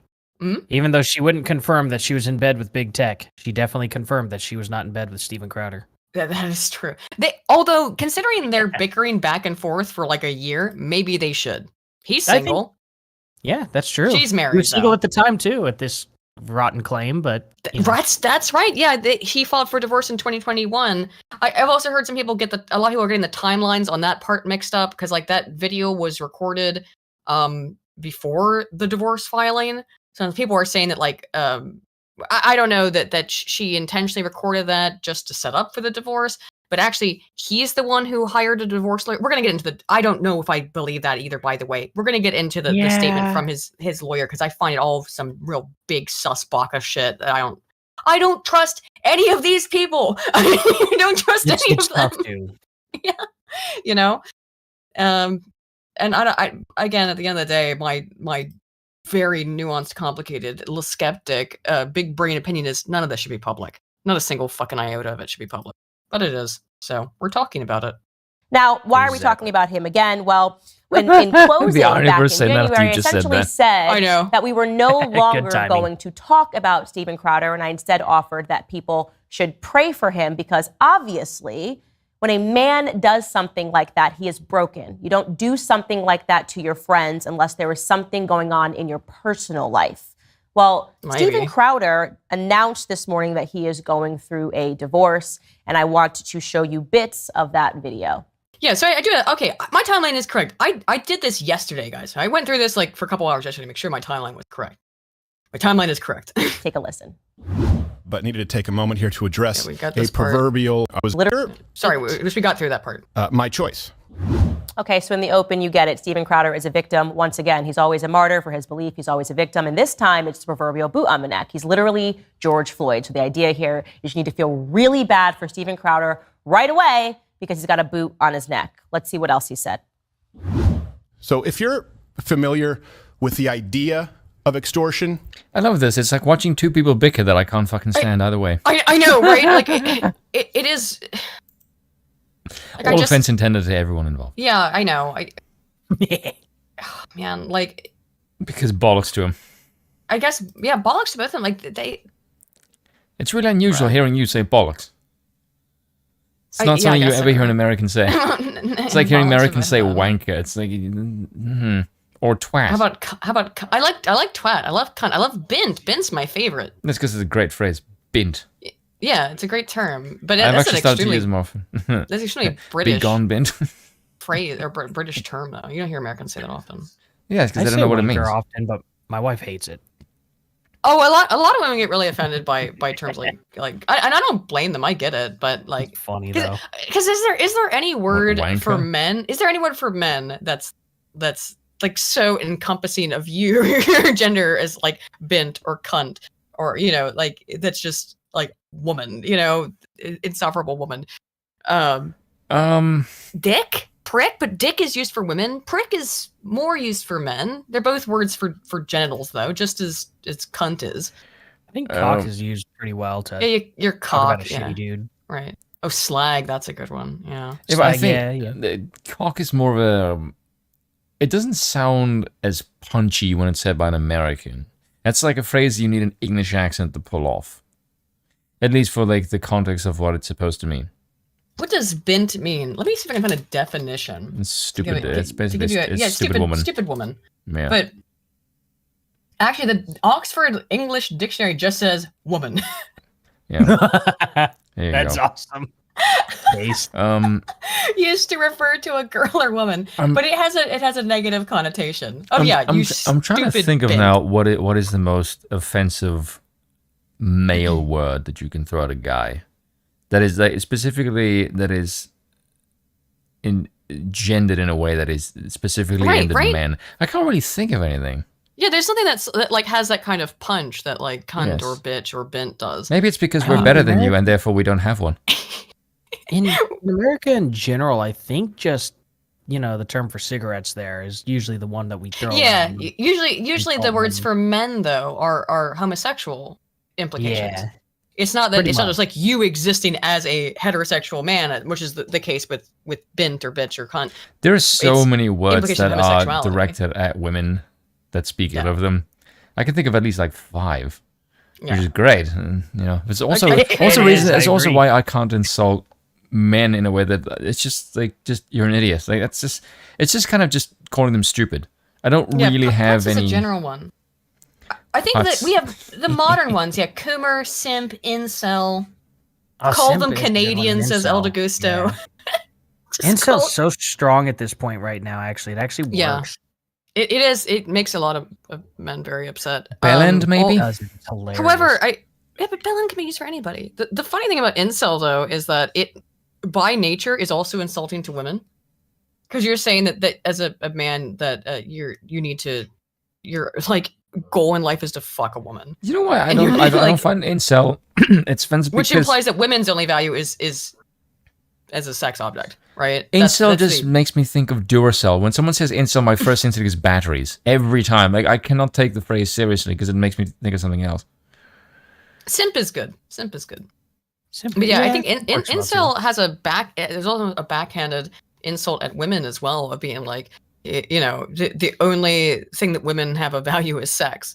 So all these phrases make me think of things that is unrelated to what they're supposed to mean. Like simp makes me think of Simpsons. Yeah. Incel makes me think of battery. That's a good song though. Yeah. Let's go. Then you know the feeling well. I just realized battery means also like assault. Oh yeah, there you go. And like now insult just makes you think of like shooting, like swings and roundabouts. Oh wow, that does actually make sense. That's what happened in Nashville. Yeah, exactly. All comes full circle. There it is. Yeah. I think I just ruined the word. Yeah, good job, Spoon. I think Some it's of these Much better than think of it that way. threats were so thinly veiled that I'm frankly surprised you didn't all guess immediately. Stephen has a lot going on, I guess is the best way to say it. He has a lot going on, and that should be clear. I want to point out something, though. This is the impetus video that Stephen said was being kind of threatening towards him about her leaking that they were having a divorce. I had to point out this is January 24th, 2023. That's happening right around the same time all of those clips that we watched earlier were coming out involving Owen Benjamin, right? And the stuff at the Daily Wire. Not Owen Benjamin, sorry, the stuff at the Daily Wire. That's why Candace is probably saying this, right? This is right after Candace says this, that she's saying like Steven's got like personal shit going on. This is right around the Daily Wire contract issue. So just this was after, and it makes me wonder why she would say that she can't say like what it is. And that just immediately makes me think, well, the only thing I can think of is the divorce. Yeah. That's Stephen's implication, and I think it was what Candace was implying. Because the divorce had been filed. The divorce had been filed either in January, I think it was 2021, so it must have been... I mean, I have we'll bring them up. I've got the files. It was either in 2021 or late 2020, or not 2021. I think the divorce was filed in 2021, excuse me, or 2022. But it had been known that they were getting a divorce for a long time. So that was not new. Well, for people who, if you knew, you knew, right? And it was a matter of public record. If you looked into it, you could have found it. Because public court filings. But yeah. Here, because people don't do stuff like this if there's not a lot going on in their lives. I would like to implore my audience and everybody. I kind of just want to walk up to them both with my hands on their shoulders and go, listen, you're both being kind of faggy. Yeah, they are. And you're being leftist and cringe. Please make it stop. Yeah, I agree. Like this whole thing, it just like your constant stupid back and forth is so unnecessary. Can you just fuck already? Yeah, do it. Because it's like, also Candace, the 80s called they want their suit back. Isn't paying attention to the situation, not to condemn him. I mean, shoulder pads. That's and the large. What are those called? Lapels. Yeah. Yeah. The big. Or as I like to call them, Obama shoulders. For Michelle, obviously, not Barack. Michael, you mean? Don't worry. Candace's biggest, her most scandalous. What would be the word? I'm trying to think. Her biggest scandal is wearing that suit. That one, yeah, probably I would agree with that. Him, but to pray for him. Tan. Sometimes people need a prayer. Sometimes people need a scripture. You know, Stephen purports to be a Christian. I am unsure. Oh my God, they're like Jenk and Anna. I know. Oh my God. This like. Oh, that's so true. I do think. Look, I do feel like I don't even think I need to be complicated about this. This kind of shit going on your show and be like, something really bad is going on with Steven. That's why he doesn't want to take this daily. That's why he's doing what he's doing against the Daily Wire. Oh God, yeah, it's the 80s power pads. Yeah, it totally is. It is 80 power pads, but yes, 80 power pads. It's like, please pray for Steven. It's I'm sorry, as a Christian, this is performative Christianity. Like a scary movie scene. Yeah, I was gonna say Brenda. Oh God, yeah. But I think this is like Brandon. This is performative Christianity. It's it is, yes. Pray for him. I'm not gonna say what it is. Teehee. It's kind of cringe. It is cringe. Yes. Or at this moment, if it is my place to say more than that. You know, maybe then why do this video at all? Like, because seriously? You know why? Because she wants people to speculate. That's why. Okay, like I just think, how do I not? He's fucked with the Daily Wire, which he shouldn't have done. I already went over why I think that he handled the Daily Wire thing really poorly. But their response is basically to be like, "All right, Steven Crowder, you're not gonna play ball. We're gonna fucking destroy you, dude." Nah, but now it looks like she's simping for her bosses, and it's like it does. Yeah. She sounded like that on Tim Pool's show too. I know. Yeah, I don't want to go there. Never mind. All right. No. Do you disagree? No. I was gonna say something really horrendous. Oh, okay. I mean, you're loud. Stop myself. You're loud. I don't know if I can. But both of our bosses. Go on. Small hats. They're of the wider variety. Yeah. Okay. They wear. Oh, I thought you were gonna say that they wear tiny hats, but no, there's a reason why she's simping for them. Well, because they're actually effective, good bosses. No, because yes, exactly. That's part of it. And I thought it was going to be that Candace is into white men, which is true as well. But she's married. Okay, can we just speak for a second about this? Women of color, you all crave white dick. Like, please, can you stop saying you fucking don't? Look at every single person of color who is a leftist, who bitches about white people. All of you are married to white men. Almost all of those. Every single one of you. Why? Because all of you crave power. And in the power in a white society is white dudes. Please stop with this shit. Everyone knows you want to make multiracial babies and with white men. You know why? Because you want good hair for your offspring. Fuck off, I will say, because I've heard them say this shit. Look, you want to hear you want to hear the most racist shit you ever heard in your life? Racist against black people? Talk to black women. Holy damn. You'll hear the most racist shit. They can't, like, so many black women hate black men. And when we look at those dating profile studies, I've talked about this before, but it's like white men, top of the like all women of all races like are looking for white men. None of them are looking for black men. With women, it's Asians are at the top of the boat. You know, like Asian women, all men of all races want the Asian woman, and then white women. But like, it's whatever. It's the same thing. Do you know what? Something else. This is the thing as well.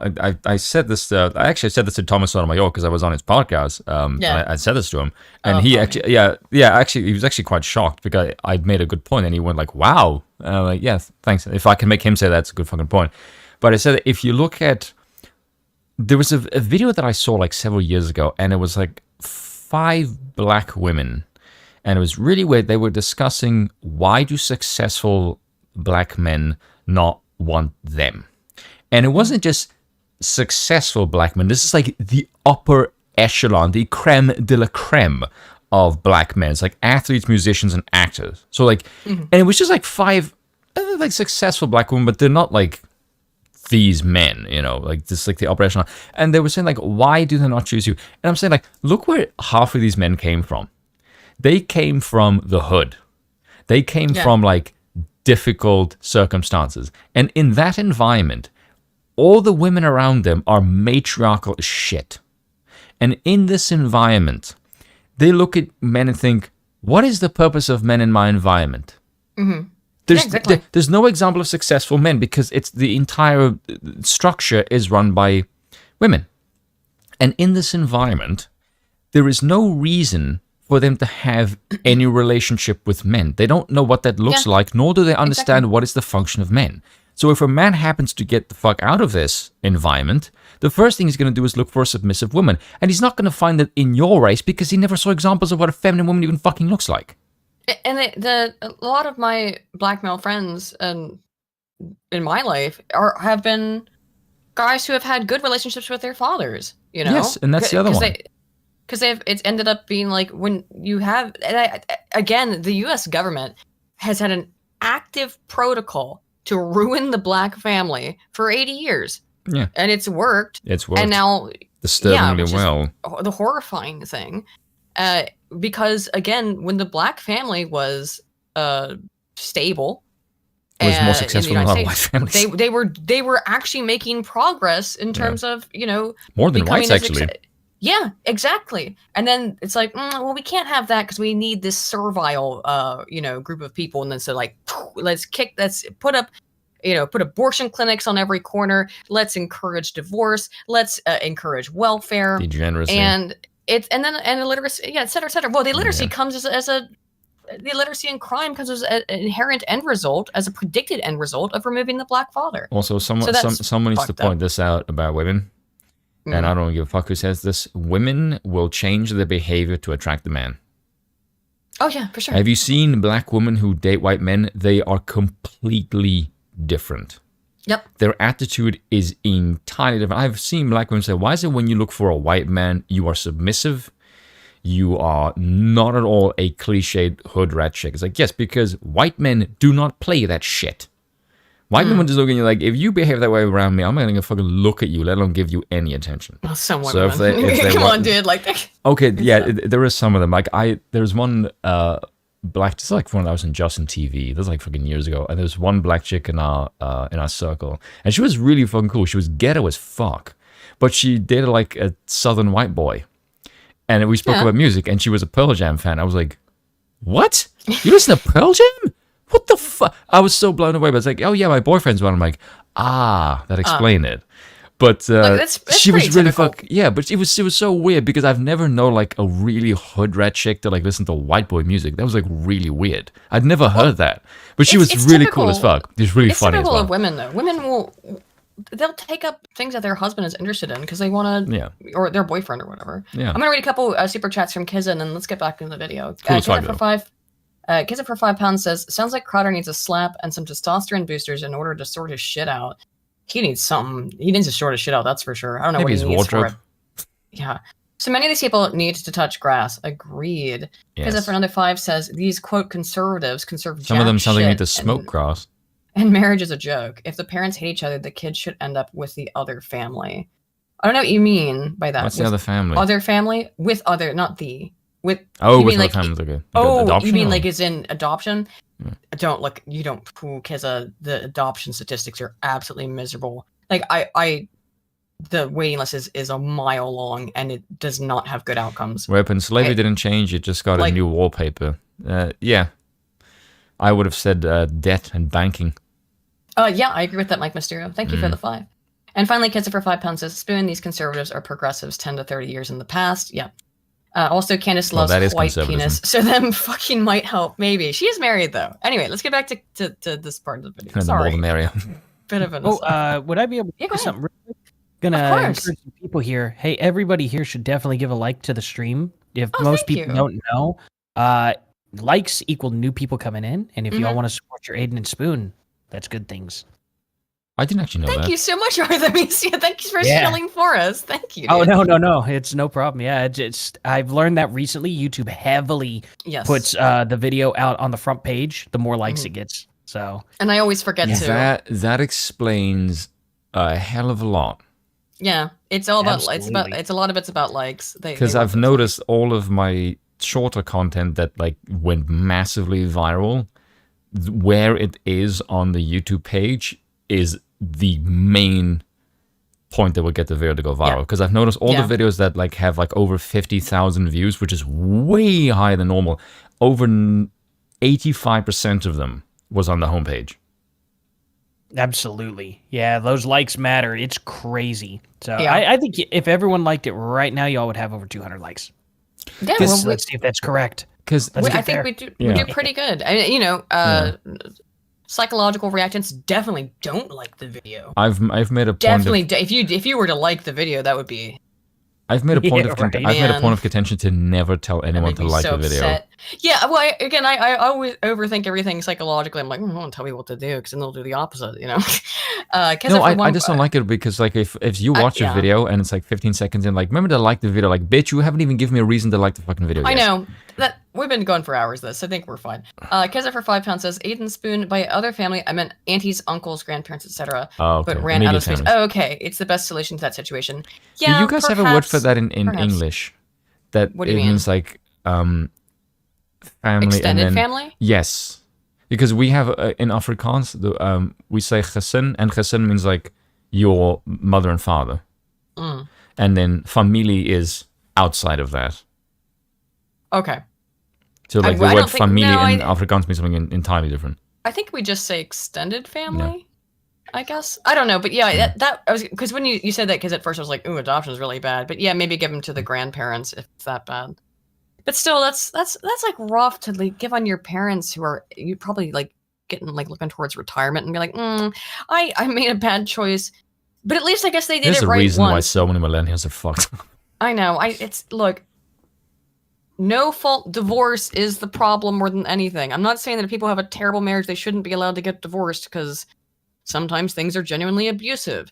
But no fault divorce is a problem. Anyway, back to Candace. Embedded in Crowder, embedded in Candace.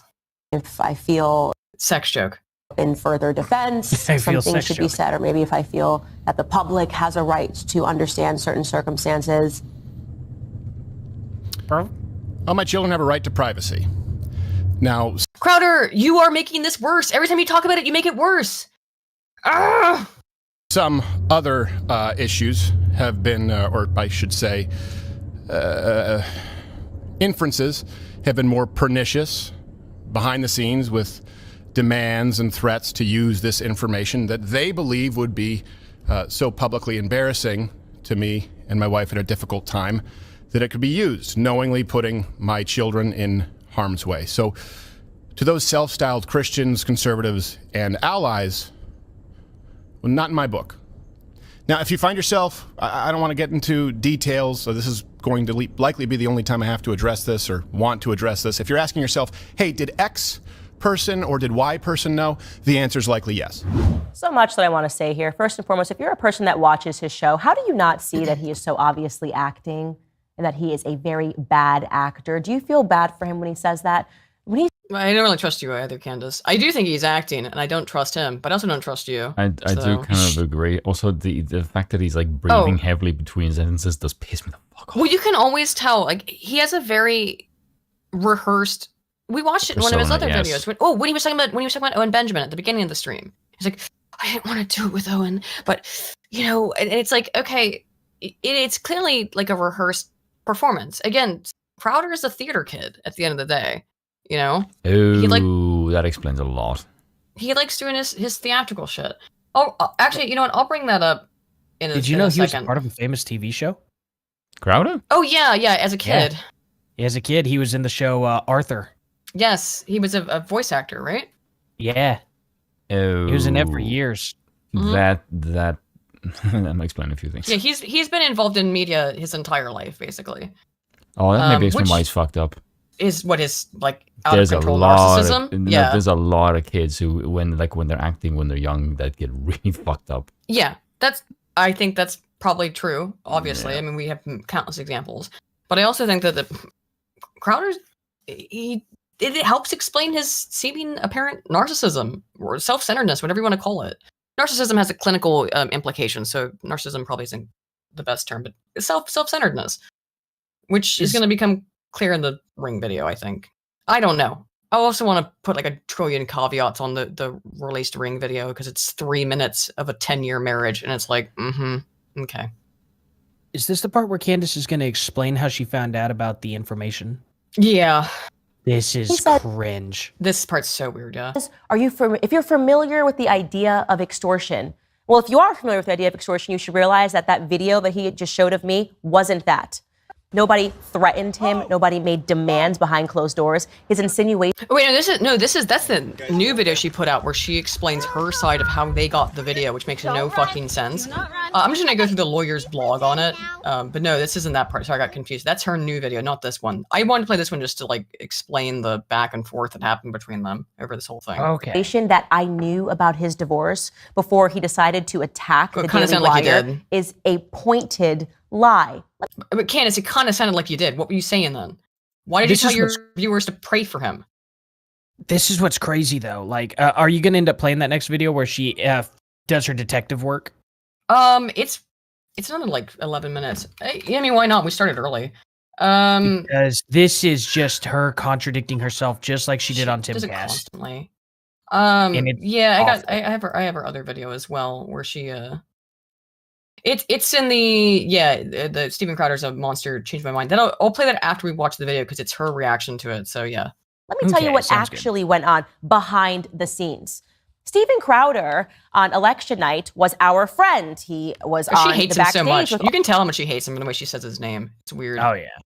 All of us laughing, Steven having a great Crowder. time. He even sent me a retrospectively very flirty message thereafter on Instagram about how nice I looked on election night, even though I didn't respond to it.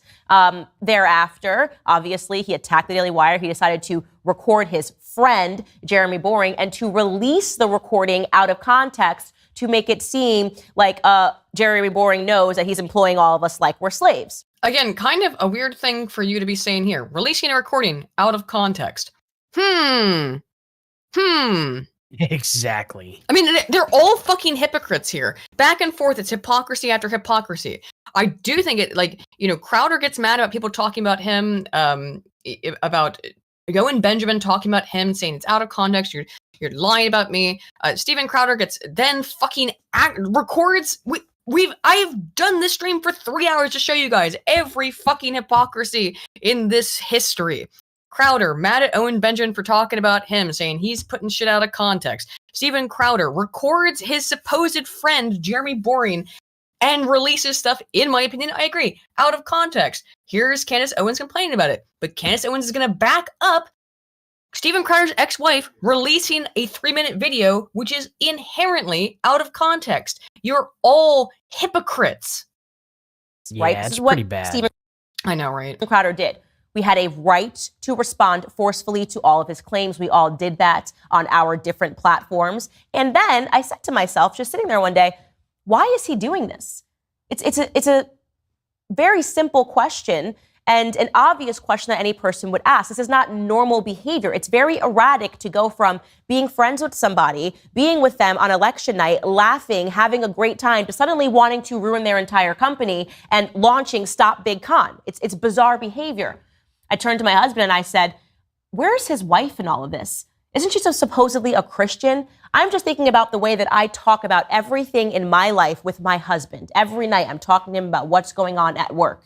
I thought to myself, where is Hillary Crowder in all of this?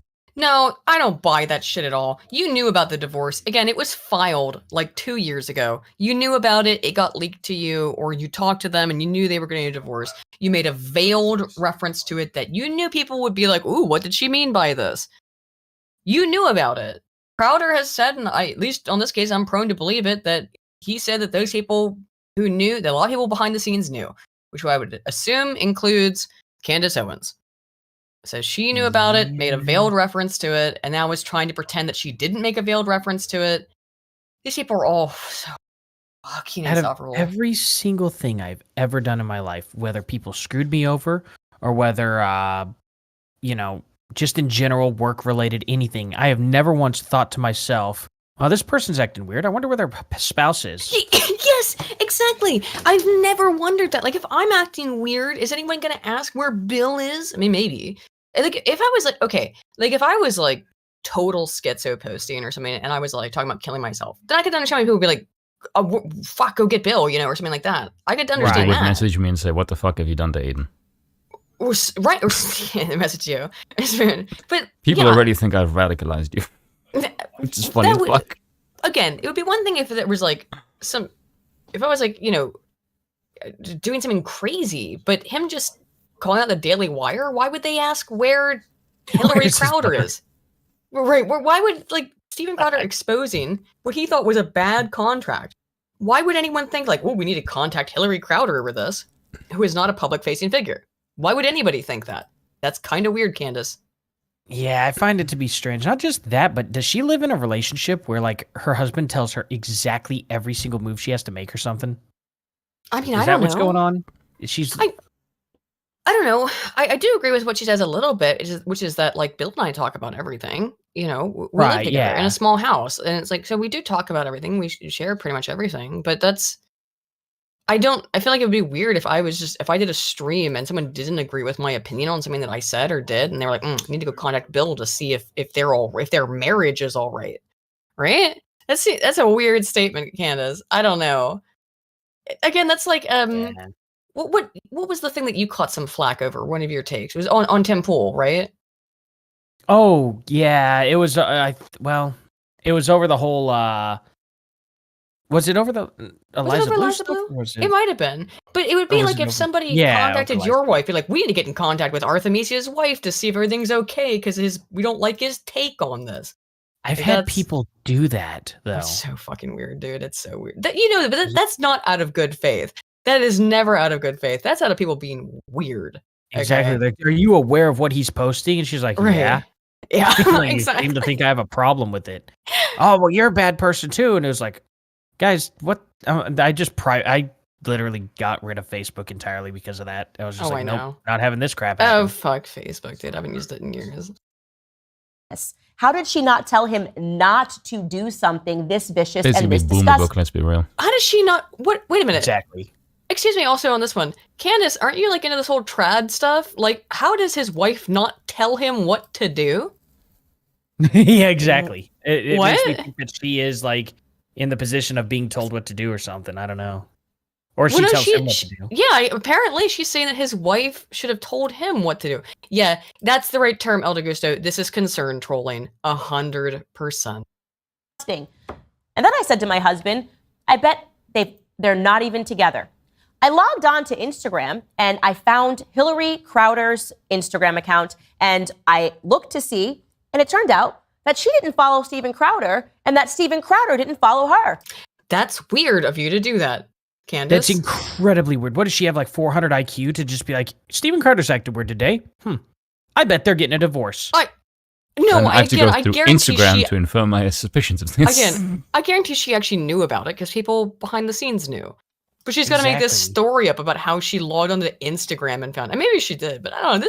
But even if that's what you did, Candace, that comes off as creepy stalker fucking behavior, bitch. Like exactly. It's just weird. It's like, first of all, I knew nothing about the divorce, but then I did some detective work and found out about the divorce. Still admitting, and this is where her contradiction is. She says that she never knew about the divorce then, but then clearly she actually did know about the divorce because she admits it here. But she found out about it her way, not being told it. Right. It's like, but you still knew. Yeah, you said you didn't. Again, I think her my Instagram detective work. I don't think so, but okay. Yeah, exactly. Nice try. Either way, creepy and weird, Candace. I actually think it is weirder for you to give this Instagram story about how you found out about it than to just say, yeah, guess what? Everyone at the Daily Wire knew because we all talk. Yeah, it's too weird. Almost assuredly, how she actually found out about it is, right. It's gossip, and she found out about it through these people all know each other. And then she's like, she couldn't, because I guarantee, I don't know, I don't want to be too solipsistic, but that's mostly the way she found out about it. But then she doesn't make up this story about how she stalked them on Instagram. Candace, that makes you look so much more unhinged. But okay, girl, go off. He didn't follow anybody in her family, and she wasn't following anybody in his family. That was my aha moment. Clearly, there was some sort of a separation. Now, this might sound like crazy CIA stuff, woman stuff. It's exactly what happened. Yes. Okay. Going on an Instagram. Okay, please stop. Going on freaking Instagram and looking at two people don't follow, thinking that's CIA. Okay, that actually might be the competence of the CIA lately. But to say you looking at this and they're clearly getting divorced of a fucking Instagram following. Jesus Christ, woman, that's just, you sound deranged. Yes, that's a fucking stretch and a half. My fucking word. She legitimately sounds obsessed. Yes, and it's not the first time she sounded obsessed about Steven Crowder. It just sounds. I'm telling you, they just want to fuck. I think maybe she does. Yes. I wouldn't normally say stuff like that about people over stuff like this, but why is she so obsessed with his life? Yes, it's really weird. Just fucking get it over with, my God. I really think she just. It was. I think she really was upset that compliment that Crowder sent her didn't come with a dick pic. I don't know. I don't think did she want him to be flirting with her? I don't know. Oh, I think Candace is another person who's got a fragile ego. Oh, God, yes, that is obvious. They're a match made in heaven. And by that I mean hell. What, two dysfunctional idiots? Two dysfunctional egotists. Candace, Steven, come on. There you go. Candace, leave your husband for Steven Crowder. Look, you're both egotistical narcissists. Yes, one person is currently going through a divorce is problematic, and you need to go through a divorce and make it just worse for everyone involved. Right, I'm being facetious. Don't divorce your husband. But you seem to be made for each other with this kind of shit. Oh, God. I then spoke to Jeremy at the Daily Wire, and I said, do you think that him and his wife are potentially... Or this is something else to do. You can do this whole celebrity boxing thing. I mean, men and women nowadays have basically the same body power from what I fucking heard. It'd be very progressive. Yeah. Raise some money for left-wing causes, after Steven kicks the shit out of you. Right, for some transgender, trans the kids fund. Go ahead, balk each other. Show how progressive you are. But yeah, this seems so personal. And I will reiterate what I've said about this entire situation when it started. This is just a 4D plan to conceal their affair. I didn't even think of that. And, maybe, why is any of this public? Oh, also, Intellectual Iconoclasm for 10 says, those shoulder pads stick with me. She's Holly Gennaro, and Crowder is McLean storming DWHQ Tower to fault Hans Olaborin and plan to steal the conservative talent. Do you know what that's a reference to? No. This is a Die Hard reference. Oh, is it Die Hard? Oh, yes. McClane. Yeah. Hans Gruber. Oh, yeah. Okay, I got it. Yeah, Die Hard. I'm depressed. I had to explain that to you. I had to think for a second. McClane. I know, but you're smarter than me. I'm thinking about this stupid shit, not about Die Hard. It's not It's Christmas really or anything. bad when I'm the one who get references and you don't. That's because you are probably a bigger fan of Die Hard than I am. Even though I love Die Hard, because everyone loves Die Hard. Yes, of course. That's a good way to sense like if you like cinema. If you don't like Die Hard, there's something wrong with your sexuality. Right. Something wrong with you in general. Die Hard is a great movie. Anyway, back to this stupid drama. And he would have known whether or not I actually don't think it's stupid drama. Actually, hang on. Can I pause for a second? Just like play for 2 seconds and pause. Artemisia, since you're here, and Spoon, I'll ask you both. Do you guys think this is stupid drama? Yes. Or I do think it's stupid drama, but I think it has actual political implications, which is why we're streaming about it. Is it like the conservatives appear to just be imploding in upon themselves? No, I actually think they're just doing this for money. You think so? Yeah. Yeah, I have to agree as well. Yeah. I don't think there's any malice, but look, there's sea of bunnies. I think there's some malice behind these people. I think hate each other behind the scenes, but no, I think that's just repressed sexual tension. Maybe exactly. I think that it all comes down to penis. One thing that the left does better than the right in terms of optics, right, that I brought up earlier, is that the right will carry on and continue trying to like kind of mend bridges and not totally destroy the other person, but criticize them. When the left decides that first of all, the left will wait basically until the person is outed as a convicted pedophile before they denounce them. And then they just, so maybe they're okay with that one anymore, but you know what I mean? They'll wait until the thing that happened with the person is so severe that it absolutely cannot be covered up anymore. And then they just drop them and denounce them and get rid of them immediately, and then they're gone. And then they never come back. Do you know why the left does politics better than the right? Because the left has a more optimistic message, which is just cowing, which is just sort of disguising their desperate lust for power, which is just, we are the architects of the future, and if you give us more power, we can usher in the utopia that we have we'll always give you everything you want. Yes, which is ridiculous. Whereas the right one, they need to find some way to glamorize the struggle of life. If they can find some way to make you forging yourself into a warrior like Andrew Tate style, in a way that actually is appealable, and a Roman Viking kind of esque method, they would crush the left for all of eternity. For sure. That is the only thing that they need to like make masculinity sexy. How the hell can you not sell it, you shitheads? I know. It's easy as hell. You, on the one hand, you have jackasses who are fat, lonely, miserable, couldn't give a date to save their life. On the other hand, you've got fucking powerhouses on steroids like fucking Rob Van Dam or like John McCain, like Terminator 80 style shit. Like, how do you not glamorize that with a modern aesthetic and just kick the shit out of your opponents who can't even define gender? Like, you suck at marketing. Of course. And I think part of it is because the right does have more consistent and also morals. You need to tell women to shut the fuck up. True and based. Go ahead, Spin. No, that's no. You're good. You're agreeing. So you're good. Let's argue about everything 2023, which is his name, says, I think Crowder and Fox going down within the same week might be a quote coincidence. Who knows? It is weird, right? It's also weird that, like I said, all this happens within a week of Landau doing his tell-all on Michael Malice. Look, I can't say for sure, but a lot of this does look like it was a planned destruction of Steven Crowder. I think it's more of his own implosion, to be honest. Artemisia, do you have a take on that? Yeah, I mean, to me it is weird that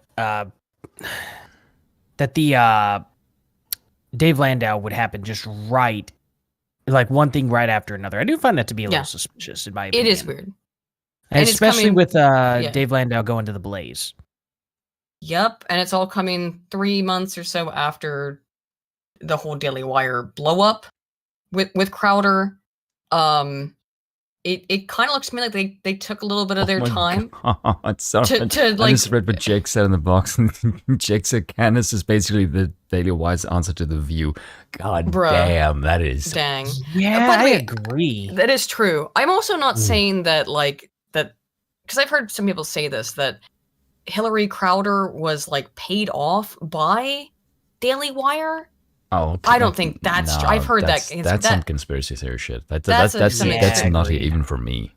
I know, and that they were like, we'll pay you off, and nah. I do think that it's more that, but Big Con Inc., whatever you want to call them, are certainly capitalizing on this because they don't like Steven Crowder, and as I've shown over the last 4 hours, they probably have some decent reasons for not liking Steven Crowder. Also, even though he's done good work, also he seems to be a bit of a dick. This is just my take on this. As much as the right want to say they don't do this, but they definitely fucking do, they also play identity politics, and the only reason why Candace Owens is there is because she is a black woman. That's it. Yeah. Like, let's be real about it. There's nothing particularly nuanced or special about her other than a skin color. Like, if she was a white person who said the same shit, she would just be like another regular conservative. There'd be nothing spectacular. If she was a white man who had done what Candace Owens did, which was make Social Autopsy, a whole thing designed to like dox and call out conservatives, I don't think she would. No, she would have been allowed to come back from that and become a main star on the Daily Wire if she was a white man who did that. Hell no. She is the token thing. Okay, so here's the thing. If you're gonna look at the world, you're gonna have to realize something. And this is something that all content creators do. And I can understand why you do this, but because this is a thing of like reality versus what the real world is actually like, or just like reality versus reality. No. I know what you mean. No. Reality versus what you want the world to be. Yeah, yes. And the thing is, as much as we would like to live in a world where we think that, Drew, your skin color doesn't matter, your sex doesn't matter. No, it absolutely does. And it's just stupid. Like the way you think, like, look, you shouldn't listen to someone just because of their race and their sex. Yeah, that is the perception of how you want the world to be. How the world actually is. No, people want to feel represented by people that look like them. That's just the reality because we're tribal in nature. That is how the human species have survived, for God's sake.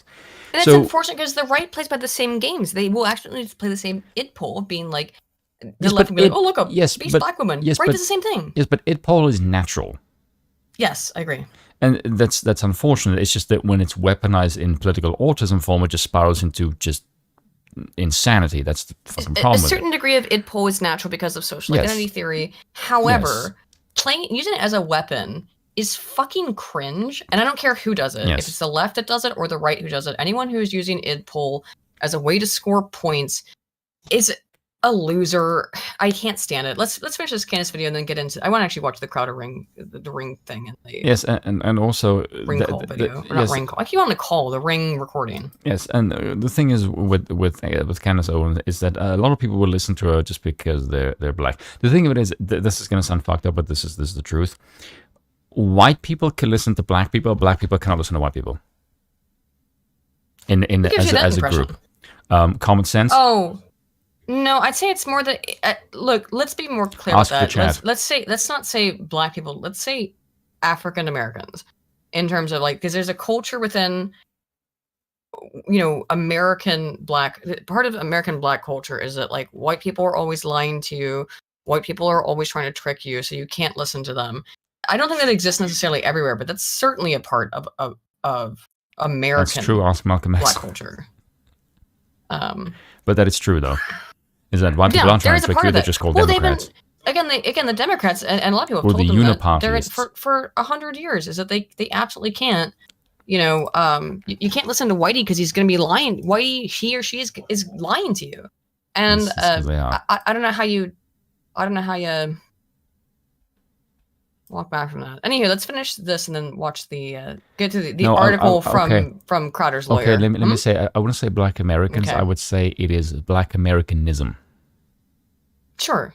Because you can get people in the UK who follow the same stupid shit because they're black, and it doesn't make any fucking sense. I thought I called them Black Americans. Did I say African? I use the terms interchangeably, but Black Americans. Whatever.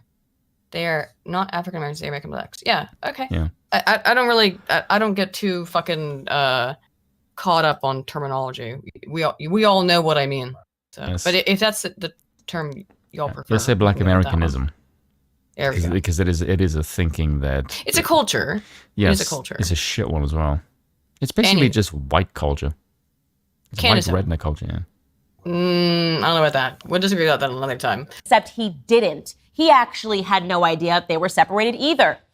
Finally, we decided in conclusion, Jeremy advised that we just stay out of it, that this is actually not our business. But you didn't do at that, least did you? It actually felt good to learn that he was going through something privately because it assigned some reason for something that he did that was so horrific and so irrational to his friends. It finally said, okay, this is a broken man. This is what I was thinking. That is not why she felt good about it. No, we not all at know all. why she felt good about it.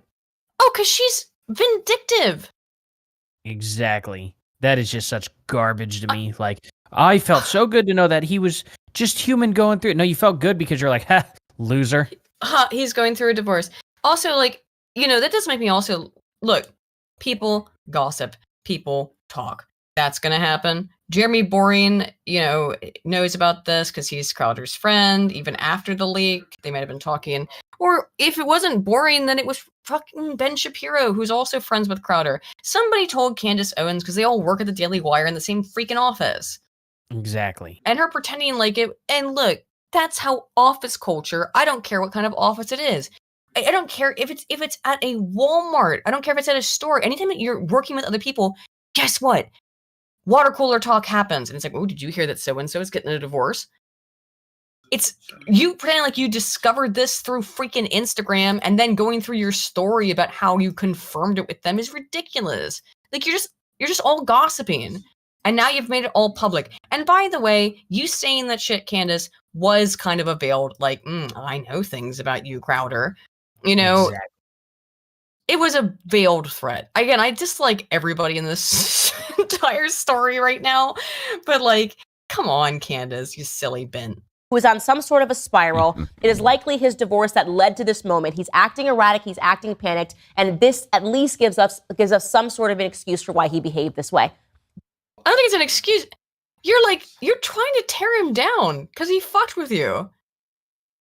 I'm sorry, I have a hard time seeing it any other way. You're really pissed off about what he did, which I don't think you're totally irrational for being pissed off about.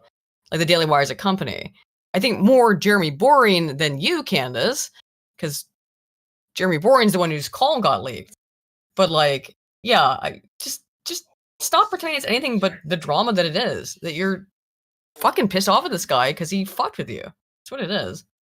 That's it. That's the big scary story. I then went onto my platform and I said, pray for Steven Crowder, honestly, because that's what he needs. He needs a prayer. And apparently, nobody's answering those prayers right now because he's still acting erratic. He's now upping the ante and suggesting that I extorted him.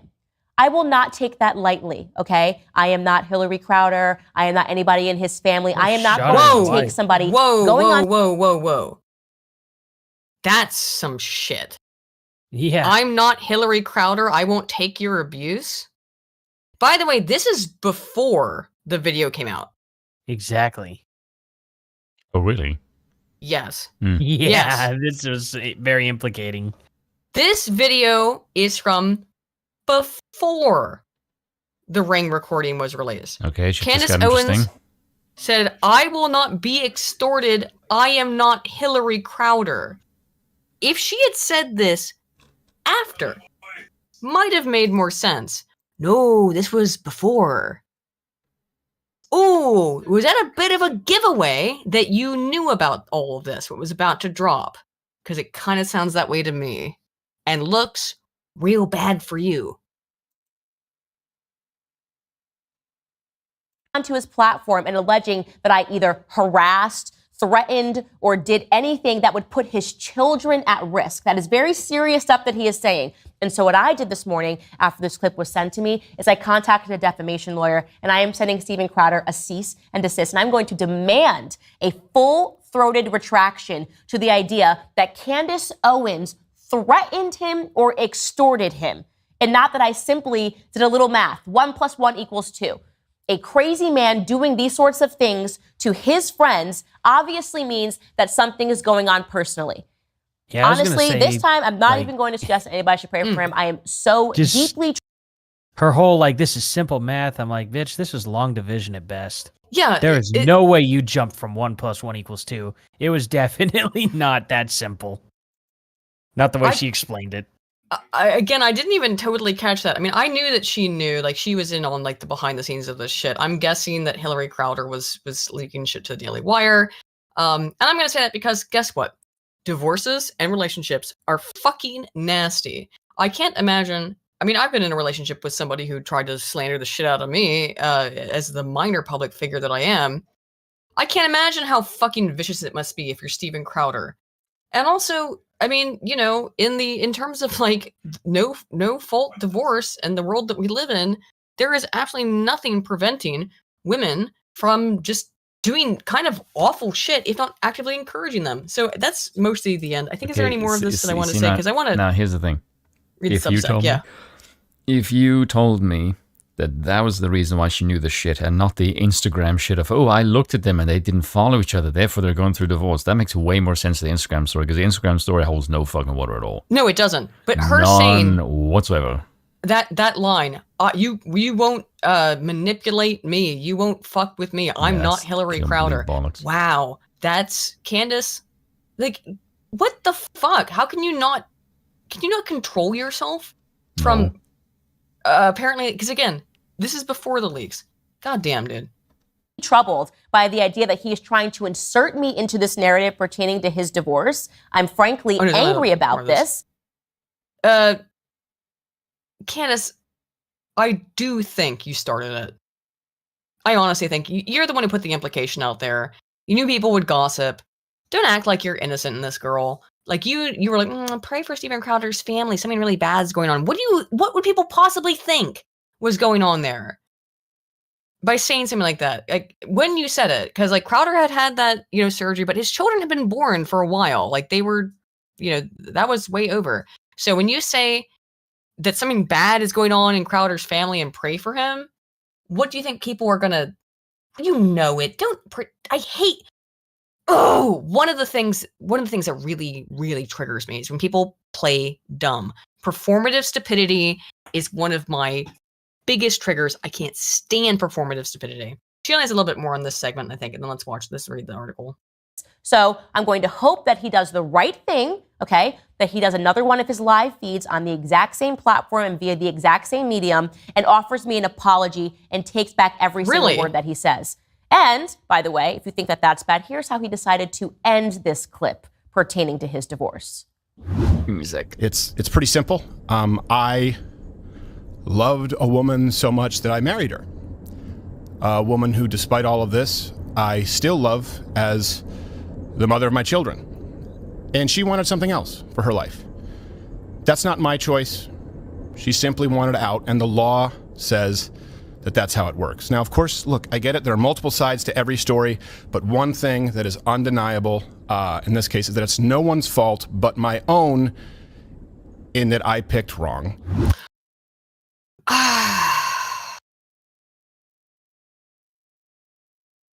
Maybe you're an asshole, Crowder. Maybe your wife's also not a great person either. Oh, Candace's face there's not great. But I don't, it's not like I picked wrong. That is, you say divorces are complicated and then go, actually, no, it's just I picked wrong. No, it's not that simple. That's why I hate that all of this is what we have to talk about, but we do.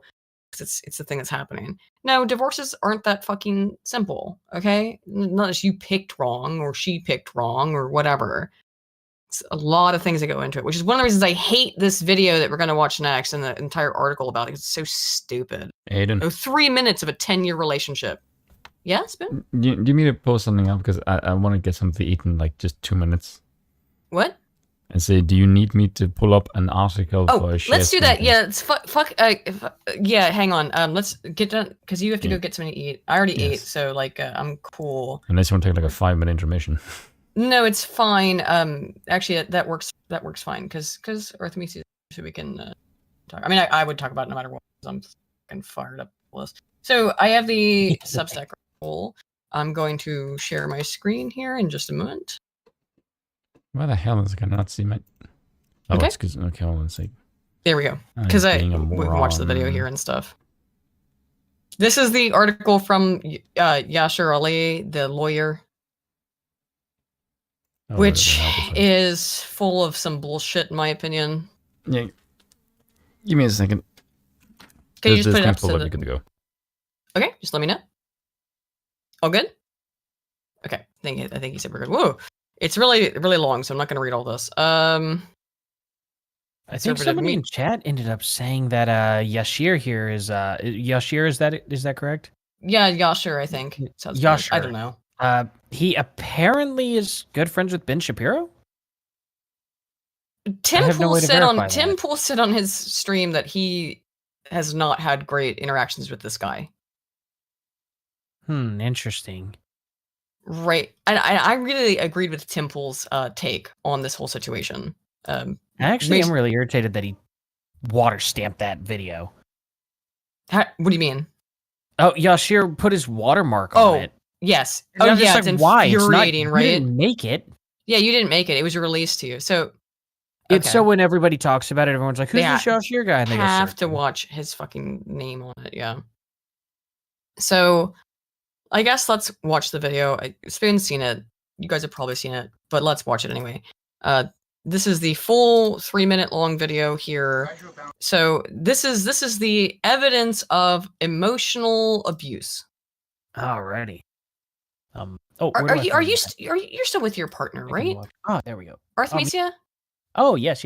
I assume so. Just double checking. But do you ever have arguments? She wishes she could get out of it. No. Do you ever have arguments like all the time? Here's the thing. That's normal. Like, couples have arguments. It's super normal. I do think Crowder looks like a giant fucking piss baby in this. Before we watch it, he looks like a fucking asshole, and I have questions about certain aspects of it. But that's the thing, though, is he never gets too heated, and that's one thing that just, like... I'm looking at this, and I'm like, I've seen so much worse. Yeah, the text at the end. We'll get into that. I'll get into that. Yeah, that drives me that's nuts. bullshit. Get the screen up. Oh, should be able to on Discord. I mean, like, I'm trying to full screen this sucker, and it's just not wanting to let me do it. Oh well, I can watch it like this. It's all good. Okay, sorry. I'm a fucking boomer, so I'm really bad at this kind of stuff. No, you're good. I should be able to full screen it, but it's not giving me the option. That's weird. Oh, sorry. It should be a pop out. Should it like pop out? Yeah, it doesn't give me the pop out. Oh, I found the pop out. There it is. There we go. Move. Weird. I know. I'm perpetually confused by technology. Yeah, they just updated. I haven't screwed with this in at least 6 months. Yeah, I know. I always have to relearn it constantly. So there's a lot of things that are weird about this, right? Like I said before, Crowder's net worth is placed between $5 and $100 million that I've seen. I've seen estimates all over the place. I think 5 is on an extreme low end, but he's clearly wealthy. So I have a lot of questions about some of the things that are happening in this video. The problem, though, overall, is we have no idea. We have no idea what led up to this argument. Because usually, if you're in an argument with your spouse, and Spoon's not married, he's not in a long-term relationship, so he might not know this. It's usually like not something that just happened for like 1 second. It just starts out of nowhere. It's usually like something that's been like boiling for a while. And, exactly. That's exactly how it happens. And it's... small arguments can become huge arguments, but you're not really arguing about the small thing. You're arguing about you make up the build-up. And then you make up like a minute later and you love that person because you love who they are. And, just because you had an argument over something stupid like what this is, doesn't mean anything. And sometimes people can be... I've been a total cunt, in arguments with Bill. Bill rarely has been to me, but you know what I mean? Like, it's normal. It's a normal part of a relationship. Occasionally, Bill has been a bit of a cunt to me, Bill. Love you. I love him. But see, I talked about him about this when this stuff came out. And I was like, if someone saw a 3-minute snippet of an argument that I had with Bill, right? they might think we hate each other too. Exactly. Because like occasionally we will have an argument where it's like, and then I'll be like, or sometimes I'm in a bad mood or I'm sick or something, and then I'll say something mean, or he'll say something a little bit short. Like he was kind of in a bad mood a little bit today, and it was like yesterday, but that's normal. It's fucking life. That's human interaction. You take 3 snippets out of a 10-year long marriage and pretend like that means anything? Get fucked. Absolutely. And that was my point. And so many people, like on my channel, so many people were just like, dude, you're taking an L on this one. This is so bad. And I'm like, guys, there's just not enough info. Like if I saw the whole fight and I really saw Crowder blow up and do some crazy stuff, I'd be like, all right, there's something. We didn't get that. And that's the thing that people, I always tell people, Crowder could be the biggest monster. I'm not defending Crowder by any means. I'm not either, yeah. The problem is there's a lot of claims being made on Crowder with zero evidence. Yeah. This part is the part that I said should never have been made public. The other stuff that was public is public, and it is what it is. But this stuff, it's like, and she, by the way, via her lawyer, is the one who posted this. Let's just watch it, and let's review the horrible, according to the left, and a lot of people, even the right, emotional abuse of Steven Crowder, who I do think sounds like a big man baby, but let's watch it. I drew a boundary. No, you just did it. I drew a boundary of abusive and cruel. You were not taking the car. Because if you refuse to do wifely things, then I will go pick up the groceries. There's no groceries. I do have steaks, wood pellets, my grill. Okay, I'm like I said, very weirdly out of place. It sounds like strange. It's like, so she's not done something that he wants her to do, but we don't have the pretext, so who knows? Exactly. And you know what else is what was it? What was I gonna put out? There apparently some context here. A lot of people are trying to date exactly when this happened, and I think in the bottom right corner of the screen, which I can't see it now, but I think it said June of 2021. Right. Apparently it's 2021, yeah. Yeah, apparently this was right after his chest surgery. It's right before. Because this is the thing that gets really weird about it. And it's the one thing that I will say, she's 8 months pregnant. Crowder got his chest surgery when she was 9 months pregnant. I thought that was his second surgery when his lung collapsed. It was a second surgery. His lung had collapsed. So people who are calling elective, as the lawyer does here, at least he claimed his lung had collapsed, but that's Crowder's side of it. Right. I remember when that happened. I was watching this. I watched the show. I watch the show all the time, so it's hard to gaslight me when I fucking watch it. Do you know what I mean? Like, yeah, absolutely. When I watch the show every day, every week, it's kind of hard to get, or almost every day, every week, it's kind of hard to gaslight me on it. People who don't know anything about these people and have never watched them, yeah, that's very easy. But I think we'll get into the surgery thing because I have a whole segment on that, or thing on that. That's weird. This part's weird though. You're not taking the car. This is one of the things everyone has brought up is like, why Steven Crowder, a multimillionaire, has one car. Yeah, I don't think he does have one car. I mean, this could be the one car that they own, but do they have a truck or an SUV? Well, no, it sounds he just calls the car, you know. But again, I think one of the reasons why this sounds so ridiculous and why it doesn't, it's possible though that he only has one car because he is being controlling. Sure. That's very possible, and it comes off as controlling. So he's saying she hasn't done her wifely duties. He wants her to go to the shop to get steaks and wood pellets, but also says she can't go out to the store. Yeah, see, that didn't make sense to me. How can he sit there and say you can't go to the store, but you can go to the store? This is actually interesting because I wanted to hear the chats. So Bill Batson says he's seen he'll get the groceries if she won't do wifely things. The implication is the wifely thing is to get the groceries. He needs a car to do her chores. I can actually see that one. That one makes sense. Again, this argument is so out of context that it's difficult for me to even understand what the fuck's happening. I've listened to it, by the way, multiple times. Sorry. No, that's it. I've listened to it multiple times, and I don't understand what's happening, because how could any of us understand what's happening? Right. That's when they're telling me it's so clear, I'm like, it's not clear, guys. That's my point, is this could turn out to being that maybe he was saying, well, since you didn't wash the dishes. Since you didn't wash the dishes, well, I'm going to go do the thing that you like to do. I don't know, maybe I'm going to go take care of the groceries because I know that you like taking care of groceries. It could have been that petty. But there was also another implication of her talking to another man, from what I thought. Yeah. Okay. Well, yeah. Let's watch it, and then it does sound like he's under the impression that, because she says, "I'll be back when I'm back," and that he thinks that she's going to go dilly dally. She wants to go out with her girlfriends or something like that. She wants to go do other things other than grocery shop. She's not just going to run out to the store. Like, again, if I tell Bill, like, "Oh, Bill, we don't have any milk, we don't have any butter," and Bill would be like, "Well, I'll be back when I'm back." I'd also be like, "What?" I can just be honest. Honestly, like, if I said, okay, not that I would be worried about that, but if, I asked Bill, like, "Hey, can you run up to the store to get a steak or whatever, or to get some ground beef?" And he's like, "Yeah, well, I need the car," and we only have one car because we're not Steven Crowder, Exactly. And like, he was like, "Yeah, well, all right, I'll run up to the store and I'll be back in a couple hours."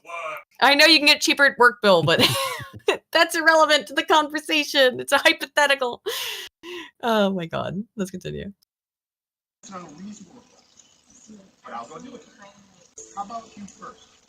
He does say he's gonna go do it. He's gonna go get the steaks and the stuff to grill them. So I do think it's kind of fucked to be smoking a fucking cigar in front of your pregnant wife, but whatever.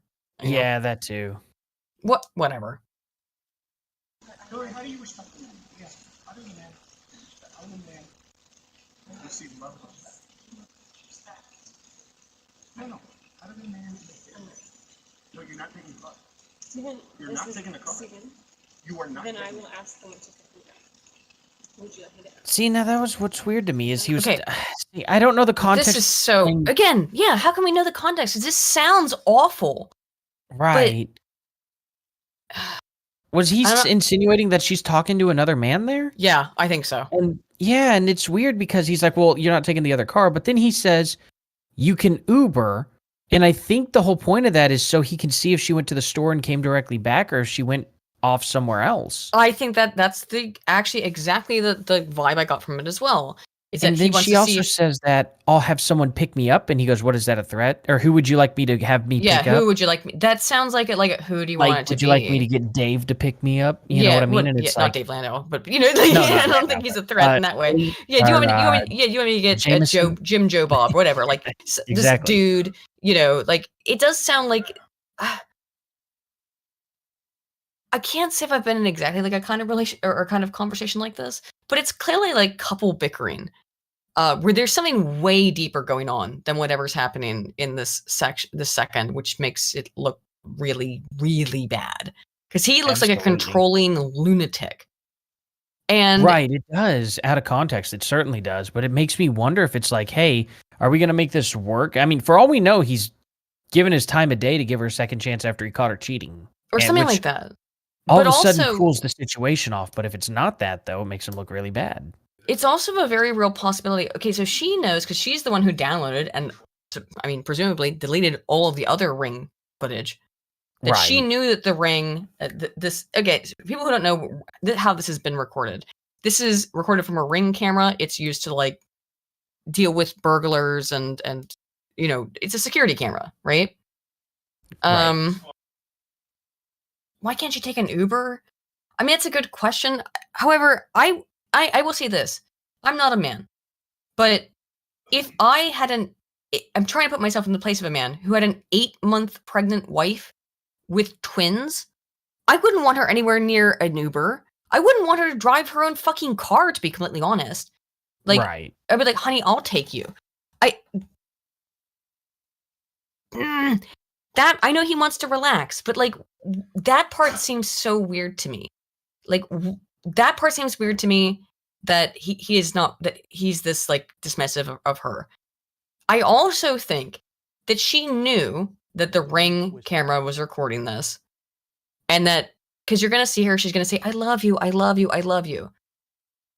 Yeah, it is. It's weird to me. It's very weird to me because there's no rational human being that is going to go from this point of, oh, I just love you so much, to literally like, what was it, the next month they filed for divorce?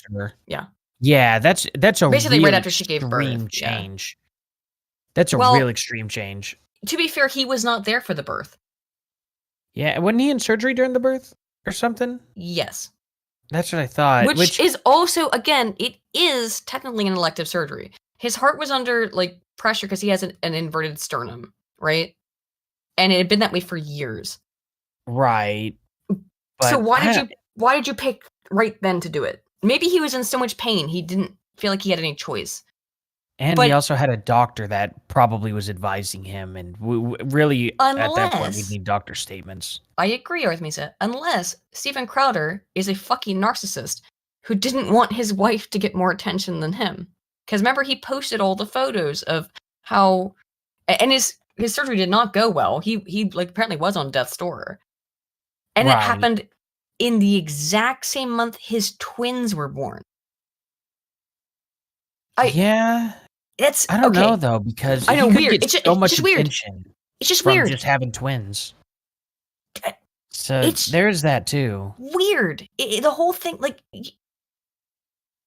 I can understand wanting to have a surgery like that so that you can play with your kids, right? So you can be there to be their dad, right? Right. I get that. But it's also really weird that you would wait until literally when your wife, who is pregnant with twins, is about to pop to be like, all right, I'm going to go get my chest surgery right now. Yeah, who knows? This was also in the middle of COVID too. So it makes me wonder if they were like, hey, this is the time and this is the only day we got for you. Maybe. Or something like how that. could we know? How could we know that? It's so tough. It's all very bizarre. That's why I hate when people were like coming out with like, I know this and here's my definitive take. My whole point on this is like, oh, we don't fucking know any of this. Here, I can make some speculations. I can see that some of the timelines on this shit's weird. I can see that this video is a little bit bizarre. Yeah, his lung did collapse. Sleep is a cousin of death. That's what he said. Yes. Hello, sleep. I'm not sure though. It can. He said his lung collapsed. And it had to be an emergency surgery, even though he'd known that this was an issue for years, and he put it off having the surgery. I don't know. Again, how can any of us know? It all just seemed maybe totally by complete serendipity happenstance of the universe. These two things coincided that his lung really did collapse, and he finally had to have his sternum fixed at the week that his wife was giving birth. I don't know. Yeah, I do think Steven Crowder's so much. Yeah, I do think he's a narcissist. But is he so much of a narcissist that he would do something like that? That would be wild. And if he is, then he's a lunatic. Yeah, absolute lunatic. And I feel like things would come out a lot more often about him if that were the case, because that's just next level. Like, even if everything came out and it was like, hey, Steven Crowder's quite the monster and da-da-da-da-da, I still wouldn't expect him to be like, well, I'm going to have surgery during the week of your birth. That to me is absolute next level that I would be like, oh, that's the worst possible thing he's done out of everything, out of all the accusations, in my opinion. Aiden's giving the view that we know when a woman will give birth. People can be born early or late. Surgery may have been set. It would be, we generally have a month. You know what I mean? Like we have like a general 3-week period when we know it's going to happen. Not the exact date. This was also IVF. So there's a lot more control from the doctors involving this typically. And plus when it comes to first time births too, my wife had to be induced because we hit day 40 or not day. We hit week 40. Week 40. Yeah. And it was gonna go after and the doctor was like, "Hey, we just need to get this kid out now because there's a risk here for her getting too big." And boy, was she was a big baby. Oh, Ardent Party, was the lung thing after the sternum correction? Yes. Oh, okay. So he had the sternum so he had this pre-planned sternum correction surgery, which I'll go down and it's in the document here. Mm-hmm. Then he must have had this plan. Look, again, I understand. You realize your wife's pregnant and you're like, oh shit, I have this thing wrong with my sternum is pressing in on my heart, which is the problem, that's a genetic condition that Crowder has, right? His sternum was turning inward and pressing in on his heart, which could eventually kill him. It was not a dire, needing to be addressed now. But I can see how you find out your wife's pregnant and you go, oh my God, okay, well, I need to get my health. I need to get my shit together, and you go have this surgery to fix it. But pregnancy is 9 months. You know what I mean? You find out when she's about 3 months. I think I maybe they couldn't fit him in anytime earlier. Again, this was during COVID. They couldn't fit him in. But if that was the case, then I would say like, okay, well then let's not plan it for when she's 9 months pregnant. Let's plan it then for. See, this is the. I don't know. It's so hard, right? It's so difficult. I don't know. See, I was told by a lot of people that he had his chest surgery, like he just got out of chest surgery while this video was recording, and no, because he was in like a fucking happened like during her pregnancy or something, or during her birth. But it was definitely after this. Yes, definitively. Okay. Because it was when he was in the hospital that she gave birth. He couldn't go to the birth because he was in hospital. Right, but I thought that was because of the lung collapse. Oh, hang on. Hang on. Let's try to. Well, it's in this. It should be in this article. This article is fucking incredibly biased and very anti-Crowder. But I think we'll go through it. Let's finish the video. I do think though that the lung collapse was like a year later. Was it that long? Hang on, let's find out. Crowder lung collapse. Because no, it was at the same time as this. It's saying it happened simultaneous. Really? It was July 28th, 2021. Which I yes, the lung collapse was simultaneous. Yeah, it was when he was in the. I thought people were wrong when they were saying he's sitting there with a collapsed lung and he's in pain. It was but right he after the didn't surgery. know he had a collapsed lung, and I was like, yeah, I don't believe that. He's smoking a cigar. And maybe he really was that ignorant. No, but I'd be like, how did that not hurt? Yeah, the lung collapse. Yes, thank you. Sleep is a cousin of death. The lung collapse was discovered during the surgery, which that's why he had to be in the hospital for so long. Right. Thank you guys for reminding me. Okay. Yeah. So which he chose to do, or maybe didn't really choose, because how much can you choose the surgery? But whatever. It was essentially an elective surgery. It was something that was going to have to be done eventually. But it's like, okay, so I chipped a tooth, right? I can't, like, at some point I'm going to have to, it's my front tooth. I'm going to have to, it's just a little chip. But if I want to like go on another podcast, I'm going to have my tooth chipped. This is not analogous in any way. I'm just saying. But like, eventually I'm going to have that tooth fixed. I've also got like a cavity in a back tooth that I need to have fixed. Eventually I'm going to have this fixed. But it's not pressing on me this second, right? So it's very not analogous, just saying.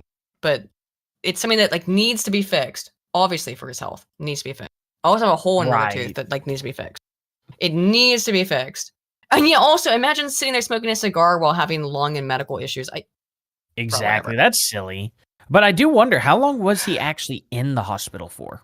It was like a couple of weeks because he was really fucked up. He posted a bunch of pictures of it on Instagram and stuff where he's like, hang on. With just knowing that, it kind of tells me he didn't plan it for when his kids were born.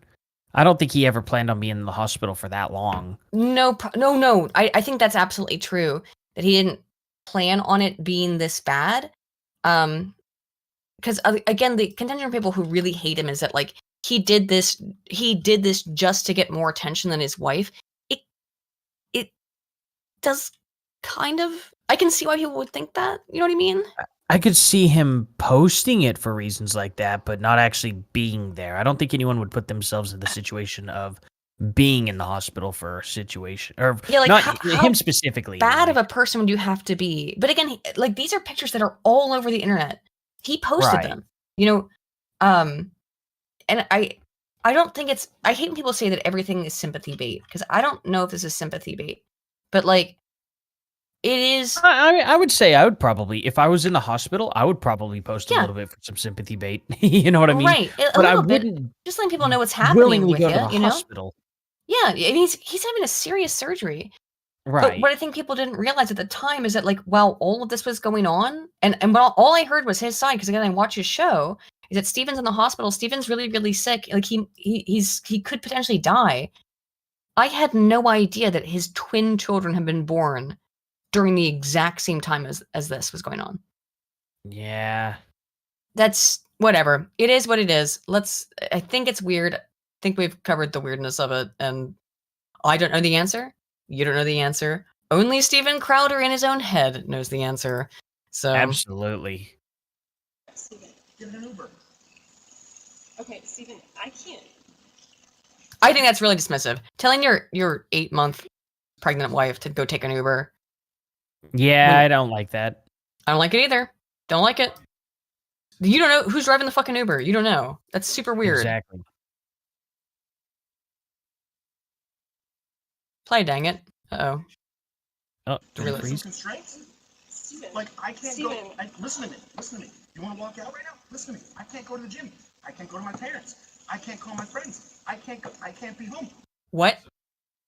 I can't call my friends without the car? Like, yeah, again, see, that's why I weird. hate this clip, because it's so out of context. You go ahead. Sorry.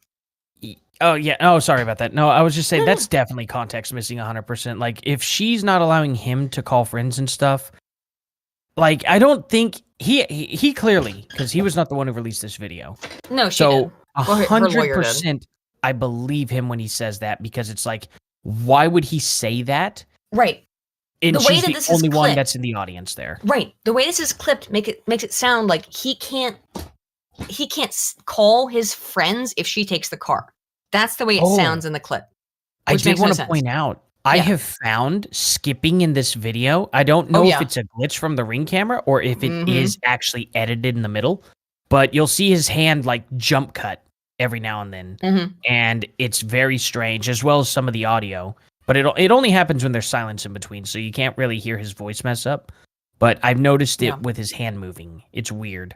He says he can't go to his friends. He can't. It's not that he can't call his friends, says El Gusto. So maybe the subtitles are wrong. Let's re-listen to it then. The subtitles wrong? Let's listen to it again. Because if it's I can't call my friends, that's weird. Let's ignore the subtitles. Don't look at them. Just listen. Parents, I can't call my friends. I can't go. It's no. Yeah, he says I can't call my friends. It's clear. That's definitely I can't call my friends. Maybe he misspoke. Maybe it does seem like there's some editing on it. I do think it looks terrible. She's like, "Can I take the car?" And he's saying, "Well, then I can't do anything." Well, that's what I thought at first. I thought the same exact thing, that if she takes the car, then he can't do anything. And I was like, what a selfish prick. And then when he said, "You see how boxed in you've made me? I can't even call my friends." And it's like, well, hold on. That has nothing to do with the car. I was like, I think they're arguing something else. And I do too. The car just happened to be involved, but they were talking about something before this video. Again, what's the pretext of this? Exactly. So I don't think he was saying, if you take the car, I can't do anything. I don't think that's the case, because it's just too weird to insert that. Yes, I agree. I think this is like a series of arguments that have been put into one, and in this context look absolutely horrible. I do think he's being a bit of a bitch, but we don't know the wider context of this entire conversation. Absolutely. I also think, again, it's so weird because, like, well, let's go back into it, because then she says, like, "I'll be back when I'm back." And I think that's why he's upset, because he's like, "When are you going to be back?" Like I said, if I say, "Hey, Bill, could you run up to the shop and grab me a bottle of booze, or whatever, or grab me a thing." To be fair, the shop in our case is like 5 minutes away, but not even, like, literally up the road. But and then he would say to me, "I'll be back when I'm back." I'd also be like, that's kind of weird. And then I would feel, well, I wouldn't feel boxed in, because I'm a fucking homebody. I don't care. But it is, I think what he's saying is weird. I think what she's doing is weird. And I don't side with either of them. That's kind of my response to this. Yeah. Let's get back into it. What do you need me to pick up? I'll get it. I'll be back when I'm back. No, that doesn't work either. You'll be back when you're back. That doesn't work either. That verbiage sounds it sounds so homosexual. You sound like a kid. You sound like a little baby. Like, that's why people had such a visceral reaction to this. Is it? No, it doesn't work either. I knew a gay guy who would say that all the time, and I would just laugh. It's awful. Like, Stephen, but again, he wasn't thinking it was being recorded. But also, like, I can't imagine if Bill talked to me like that. No, Eden, that doesn't work either. Now, in all fairness, this gay guy doesn't normally sound gay when he talks, but He'll overly do it to be funny, and it is funny. Bill says he doesn't know the context, but he would if he ever hears that voice again, he'll be furious. Okay, let's go back. Let's go back and re-listen. In fairness, Steven is not known for having a particularly masculine voice. He's not very masculine. But even though he claims to be very masculine, he smokes his cigar. He's got his big bulldog, which we're gonna get into the bulldog thing, which is totally not. That sounds like some BDSM stuff that he would do with another man. He's trying not to yell. If that's how he tries not to yell, that's a weird womanly thing. Let's go back now that you're here. So here's Steven complaining that he can't do anything if she takes the car. I can't go to my parents. I can't call my friends. I can't be home. You're gonna take the car and leave me here. Hillary, just think of how boxed in you've made me. What do you need me to pick up? I'll get it. I'll be back. Take the car and leave me here? It's so weird. Okay, wait, no, hold on a second. Wait. Pause there for a second. I know everyone has takes on this. That's why I want to play. Hold on a second. You just said, you just said I can't go out, I can't see my friends, I can't even call them, and then she wants to take the car, and they said, you know how you box me in? I think COVID box you in, the car is irrelevant, dude. What the fuck are you even talking about? Yeah, you know what? True, because this was during COVID. This is 2021. What you just said. Again, yeah, that's COVID box you in. I don't think. Yeah, that had nothing to do with your wife taking the car, dude. Look, I know that I'm pretty convinced that she knew this looked terrible. She knew that it was being recorded because she knew the Ring camera was there. So she's going to look very deferential.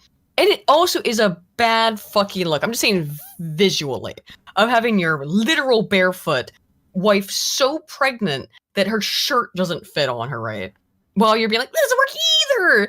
It looks so bad. Like it looks so bad for you, Steven. But let's continue. Oh, that doesn't work either. You'll be back when you're back. That doesn't work either. Do you understand the difference between my life being set to the second and you going, I'll be back when I'm back? Okay. See, that's complicating. It kind of makes sense. His life is mostly set to the second. But Steven, you're sitting there literally lounging and smoking a cigar in front of your pregnant wife, which you shouldn't be doing. And then being like, my life is so tough. I know you make all the money. I know you do. You should be allowed to relax. But what do you want to happen? You want to get your steaks and your charcoal to cook your steaks. Is she acting... I think that, again, we lack all the detail. It sounds to me like he thinks she's going to go off and, like, go shopping at the mall with their girlfriends. Or with a guy. Or with their girlfriend. Whatever. That's where my thought process goes. Because it's just so irrational. Mm-hmm. I mean, otherwise it's irrational. Right. That's my perspective as well. I agree with that. I think that he's like, oh, you're gonna go, and by the way, none of this stuff kind of ever happens in a vacuum. People always think it happens in a vacuum. His reaction is probably because she often goes and hangs out with her girlfriends at the mall or boyfriends at the mall for hours, and he's like, just go pick up the fucking steaks. I've had a long ass day. Also, don't smoke a cigar in front of your 8-month pregnant wife.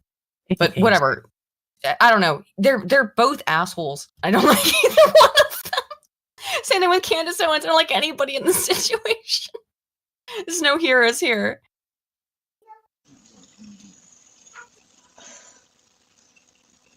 The only way out of it is discipline and respect. And here he gets in. This is the problem that I have. Also, here he gets into his YouTube. So cringe. He gets into it. Yes, this is, like I said earlier, here he gets into his YouTube preachy. Oh, wait, sorry. Lucifer Demon, why smoking a cigar a bad thing? In front of a pregnant woman, there's a bunch of research that shows that smoking cigarettes in front of a pregnant woman is very deleterious to the health of the baby. No shit. But we're going to see some other things that show me that Steven doesn't fucking care about that either. But again, we're so out of context. How can we possibly know? I'll get into it, though. The only way out of it is we're at an impasse. We are at an impasse. Good. Because you can't have any discipline or respect. Yeah. There you go. You throw your hand. You give up so easily. I don't give up, Steven. You give up so easily. I just said the only way out of this is discipline or respect. You said, then we're at an impasse. Steven, no, we are at an impasse. Okay. I love you, but Steven, your abuse is sick.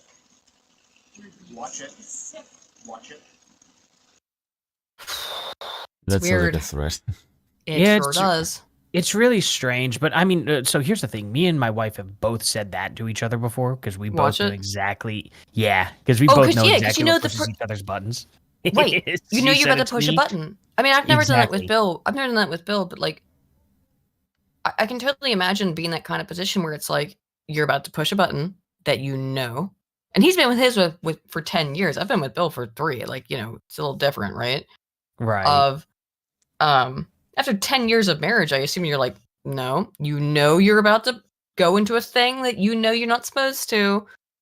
However, again, out of context, for those of us who are not Stephen and Hillary Crowder, who have known each other and been married for 10 years, we have no fucking clue what watch it means and why, you know? Right. And this is the thing, too, that's weird, because it's like, what did he just say before that? Oh, God, what was it? Before she says, Stephen, your abuse is sick. What was it they say? We're at an impasse. Yeah, that's exactly what I what love impasse? You. What impasse? Like, I that is not explained in this video at No, all. it's not. I don't know what they're talking about. Yeah, and your we're just abuse supposed is to go with sick it. does sound like a wink at the camera. Yeah, I agree. And if she was actually trying to set this up, which her lawyer did leak, and she was now, Crowder, to be fair, did hire a divorce lawyer apparently before she did. But it seems like they were both, like, she was planning to divorce him, and it looks like it was not a happy marriage. Okay. Right. But he didn't file. It seems like he hired one in either defense. He hired one. Yeah. Which I don't even know what that means, because I don't know what that means to hire a divorce attorney, because a lot of attorneys practice in multiple different areas of law. Well, right? He's already got access to these attorneys, like, on a whim. And one of his friends may have just been like, I've dealt with divorce before. Okay, well, in case I need you, there you go. Right. I mean, I think it's the She's the one who actually filed for divorce, not him. Him hiring a divorce attorney or an attorney who specializes in divorce. Because let's be clear, he hired him before? Yeah. So do we have proof that she didn't hire an attorney before the divorce process as well? No, we don't have that either. Just that she claims he hired a divorce attorney, and that's why she divorced him. Or why she went through with the divorce. I don't believe this bitch. Just saying. Yeah, that's weird to me. She knows there's a camera recording the porch. You know? Absolutely. And it's weird that this is this home has Ring cameras. Sorry, Spin, what'd you say? It's like a Days of Our Lives mystery. I know. But these Ring cameras are allegedly all over the house. Why do we have 3 minutes of the, quote, abuse? You know, Stephen Crowder also claims abuse at the beginning of this video. Yeah, I know, he does. Says, yeah, so it's one of those things to where it's like, I don't know if she was either throwing that back in his face or, you know, why that would have been said. It could have been a wink to the camera, but she could have just been simply venomous because he accused her of abuse, and now she's going to do the same to him. But people only picked up on her saying it. They never really picked up on him saying it. Keebler also brought up a good thing. She probably it's possible she verbally said, I'm going to divorce you. And he's like, okay, well, I'm going to get a lawyer immediately, right. You know? Exactly. So the whole thing is absolutely, yes, she may have been threatening a divorce. So he went and got one. It doesn't seem like this is a healthy and happy relationship. There is some stuff with the dog medication. I think Crowder looks like a fucking asshole here too. But it's so weird to take this literal peek into these people's lives for 3 minutes and then try to figure out all the context around it. I still want to do it because I think it's interesting. And it's interesting for the greater political context because these people, because Crowder is an important political figure. I think they're both assholes, which is almost always the case in divorce. Nobody's usually the good person. Very, very rarely in cases of divorce is there one person who's, the victor. There'll be a victor, but one person who is the good person. Usually both sides were cunts, right? Right. So let's continue. I love you, but Stephen, your abuse is sick. Your abuse Watch it. is sick. Watch it. Fucking watch it. I'm gonna let go. I'll get what you need me to get. Again, that looks terrible. But how many of us have not had weird situations like this with a person that we love, and then you come back and hug them and love them and have no problem 10 seconds later? Look at her not even really react to it. No. I'm just gonna let it go and walk off. Yeah. It's like, see, that's what's weird too, is both of them are super calm. Mm-hmm. I agree with him saying watch it. Watch it sounds kind of scary. Right. It does sound fucked up. But relationships are dirty and like weird and messy. So I don't think that's as devastating as people are acting like it is. Exactly. And I need some space. We need to just stop engaging for a little bit. Okay? I love you. I love you very much. I don't love you. That's the big problem. I've never received. That's the only thing in this entire clip that I have an actual problem with. Yeah, that was a harsh thing to say. That's the only thing that I'm really like. There's some other parts that I'm a little bit upset about, but we don't know the entire history of their relationship going up to this. However, I can't imagine telling your wife who's 8 months pregnant with twins, I don't love you. Yeah, that's pretty bad. I have no other comment for it, other than some people were trying to tell me that he didn't mean to say that, but I have no evidence of that. Like, people were trying to say that, oh no, he meant that he doesn't get love from her. And because he says it follows it up with, I've never received love for you. But it's like, well, look, I don't know. Because this, again, could he have misspoke? Maybe. But did he say what he said? He did say what he said. And that's all I have to go on. I do think that her constant repeating of I love you is a watching for the camera thing. She's saying that for the camera. Agree. But him, Crowder, I have no reaction. I can't, I have no, I've been trying to be very fair here, but I have no capacity to give you some kind of like, positive. I don't know how to defend you. I don't know how to defend you in any way, which I've not really.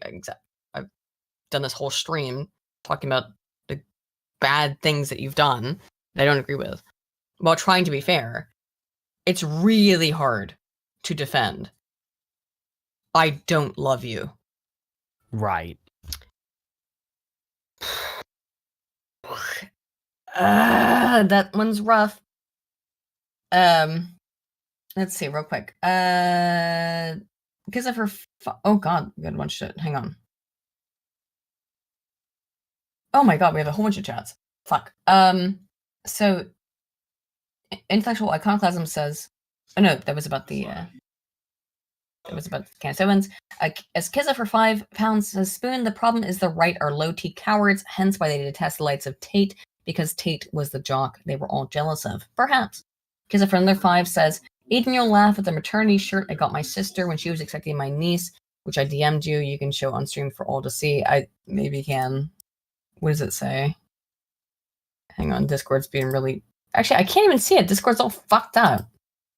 I'll try to show it when I can, but Discord's not working for me. Lucifer Doman, who's been a member for 4 months, says all relationships are complicated, but he said it. Yeah, I don't love you. I think it's kind of hard to come back from that. Absolutely. Because you might have to resend that file. It's not working. It just has a poo emoji for me. Hang on. But let's go back to this. And the fact is, when I go, look, I need you to do A, B, C, and D, you just be disciplined about it. You go, no, but I love you more than life itself. Okay, put on some gloves. No, but I love you more than life itself. That's not fair. That's not fair, and it's disingenuous. Hillary, you're right. Right then, past. Become someone that's unique, day in and day out, worthy of a life. No, not as a wife. I didn't say as a wife. Yeah, there's a cut there. You can see. Like, this could have been cut. That's what I had a problem with. Yeah. Yeah, I don't... One of the big C. Yeah, that's the only cut I actually noticed. Apparently there is another one, but I must have missed it. That one was pretty severe. It's very obvious, though. Yeah.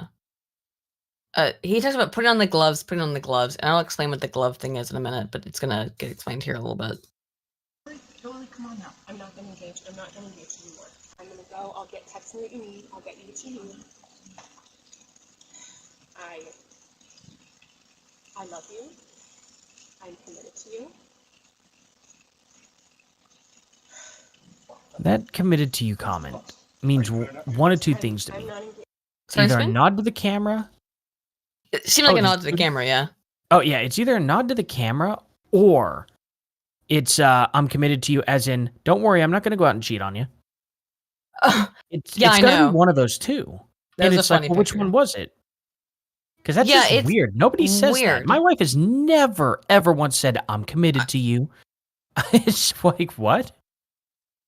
Yeah, it seems like there's some significant parts missing, though, there. I love you. I'm committed to you. I saw your picture, by the way, Kiza. Thank you. It's really bizarre. The put the gloves on thing, I will explain in a moment. But I do think that, first of all, it's her lawyer who released this. Yeah, she's going to put on the boxing gloves. Let's go. In the ring. No. You know? Let's go. But I will explain the gloves thing because it's really stupid. I saw it, Kiza. Thank you. That was cute. That was a really cute pregnancy shirt. I'm not Are you committed enough to do those things? You're not committed to anything. You're not committed to anything. You just said I love you. I'm committed to it. Walk the dogs. Put on some gloves. Okay, walk the dogs. Put on some gloves. I'm gonna explain what that means in a moment. But this is weird. He does kind of like drag her out, which is weird. He's wearing his Fight Like Hell shirt. He must have gotten off his show though recently. Are you committed enough to do those things? Are you committed enough to do those things? Are you committed enough to do those things?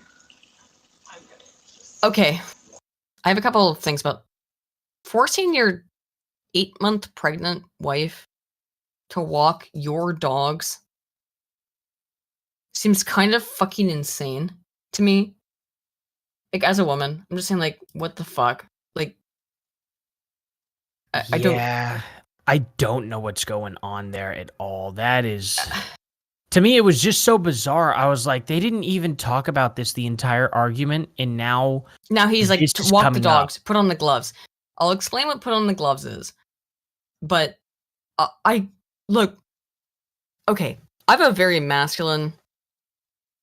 Look, I can be very, very feminine, but I'm autistic, so I have a very masculine, like, oriented brain. So I cannot comprehend inside of my autistic fucking brain of having a wife who is carrying your children and telling her to get off her fucking fat ass and be like, go walk the dog. Do what I tell you to do. But we don't know the entire scenario, so again, I don't know. But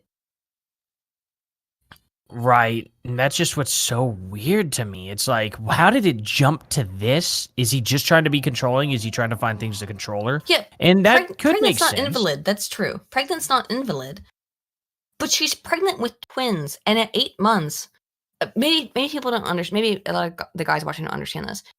If you're pregnant with twins, you're way more likely to go into to give birth before you're supposed to. You're really not supposed to be upsetting anything, more so than even a normal pregnancy, right? A normal pregnancy, maybe you could have had this, shit. You could be like, yeah, okay, go walk the dogs normally, and it's good for pregnant women to get exercise, of course. But with pregnant with twins, you really have to be careful because your chance of going into labor early is way higher, right? So, but it could be also a possibility that he's like, maybe in a way this could have came up to, okay, if you need to cool down, just go walk the dogs, and maybe that was a thing she does to get her muscles trained up, because I know my wife would always walk our dog King. She would take him out and walk around the park with him to try and get herself strengthened up for the pregnancy or for the birth. She did that all the time. So that was definitely a thing. So it's like, I just wish I knew the context. Yeah, I don't either. And I have, I think that we have to have like kind of ideas about like, or comprehensions, I guess, about some of this stuff. Whereas that like, I'm not saying that you need to worship pregnant women or some shit like that. Like, fuck off. Like, when you're pregnant, still, you can do stuff, okay? Right. But at the same time, as a man, I would think that it's not a man, but I'm thinking that from a masculine perspective, the woman is carrying your progeny. Why would you want to do anything that in any way you would think would like possibly hurt her, even minorly, right, or be an inconvenience? again, I'm not a dude, so I don't know. But I can only try to empathize, right? Or sympathize. I guess I can't empathize. I can only sympathize. I've been like, this woman is carrying your child. What? Wouldn't you want to like kind of let her like chill out a little bit? I don't know. I don't know. I know that a lot of people I've seen on 4chan and stuff are saying like, no, women need to go work in the fields until the day they give birth. I'm like, well, maybe, but really? Right. I'm not saying walking with her and a pregnant woman or anything like that, but the other stress is bizarre. And so here's the thing about the pills. I want to bring this up. Let's finish the video, and then I'll talk about the pills or the gloves. Excuse me. The dogs. Put on some gloves. Are you committed enough to get the medication? The dogs. Commit. This part's bullshit. As the Crowders head inside, Steven gets angrier and angrier and by his own admission screams, "I will fuck you up." We don't hear this, so really. And I never heard him admit that either. No, because it's not in the fucking video, so it's just made up by fucking Yashar. It's made up. We don't hear him say that. I do want to say though that he keeps telling her put on the gloves. We hear it like many, many times in the clip. Put on the gloves. I want to be clear. There's a whole bunch of drugs.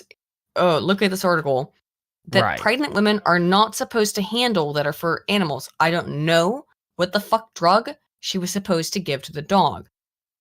If I had to guess, it was probably an external one that you put the little line on their back. No, but even some of those, like you're not even the skin contact can be deleterious to pregnant women.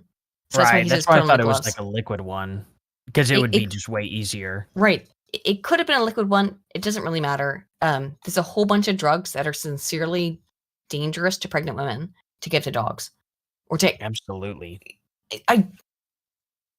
Oh, is this weird of me? Am I wrong, chat and everybody? Is it wrong of me to think that if your wife is pregnant with your children, you should kind of like let her chill out a little bit and like? I don't think that's wrong. I just wondered what their agreement was on this and why. You know what I mean? It's. I don't know. It's weird. It's like, is this the one thing that she was like, okay, I'll do this if you do all that? Or is this one of those things where Steven Crowder's just wanting to have full control over his wife and be like, no, you will do this? And I wish I could say I knew. Right. Matt brought up as well that she's had multiple miscarriages and had trouble getting pregnant. So I would think that if I were Steven Crowder and it's like we finally got pregnant, it's finally being carried, to fruition, and she's 8 months pregnant, is to kind of give her a break. You know what I mean? I agree. Yeah. A little bit, like let her look. If she wants to go hang out with her friends, and that's a little bit weird, but to like not ask her to do. But again, how do we have any freaking clue what the fuck this video is in context of? Who has any idea? Nobody. Besides the Crowders, which is ridiculous. I absolutely agree 100%. Like it's just weird, and that's where people I think need to realize we don't have information, and we need to stop jumping on sides and just wait. Because the good news about it is, were you going to show the video of Steven Crowder's response? Yes, because Crowder's response is kind of awful. Would I be able to? Oh, sorry about that. I actually have to go. I got to take the kids to the park. They are really wanting to go down slide. Yeah, go ahead. I did want to say that I think we're gonna either things are gonna get much worse next week, or we're gonna get some clarity. Because apparently Crowder's gonna be leaking some stuff. So, I'm not really happy about the things he's claiming to leak because. Well, right, they could be edited. I don't. So well, I guess don't we'll just like it at all. I told him to stop. I told him to his fucking face to stop. That he needs to stop all of this, but it is what it is. And I think he ought to stop too. I think they ought to like let it go. But man, this is. I guarantee you, when he starts releasing stuff, Candace is going to be sitting back and she's going to be like, "This is gold." Yeah, she's going to be sipping her fucking tea. What happens? I mean, thanks for showing up, Artemisia. Thanks for having me. I appreciate it, and tell Spoon when he comes back that he's here. Definitely. Oh, is he here? Spoon? He's here. Yeah, he's here. Oh, sorry about that. No, it's always a pleasure to talk to you both. We started carrying the show after he went to go get dinner, so I think he kind of dipped out for a bit. I was here for like the last 20 minutes. I know you have been, Spin, but it's all yeah, good. I thought he may have stepped out again. Thanks, sorry, I Ed. didn't mean to talk you over any of you guys. No, you're fine. I love talking to you're you good. both. Y'all are awesome. Thanks for hosting the show with me. Well, Spoon got his food, which was actually perfect timing. And we'll talk to you soon. Take care, man. Awesome. Thank you, guys. We'll see y'all later. Yeah, bye-bye. So here's the email from the lawyer, right? Which is statement from Hillary Crowder's family, which means by her lawyer, says, Hillary is currently living alone in Dallas apart from her family and support system in Michigan and is forced on taking care of her young children. She is not prepared at this time to speak about her divorce becoming public or the misleading statements made by Stephen about their relationship. The truth is that Hillary spent years hiding Stephen's mentally and emotionally abusive behavior from her friends and family. Did any of that seem emotionally or seem abusive to you? That's her best evidence? You think it was abusive? I wouldn't exactly call it a healthy marriage material now, would you agree? No. I would agree it's not a healthy marriage, but I don't think it's abusive. It's not exactly good times. But like I said, it's like if you took one bad take, 2-3 minute take out of even mine and Bill's relationship, which is like fantastic. Of him threatening to cave in your tiny skull. Yes, when I love when Bill threatens to cave in my tiny skull. Bill, are you gonna cave in my tiny skull? I'm just saying, I'm trying to illustrate the love of our relationship. Through violence? What are you, a pair of Vikings?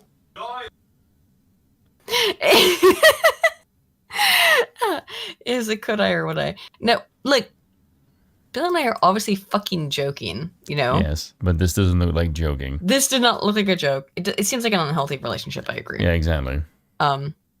However, the way this is being reported is fucking weird, okay? Is sus. What was I saying? Hillary has spent years hiding from Stephen's mentally and emotionally abusive behavior from her friends and family while she attempted to save Don't their answer, marriage. it's a trap she's recording. Yeah. Oh, good shit. I mean, well, yeah. I mean, to be fair, I am. So. What is this, Warhammer? Apparently. Truth is that it spent years. She was the one who was asking to work on their relationship to keep the marriage intact for their unborn children. In June of 2021, Stephen left their home to pursue elective surgery. As I said before, it's kind of elective. It's only weird because of the time frame. Hillary urged him to get the help he needs to address his abuse with hope that their marriage could be saved and they could peacefully live life together as a family. Instead, Stephen refused to do so and chose to not be with his wife during the birth of their twin children. That is true. I mean, he wasn't there. I'm not saying he chose to, but he did choose to get a surgery at the same time that he knew that she was about to give birth, which I find kind of weird. Hillary was unaware. Okay, after the birth, Stephen bought a townhouse and left their home permanently. Hillary was unaware that Stephen had hired a divorce attorney and asked his assistant to cut Hillary off financially.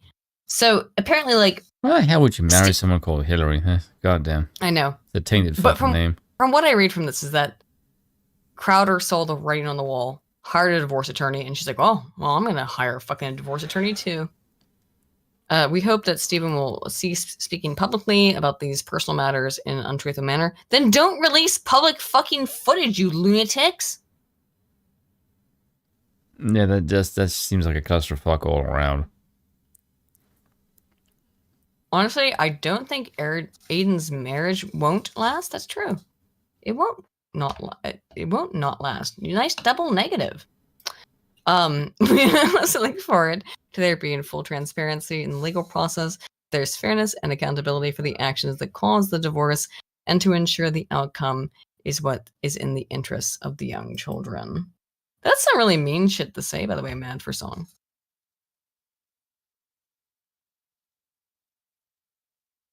Wow, you're being really mean, homie. Yeah, I would time that person out. That's just uncalled for. No, he's allowed to say what he wants. Yeah, but I still believe that's like legitimately fucking mean, dude. Yeah, but I would still punish people for just being shitheads. No. People can say what they want. Yes, but you do realize I'm not silencing them. I'm just saying there's punishment for your people can say whatever they want. Yes, but do you believe in blasting someone in the face if they're being rude to you? You're not silencing your speech. You're just saying fuck off, don't say it again, or I'll kick your ass. You're not stopping me from saying shit. You're just gonna get blasted in the face if you do that shit again. So there's the statement from the lawyer and the video. Here's what happened. Here is Crowder's response, which was video. So also from Yash Ali, who Tim Pool has said is not a believable person. So I do trust Tim Pool. There's the document we just read. And then here's Crowder's response, which I retweeted because here it is, sorry. It's fucking terrible. Crowder, this is fucking terrible. Like, legitimately, this is an awful response. I can't even comprehend why he would say this. It's so bad. I commented on my ongoing divorce on Tuesday, requesting privacy in the best interest of the family, but also by court order agreed upon by all parties. Look, broken marriages are ugly, and in them people do ugly things. Myself, of course included, I would never claim otherwise. However, due to recent misleadingly edited leaks to the tabloid press without context and not subject to consequences of the court, well, if not privacy, the next best option is truth. So today, I have filed a motion to officially unseal all files as they relate to the matter of legal record. Finances, relevant medical records, including mental health history or evaluation. That's where it gets really fucking weird, Crowder. Why do you want your ex-wife's mental health or medical health records released? I find this really fucked up. Yeah, I assume it's for them both, but you understand that this sounds kind of fucked up, right? He's like, I'm going to unseal your mental health records to prove that you're a crazy bitch. Maybe she is a crazy bitch. But this whole thing is such a fucking mess. And the fact that, people ask me, like, what's Crowder supposed to do? And I said, deal with it legally. Deal with it in private. Instead, he's like, I'm going to fucking expose this bitch. I don't think that's the correct answer. Do you agree or not agree, Spoon? Because I don't know. No, not really. You don't agree? No, I think if you decided to go public with the fucking thing to try and defame him, he's gonna respond in kind. The woman let the door open for this kind of shit. Understandable. You fought Dirty, now he's gonna fight Dirty back. Now it's just an even playing field. I just hate all of it. I feel like Crowder should take the high road, but I guess I can't blame him for not. Depositions. However, we also know, and the reason I spent all those hours showing you about this stuff is that I don't think that Crowder he's not a high road kind of person. He doesn't appear to be a high road person. No. I think he's going to monetize his divorce, which is fucked up. Now, she started it. I'm not going to joke around. She started it. Well, he actually kind of started it. She made it way worse. But yeah, it's a fucking nightmare. And any motions or sanctions from the courts of Texas. I will not be leaking private marital information to the press, but if the privacy agreements are not respected by all parties, I will address all that is a matter of irrefutable legal record in full context next week. Well, we'll see, Crowder. We'll see what happens, dude. We'll see what happens. All right. We have been doing this for way too long. Let's do some regular politics. I hate this shit. Regular politic. KJP calls that criticism of Dylan Mulvaney is violence. Here we go. To who? Everybody. Gender actor and influencer Dylan Mulvaney has been the target of a barrage of attacks from. Do you consider Dylan a unisex name? Online. Huh? Do you consider Dylan a unisex name? Not really. It's mostly male, but it does. Some women are named. I don't know any females with that name, and I find it fucking bizarre that says, "Oh, you can't misgender him." Yeah. That's why the fuck is he still called Dylan then? Because he's a fucking man who hates women. That's why. Exactly. He's a gay man who hates women. That's why. Anywho, so KJP, Corinne Jean-Pierre, is about to say that criticizing Dylan Mulvaney is an act of terrorism. Here you go. After she did an ad with Bud Light a couple of weeks ago. He did an ad with Bud Light. To the White House. She interviewed the president last year. He interviewed the president. What? No, I'm just overdubbing the correct. I have to turn you up, I think. There we go. Sorry, it's hard Gay. hearing you. There you go. For her, has anyone here at Him. the White House reached out to her? Him. Yeah. He became the target. Calls to review at this time, and I don't have anything to say specifically about this report, but what I can say, when a transgender American posts a video about a brand of beer they enjoy. I love it's like supposedly. Brand of beer Supposedly. they enjoy. Supposedly. Fuck off. Fuck you, bitch. You absolute fucking nonsense person. You lunatic. Who believes Jesus that Christ. guy drinks that fucking beer? Get the fuck out of here. Of course not. Really? Of course not. He couldn't even drink it. He's like one sip and I'm like, you can see his face. He hated it. Dang. Spoon is a pretty feminine name. How the fucking hell is Spoon a feminine name? It's an inanimate object. Fuck you. Leads to bomb threats.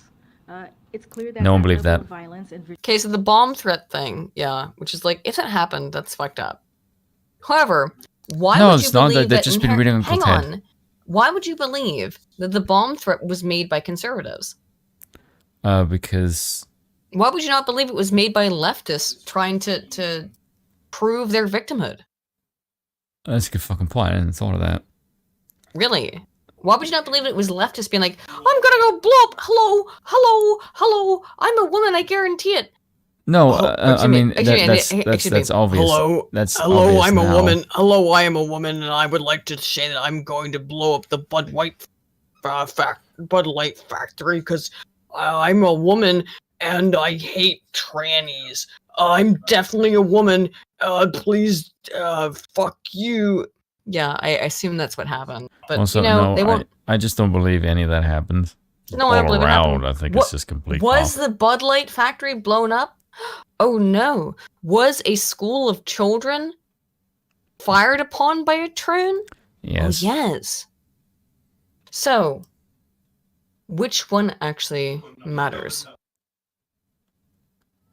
Keep bringing up your bomb threat, which almost surely was made by a woman who sounds like this. Apparently, you sound like Bernie. It's like Bernie? Yeah, when you do the impression.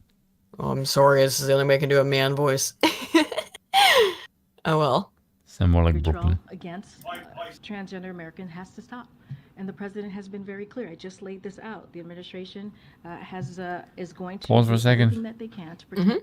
If you think a barely walking, barely alive, senile Yeah. dementia fucking patient who used to hang around with Robert fucking Byrd in the 70s gives a Yep. flying fuck about Troons, Bob Byrd, a I grand can probably Cyclops. sell you the United States because you are dumb as holy fuck. It's just so retarded. Excuse me. Does my man voice actually sound like Bernie Sanders? I didn't understand. I think this is a Bernie Sanders voice. And I now don't you sound like understand. every Jewish woman who ever came out now of I Brooklyn. just sound like Anthony Fauci. I didn't Yeah, you know do. that. I didn't mean You to sound do, like look, here's Anthony the thing. Fauci had I sex with actually- Stallone. Here's the thing. I actually have a story about Anthony Fauci I want to give you guys tonight. I'm going to point out here to you because Anthony Fauci said he did nothing wrong, and he did nothing wrong. Obviously, he did nothing wrong. He's Fauci and a good Stallone. boy. You know. Anyway, this is some fucking bullshit. LGBTQI plus people who are under. Oh my god, stop. It's like a cult thing with the branding. It really is. Oh god, like Can you what the imagine? what the fuck The is US the government. plus? The U.S. government is just supporting a beer brand because they align with the Democrat political ideology. You know what? I think I'm going to skip to here in a second. In state houses, and so we're going to fight Edinburgh. alongside them to protect their rights. Don't know what you're They talking should be about. allowed to be Protect who their they rights. are, Do who what? they want to be, and they should be able to speak out against, and we should be able to speak out, and others should be able to speak out against hate and discrimination. Oh, what hate and discrimination. Oh my shut god. up. Make it up in your own fucking heads. Again, people saying we don't like this guy is hate and discrimination. What lunacy. You're a lunatic. But look, that type of dangerous rhetoric, that type of vitriolic language. The MAGA extreme Republicans, they're going to kill everyone. They're trying to take away your freedom. Yeah, I'm trying to fall asleep. Did you see the TikTok zoomies? Let's go into that because this is related to this. Oh God, the two young Zoomer fags. Zoomies. Here they are. What I don't understand about Gen Z is we don't like you. You claim you want to appeal to Gen Z, but you call us stupid. You say we're dumb. You say we're indoctrinated. You are. You are. You are all those things. I love you, Spin. I love how in sync. We both like had to take a second to be like. You are. You've also stole my appearance, you little fuckwits. Do you do that side cut shit? No, I don't have any hair. You're bald. I'm just saying, like, what the fuck? I mean, the fact that I'm wearing a hood right now because it's kind of cold. Here's these zoomies are very upset. Like you call us indoctrinated. You are indoctrinated, but we actually don't have to prove it. We don't actually have. You're using TikToks. We don't have to guess. Is what I should say. Excuse me. You're being paid to as well. Yes, we don't have to guess about this. The fact is, Zoomy Doomies, we know you're indoctrinated because you've been paid for by the United States government. I promise it's a losing strategy. And Gen Z is watching the Republican Party extremely closely as they destroy our environment, take rights away from women, do nothing about kids being shot in schools, and if they think they can give the middle finger to our... Actually, do you want to notice? Do you know what point they didn't bring up? The Troons? Like one of the big... The Troons. Oh, they didn't bring it up. Isn't that curious? They brought up women's rights, but not trannies. And trannies are like the left's biggest issue right now. So why did they not bring up trannies? Oh, it's because they know that trannies are contentious. So it's women's rights. Was it women's rights? And what was it? Kids shot in schools. Do you want to bring that up? Because the Troon just did that? Weird. Shouldn't have actually brought that up either. Haha. Again... Like, if this is the shit that appeals to young people, then, oh my God, fuck young people, they're retards. Like, seriously. Yeah, we're fucking donezo, dude. Jeez. Our generation and get away with it, they're sorely mistaken. My God. God, the cringe stick. Now, let me show you some stuff. They've done a double down on this. I'm going to play that before I show you the actual... Why? I'm going to show you their double down because it's really funny. Not care what the Republican Party says about Gen Z. They call us weak. They call us lazy. You are weak, lazy, and really fucking stupid. You're weak and lazy and demand the government pays you to exist, and to have your TikTok shit. So, yeah. They call us ineffective, and it's like, do you really think that's gonna stop us? Their insults don't faze my generation. Yes, they do. You're so angry that your face is red. So yeah, clearly phases you, homie. Oh God, they're like discount Power Rangers. Oh my God, yeah, true. On trolling, and that's the difference. My generation has beaten the Republican Party in 2020, 2022, and 20. Yeah, you cheated, but whatever. No, you didn't. No, you haven't. And this is the cringiest shit I've ever seen. 2023, and we're gonna do it again in 2024, whether they like it or not. The Gen Z wave is here, and it's only getting bigger, and that should terrify the Republican Party. Okay, now let me show you this. Now, wow. Kid, for the love of God, get some testosterone in your fucking voice. Are you guys feeling really terrified that Gen Z is super left wing? Oh no, what's this? Uh-oh. Do you realize that this is the shit being pushed? What is this, Spoon? No, but look, here's the thing. Every generation is going to rebel against the current thing. Spoon, what's this? The current thing is lefty troon shit, and it's not in any way appealing. It's gross, and it's fuck Spoon, that. what's this on the screen? I can't you see. It's fucking tiny. I zoomed in as far as I can. Well, I can't see shit. Okay, Palette Media, who are the people who represent those two Zoomers, was paid $200,000 and then another $10,000 from the DNC committee information. You can see it down here. Can you see why they didn't want to ban TikTok? No, they don't want to ban TikTok because they want the DNC made payments totaling $210,000. The social media talent agency called Palette Media. Palette Media manages over 60 social media influencers across various platforms, including many of the young activists with the liberal organization Gen Z for Change. This agency also represents two of the largest demographic social media content creators on TikTok, Harry Sisson and Chris Mowry. Also, by the way, the Democrat Party paid these two losers, paid those two guys, paid media advertising, $210,000 to do the videos we just watched. Here, look at this guy though. He does a good job breaking down. We all know this kid, right? And how about this one? Well, as many of us have suspected for a long time, looks like. Why the fuck did it? What? Play? What the fuck? What? Hang on. Let's try to watch on Twitter. Why is it breaking? Hang on. We all know this kid, right? And how about this one? Well, as many of us have suspected for a long time, looks like those two are partisan hacks bought and paid for by the DNC to the tune of around $210,000. If you check their bios, both of them are... Dude, where's my fucking RNC money, homie? Like, I've never been paid a fucking cent from the Republican National Committee. It's because you're a woman. Where's... No, it's more because the Republicans don't do this. Only the DNC does. Or because you're a monarchist. Oh, that true, perhaps. But yeah, you know what I mean? Managed by a company called Palette Media. And you might think, well, why is that important? Because Palette Media received direct payments by the DNC totaling $210,000. Apparently, the DNC didn't want to make direct payments. By the way, all of this is publicly available on the FEC website, so they don't want to make direct payments exposing Harry and his goons.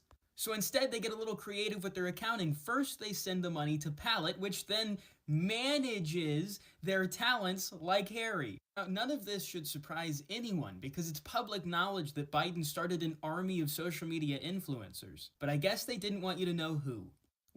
Wow. Also, two things. There it is. One, base kid, and two, what is fucking ridiculous is that these stupid Republicans are so brain dead that they don't do the same thing.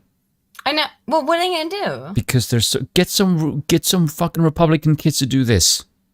I guess so. It doesn't matter if it's fucking cringe and stupid. You still need to get these young kids off their ass into the voting booth. The Democrats do this because they understand marketing, and the Republicans are too fucking dumb to do the same thing. I guess so. The Republicans suck at marketing. They are so fucking bad at politics. Terrible at it. This is why Trump was able to kick the shit out of them, because they have no marketing, and Trump is a branding magnet, for God's sakes. Yeah. Get Andrew Tate to run your fucking company. No, not a good idea. But yes, it's a great... He is the most popular man in the fucking world. There is no one man I would have to run my company if I was going to get advertisement than that guy. You can say what you like about him, but he has more appeal than fucking anyone else. He's also got bigger balls. You can hate the man, but he can get people fucking moving, and he can catch eyeballs better than anyone else can. Also, he insults Greta Thunberg, which is fucking base. Here's some more information about Dylan Mulvaney's family. Oh, yes. I actually read about this on a South African website, which is quite bizarre. Her grandfather, James Mulvaney Sr., not her, fuck off, Total News, who died in 2010, was an attorney, investment banker, and former president of the San Diego Padres baseball team. He later served as vice president and general counsel when the Padres entered the National League. Mulvaney Sr. also worked as a banker and businessman for controversial financier, businessman Ian Holt Smith at Westgate Corporation, one of Richard Nixon's early supporters and a friend of mobsters like Mo Dalitz. The Smith empire fell apart in 1973 when his bank, the National Bank of the United States, for which James Mulvaney Sr. was for at some time president, collapsed. At the time, Wall Street Journal called the bank collapse the largest in history. Oh, wow, how we've come from there. So the one collapses bank, the other one collapses gender. In other words, Dylan Mulvaney comes from one of the richest fucking families in the United States. Oh, he was a privileged white boy. I know, how weird. Mm. Dylan Mulvaney comes from one of the richest, wealthiest, most connected families in the U.S. Basically from a dynasty. He comes from a complete dynasty, and we're supposed to believe this is a beautiful trans whatever. Yeah. Hilarious. No. However, things are going well. And by that I mean that Bud Light is fucking dying. It gets worse every day, by the way. This article is from a few days ago, when I originally compiled these data. This from 5 days ago. It's a staggering loss. 17%. Yeah. Well, volume dropped 21%. That is not a little bit. That is a significant drop. Yeah, they're fucked. They're fucked. I mean, but keep doing it. Telling us how much you want to fucking support drones. So does this mean that Get Woke Go Broke might actually come true for once? That is the hypothesis. Oh, you had 2 articles that you wanted to read. So I'm going to give them to you. Yeah. This one. Oh, yes. This was extremely good. So it's I a don't know longish how much you article. want to read from it. All of but, it, 'cause it's really fucking good. Would Make you... it bigger? Because it's fucking tiny on my screen. Oh, there we go. In the span of 7 years, our beloved mega corporations have become canvases for far-left propaganda. Nike went against America, Gillette went against men, the NFL went gay, and Postmates launched a bottoms menu. Oh god, I remember that. That was fucking cringe. Yeah, like, here's the thing. Foods that you can buy if you're about to have butt sex. I don't want so to you do don't Lilith's shit impression. all over your partner. How weird, dude. Yes, encouraging customers to heighten anal sex by ordering certain foods. How about just ordering none? That would be like the best one.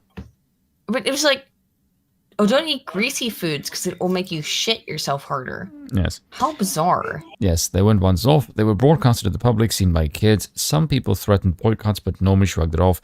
Just marketing, trying to get attention, and nothing to see here. But then Bud Light put a theater kid on its iconic blue can.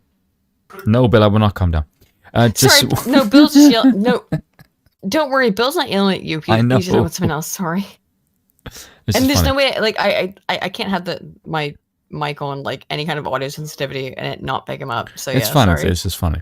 It's just one step too far. The perfect humiliation, the ultimate symbol of the American working class, painted over with a performative homosexual influencer. I like the way that the subtext doesn't all make any punches. There was simply no capitalist explanation. In no world would gay elites and Brooklyn dog moms ever drink Bud Light, and no reasonable marketing person would think otherwise. Even my most centrist, reasonable, rational friends texted me. There's no such thing as a rational centrist, by the way. Wow, I thought this was an April Fool's joke. Yeah, this is insane. It will be remembered as a tipping point. Well, we sure hope so. Let's see. But while the can itself is the bigger and more distracting story, a smaller one reveals the importance of this moment. The Daily Mail published, then quietly took down a tabloid article with paparazzi shots of the marketing executive behind the atrocity.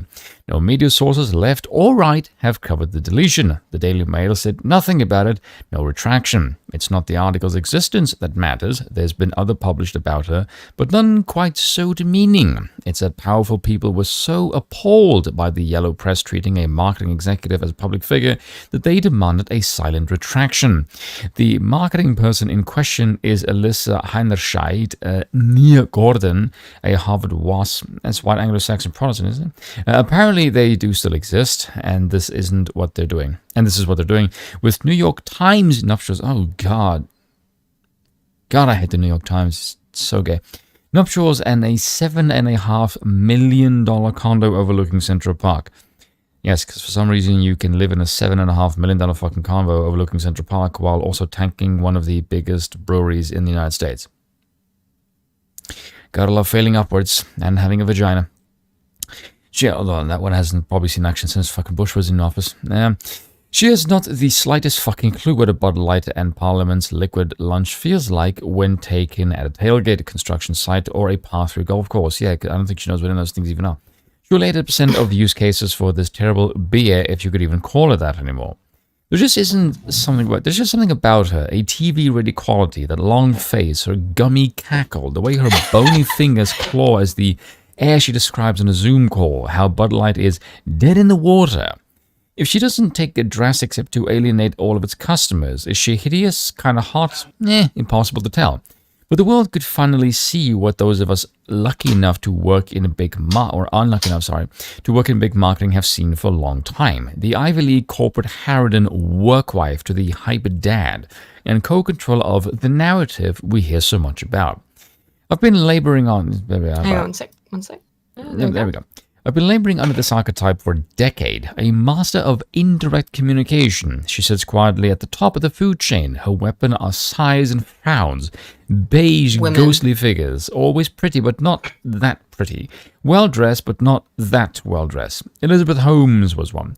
The away CEO who abused her employees was one. They surprise you with their vacantness. They always seem a bit melancholy, a bit sad to be talking to you, a tactic that makes employees want to please them. Be kind, they shout as they strike you in small hats. They absolutely hate me and everyone like me. First, because any white man without the fey manners required in the Ivy League scares them.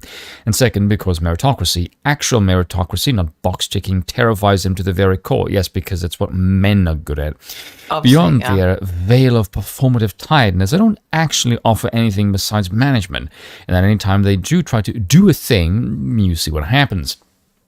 Sensing that Heiner Scheid herself represented the rarely seen face of an all-powerful Hydra, which we barely knew existed before 2016, and which now seems to literally run the world, shameless tabloid Daily Mail sent paparazzi after her in Manhattan as she grabbed coffee and met friends in Central Park.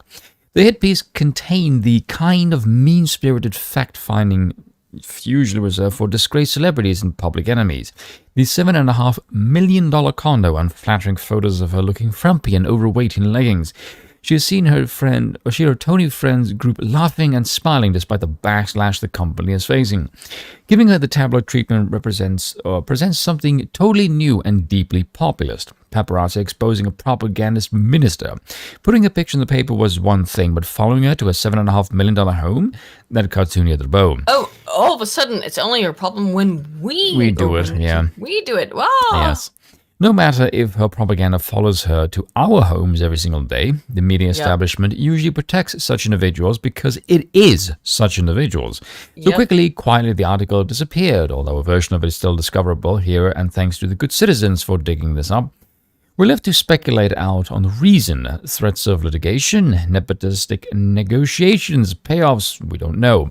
But the deletion and the total media silence reminds me of the time I published an LA's Worst Landlords list in Curb. It was deleted within 48 hours due to legal threats from inside LA's real estate-centric power structure. Curb never commented on it, and no other publication carried the story, I assume out of fear. When you really draw blood, they don't stage a show about it. They hide it as best as they can. Yep. A friend tells me, it's all a game of dinner party politics. The global Belgian owner of Bud Light, AB InBev, has a new office in Chelsea. InBev has a new office in Chelsea, flooding the corners of Manhattan with yet more marketers. The marketing bourgeoisie view themselves as frustrated artists, but real artists, the sons and daughters of the actual elite, don't want these dorks at their parties. Indeed, I've never met so many hardcore DSA-type communists as in advertising. Good-looking beard and glass bros with flabby bellies and cute little hedgehog faces poking out from behind the mess. The account of women on natural social climbers who will shoulder their way into the show or that party dipping their probices? Fucking hell, I can't see. Oh, probices into this sweet social nectar. This is where it gets like very verbose. Triumphant in Monday snack sessions. The theory goes these groups compete with each other for New York Times adjacent cool points, now solely conferred via acts of self-flagellation by the white cis ruling class, nobles scrambling to demonstrate devotion to the king's new religion. Social competition may very well have given birth to the trans cans. Heiner Scheid may really have meant an update to Sinking Brand, aka the most popular beer in America, the only way she knew how. She just didn't know how, having been taught at Harvard with no real skills. What we're seeing is no less conspiracy and more rot. Bud Light's non-apology over the matter, just what a precarious position the organization is in. Not because of any boycott. The whole notion of get woke, go broke is coped. Actually, real quick, did you see their new advertisement? Bud's released a new ad. After like 2 weeks of silence, they released a new ad. It's a bunch of like teenagers just sharing a bud. So Jake asked, did I write this? No. What makes you think I wrote this? This is way too good to be my writing. My writing is not this sophisticated. I can be honest about that. Let's see. Bud Light's an apology over the matter of shows the precarious position the company is in, or the organization. Not because of any boycott. The whole notion of go woke, go broke is cope with boycott. boycott Gillette and just burn it, causing temporary dips in stock price. The offending megacorps buy low, the dip, and then profit when the price rise back up a few months later. The revenue they lose in the meantime, just a drop in the bucket for a global conglomerate. If go woke, go broke meant anything, Nike wouldn't have also emblazoned itself with the same theater kit as Bud Light. I'm not going to link to it. Well, I would say it's a little bit different because Nike, okay, Gillette is such a universal product that it's almost impossible to boycott, right? That's why the Gillette boycott didn't take off as well as it should have, right?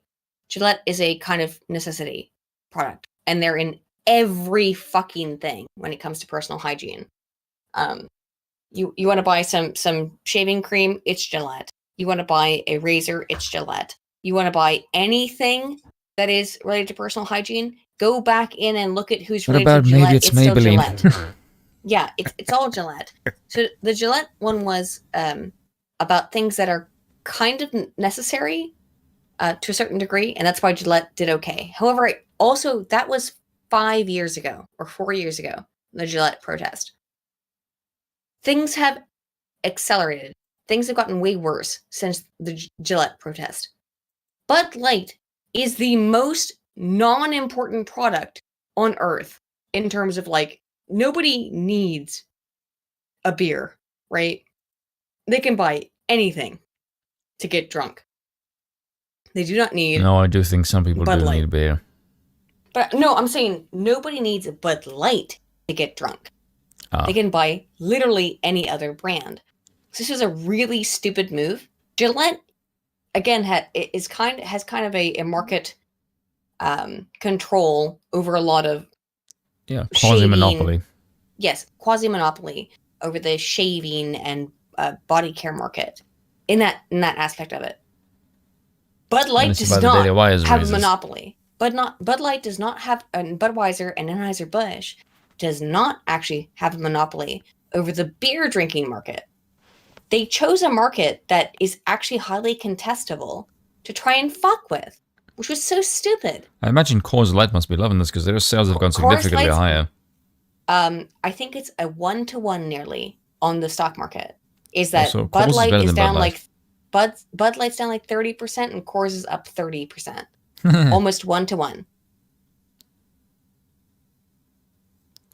Do Americans not have store brands? Yes, Bud Light is essentially a store brand. This is the They're worst store quality. brands, but it's this is very interesting because it shows that this is the first time I think we're really going woke is driving a company broke. And the reason why is because the company is easily replaceable, right? With like a billion other companies that make essentially the same product, Yeah. but aren't going to support it. Now, Coors Light, everyone's pointed out, Coors Light has done woke marketing. But maybe they? this will, yes, but maybe this will force When? Coors to never do woke marketing ever again. Because people who drink beer don't fucking like it. It's not complicated, kind of simple.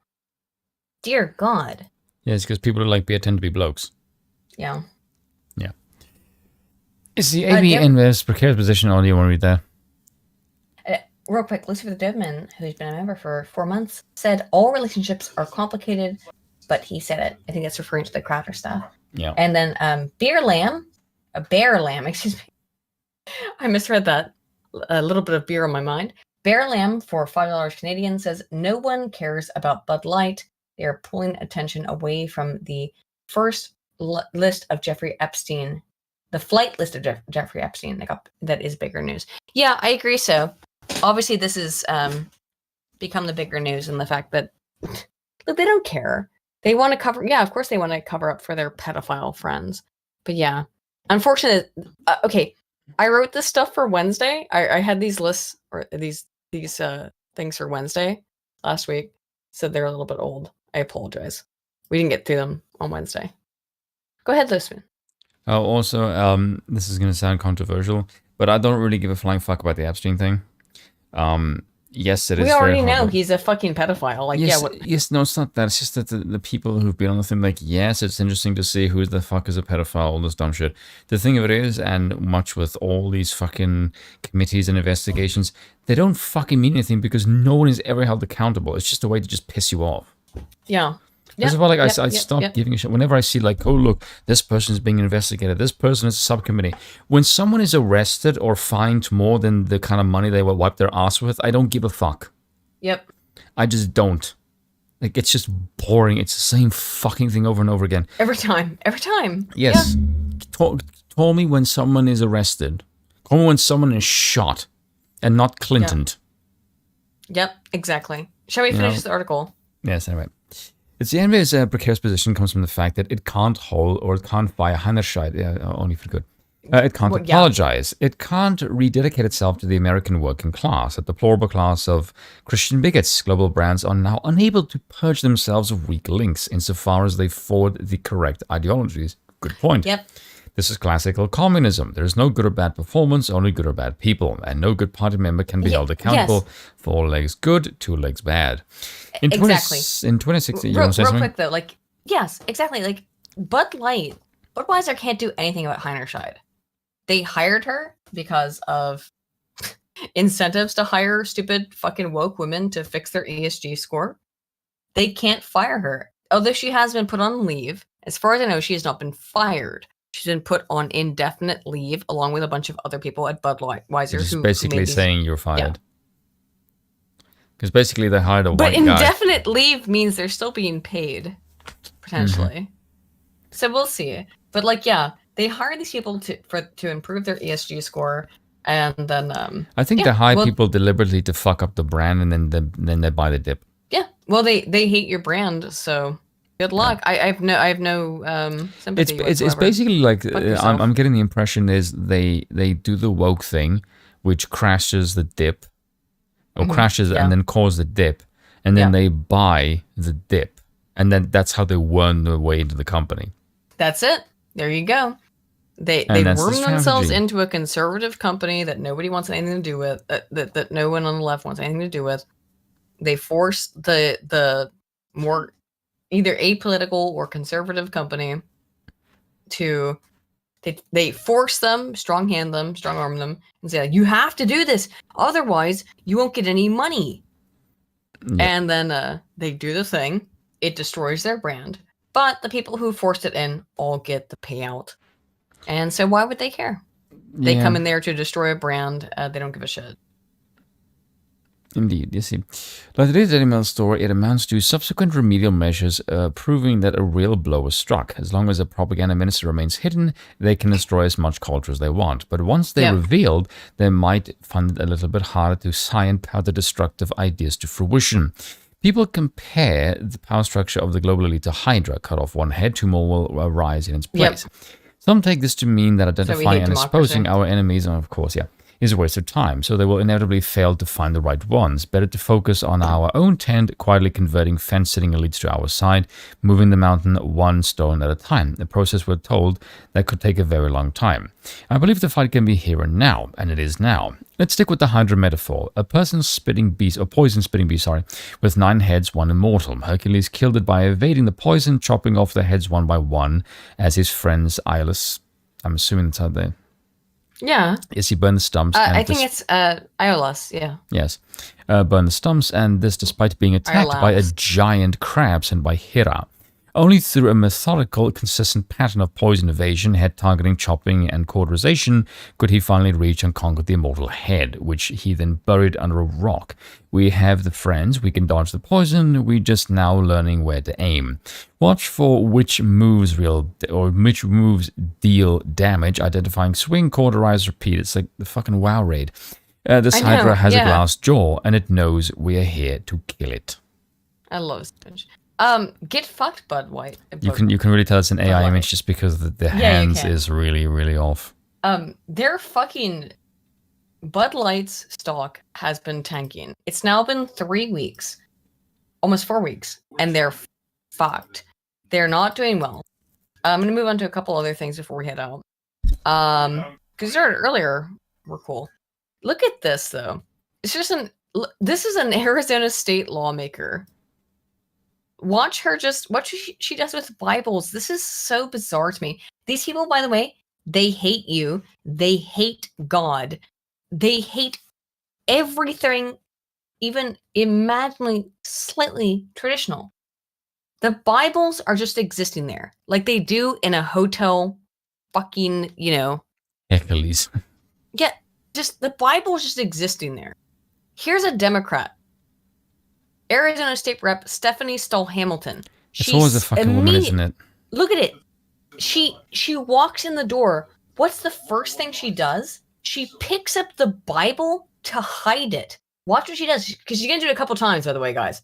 With every freaking Bible in the room, I'm actually kind of astonished they don't burn her skin by touching them. There she is, taking the Bible. Looking around, making sure no one's watching me while I try to hide a Bible.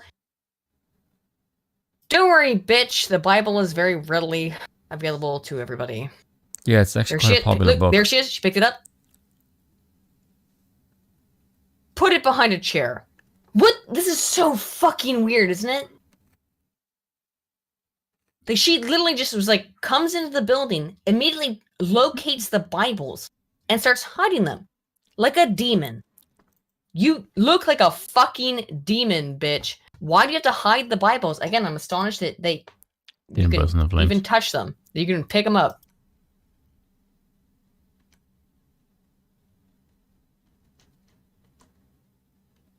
Reminds you of Angela Merkel hiding the German flag. Yeah, pretty much the same thing, right?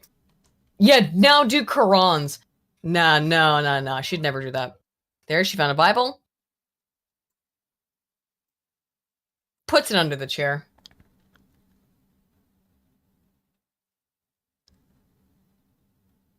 Kizzo says, for 5, congrats on your longest stream. So we started early.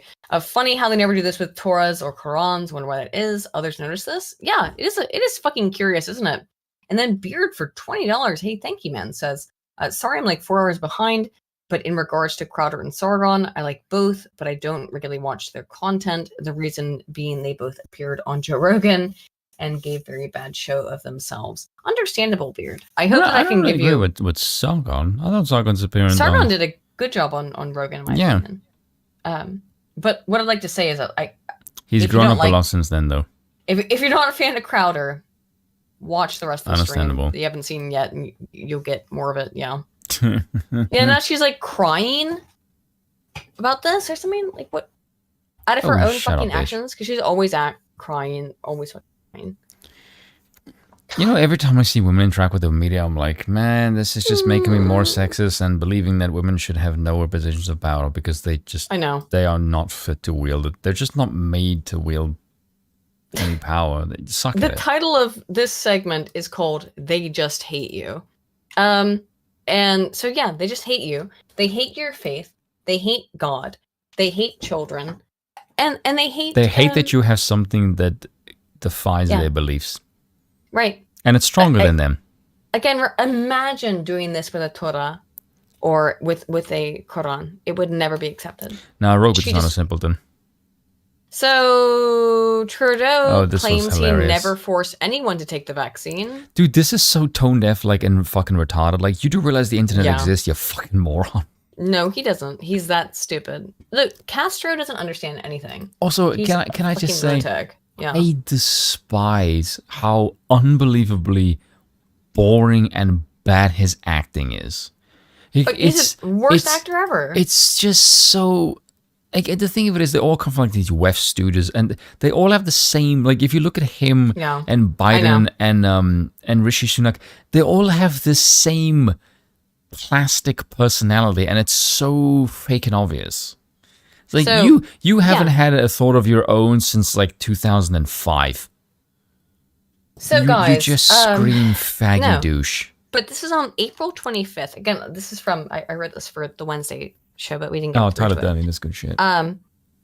So Trudeau claimed he never forced anybody to get vaccinated. Then what was the point of the protests? Yep.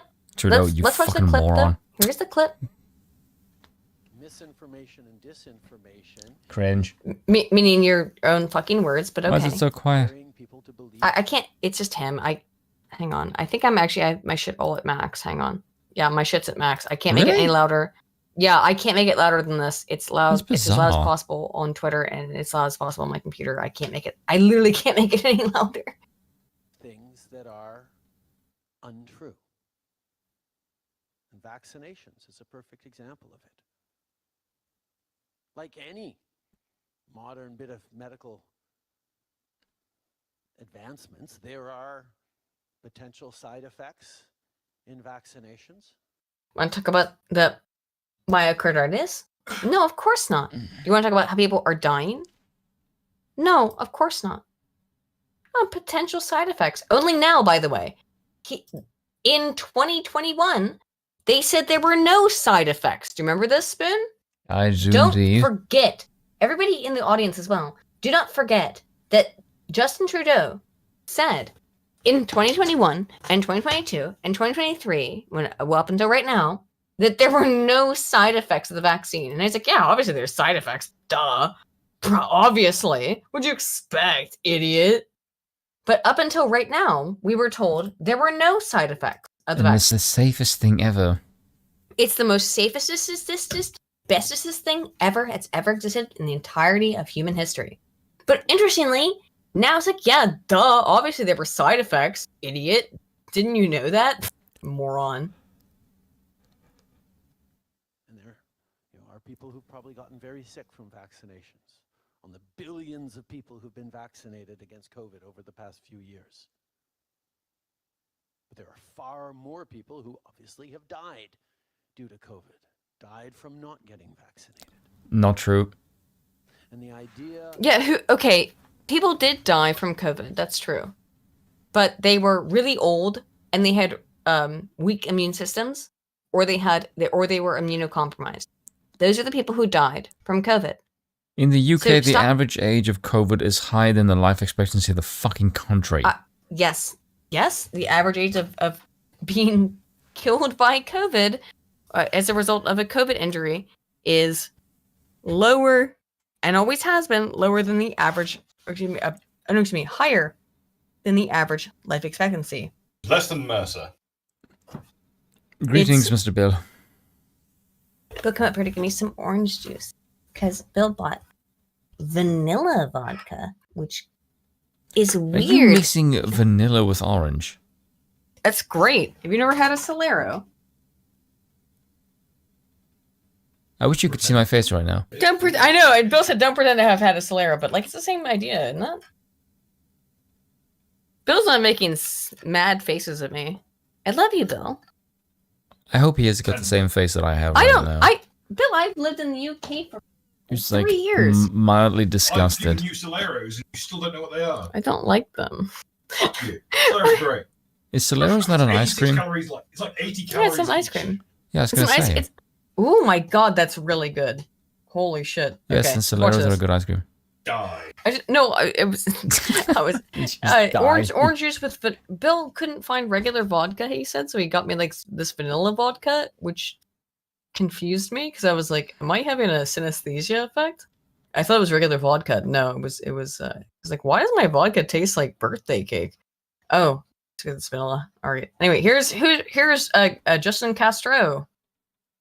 That people can fly in the face of science. Well, individuals are allowed to. Wow, you've flown in the face of science, you fucking lunatic. Why someone is hesitant to get vaccinated. But I make a distinction, and I have always have. Oh, have you?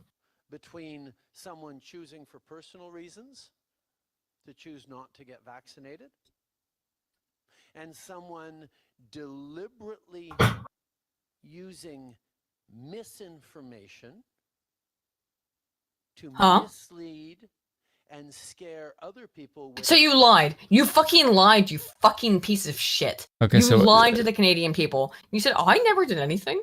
Okay, so wait, Oh. let me get this straight. Deliberately using misinformation.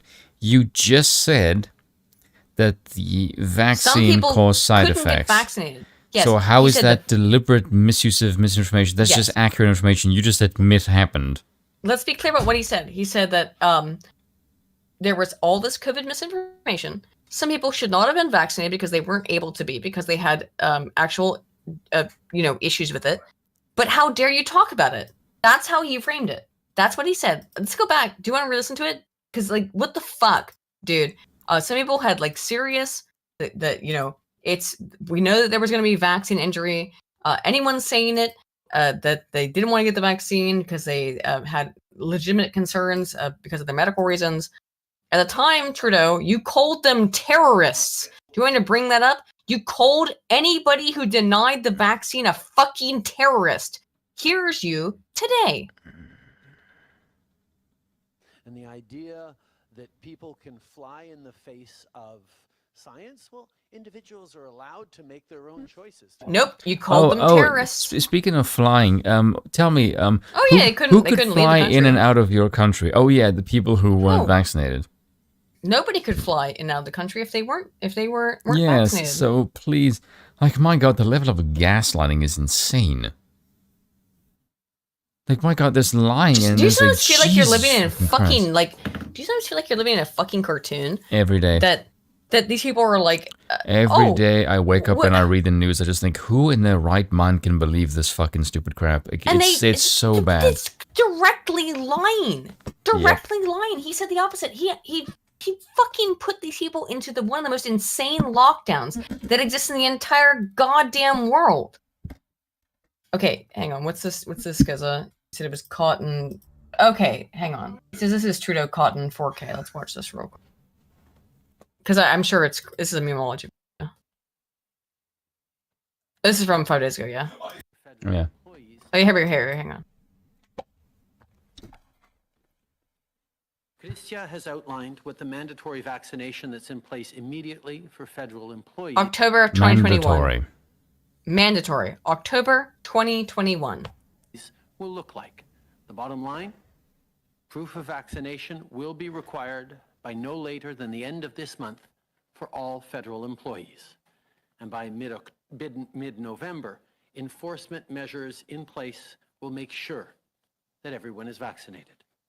This government has been focused every step of the way on following the best science, following the best public health advice to keep as many people safe as possible. And quite frankly, it's worked. We've seen the curves lower in Canada than elsewhere. We've seen lower death rates. We've seen quick recovery. That's a complete fucking lie. All fucking lies. All fucking lies. The death rates did not fucking change based on vaccination rates. It was just based on the masks or anything, actually. On the masks or anything. We know this all now.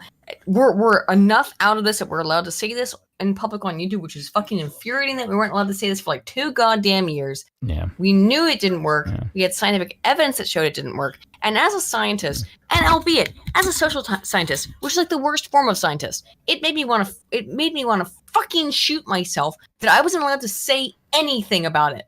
I couldn't go through the data. I couldn't. I was literally not allowed to go through the data on YouTube and talk about it, about masks or about vaccination efficacy. It was infuriating to me. And now we're out here at the other side and now everybody's like, oh, well, actually it didn't work. Wow! We told you the entire fucking time. We told you the entire fucking time. Isn't it fucking annoying you can only talk about it now when it doesn't matter anymore? I know. Well, it doesn't matter anymore now. A bunch of people have taken like potentially a sterilizing drug. Who cares? Well, you and I survived the PSYOP. Mm-hmm. Because we happen to be, sane. Because Canadians. Well, but a lot of people didn't have the option, Spoon. There's probably a lot of people in the chat right now who didn't have the goddamn option.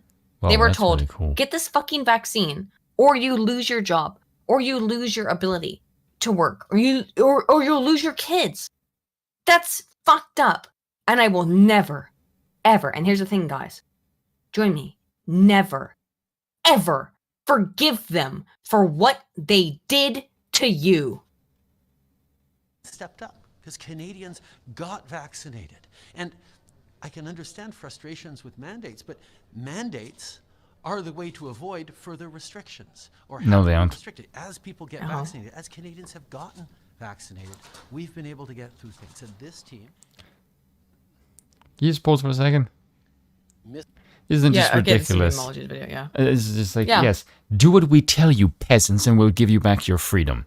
Yes, Fuck exactly. you tyrannical son of a bitch. Fuck you. You are the antithesis of a monarch. You wish you were a monarch. You're an oligarch. You're just a tyrant. You fucking loon. Yes, you are a tyrant. Justin Trudeau is a tyrant. And I will say that for the rest of my fucking life. Justin Trudeau is and was a tyrant. Will always be a tyrant. Hasselhoppe says, hey, he's not forcing people to get vaccinated. He's only talking about measures to ensure all Canadian citizens were. They could flee Canada instead. Oh, except they couldn't. They couldn't flee Canada, could they? They legally were locked down. I know what you're getting at, Hasselhoppe, but thank you for that. And thank you for that. They legally could not leave the state. They were forced to be locked down and take an experimental drug that now every single fucking health administration, the entire goddamn fucking world is going like, oh, well, actually, there were a lot of issues there that we didn't anticipate, which I could have anticipated as a stupid fucking social scientist. And I told them about it 2 fucking years ago. I said about it 2 fucking years ago. You have not done the research on this. If you can't do research that is held up to the standards of the fucking social sciences, then why would I ever want to deal with your fucking research that's supposed to be about health? You're out of your fucking mind. This is... Oh my god. I said this again 2 years ago. I told you. I told everybody. They could not have conducted the research that was necessary to be able to understand how this shit worked. And of course they didn't. Because they didn't care. It was about tyranny. It was about controlling you. It was not about science. It was not about health. It was not about psychological or personal welfare. It was about cattle, proving you to be their slaves. Kids for £5 says, Justin is lucky I'm not king, as I gladly make an example of him for the whole world to see him bleed and his ilk dry until there's nothing left. Yeah. Well, He's the he's kind a of person tyrant. that would get dragged around and thrown away to like, like public humiliation and just like toss fruits at his face. They fucking hate you. Let's finish this Trudeau clip. There may be all sorts of different reasons why someone is hesitant to get vaccinated. Yeah, like evidence is one of them. Again, why did I not take the COVID vaccine? Because it makes sense. But yes, but more accurately, I looked at the development of the COVID vaccines and went, "Oh no, doesn't make any sense." Like in terms of the timeline, right? Doesn't make any sense. You can't you can't do that. And for someone like me who has a whole bunch of medical issues outside of it, no, I won't take your fucking vaccine. I won't take it. And now you're fucking lying and pretending you never forced people into doing it. You did. You literally forced them. You have to take our shitty vaccine that we have no evidence to support, or we're gonna fucking destroy your life. Well, who's come out on the other side of that, Justin, little bitch? It's that little bitch again. Between someone choosing for personal reasons to choose not to get vaccinated. There was no choice. No one had any choice under your filthy fucking fascistic government. You wasn't fascistic. Your totalitarian definitely government. fascistic. It was sort of. Actually, it was fascistic because it was a collaboration between business and the state. It is literally fascistic what you did, Justin. It was literally fascistic. You forced people to take a drug that you knew was not tested. And you're like, oh, they could have had a choice. They did not. People who had, for example, Guillain-Barré syndrome, which should have made it so that they should never have taken like basically any kind of medication, were treated no differently than the average person who you want to inject with your magical science juice. Inject me, Reddit, inject me. People with Guillain-Barré were treated no fucking differently than anybody else. There was no, I'm saying this because I lived through it and don't fucking gaslight me. There was absolutely no way that people who had any kind of exemptions medicalistically could have gotten out of this shit. So stop fucking lying, you cunt fuck. Holy shit. I hate this dude so much, dude. And someone deliberately using misinformation, like what you did, to mislead and scare other people with so-called facts that aren't facts at all. So-called facts. I love the way this is Oh my so annoyingly vague. Yeah, so-called facts, like the fact that you lied to people about that masks work, or that the vaccine was totally safe, and so-called facts. I hate this dude. How could anyone vote for him? But they will in Canada. I guarantee he'll be voted in again and again and again. Yeah, because people are stupid. Yep. That lead them to make a choice that endangers their lives and the lives of other citizens. So as Prime Minister, through the greatest public health crisis that we've faced in 100 years? No, really isn't. not, actually. In 100 years. COVID was not a threat to fucking Polio. anyone. No, we all know this. Polio. Come on. You fucking lunatic. COVID's as bad as polio. Dear God. Listen to this man. He's 100 years. COVID is as bad as polio. Fuck off. No. Fuck off, you absolute loon. Get the fuck off of your little podium, you dipstick. Since the Spanish flu? Spanish flu is more than 100 years ago, you fuck.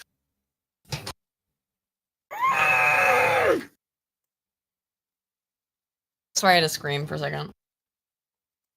Wow, this Biden looks like an asshole in this clip. This is the Biden asshole clip after this. No, he's standing in front of a group of the elites and just says, in a lot of ways, this dinner sums up my first 2 years in office. I'll talk for 10 minutes, take 0 questions, and cheerfully walk away. Yeah. Yep. I'm sorry though. Sorry, that one really pissed me off. That is probably the most honest thing he's ever said. Show me the clip, because I have a Biden compilation of his retardation after this. Because I'm in a Salty bad fucking clip. mood right now. I'm in a real bad fucking mood right now after this fucking lunatic. This man, Justin Trudeau. I can't look. I'm not Canadian. How could you vote for this guy who overtly, Because people are stupid. expressly hates you? Again, people are stupid. Oh my God, it's a problem with fucking democracy, isn't that? Yes, there's a lot of morons. Keep as many Canadians alive as possible. Nope. It was about And keeping as now many Canadians you subservient as openly possible. advocate for assisted suicide. I get Yes, the impression well, you yes. don't really give a flying fuck Weird. about saving lives, you fucking douchebag. You're like, well, is it gonna take you like more than 6 months to get You your can't afford treatment food. How would because you of your just kill socialist yourself? government? Right. Like, our socialist government, which is so great and wonderful and perfect, means that we actually can't get you treatment for probably like a So decade. how about just kill you should yourself? probably just kill yourself. It's so great. Dreadnought for 5 says, hey, I think Aiden's getting over her niceness problem. Just show her a clip of Trudeau every day and she's cured. Maybe show me more clips of Trudeau and I'll get angrier every day. I'm sorry, I hate this dude. I really fucking can't. I cannot stand him. And the reason why I hate him is because he hates you. He hates the Canadian people so overtly. It's what makes me sick. Like, he overtly, I don't understand this.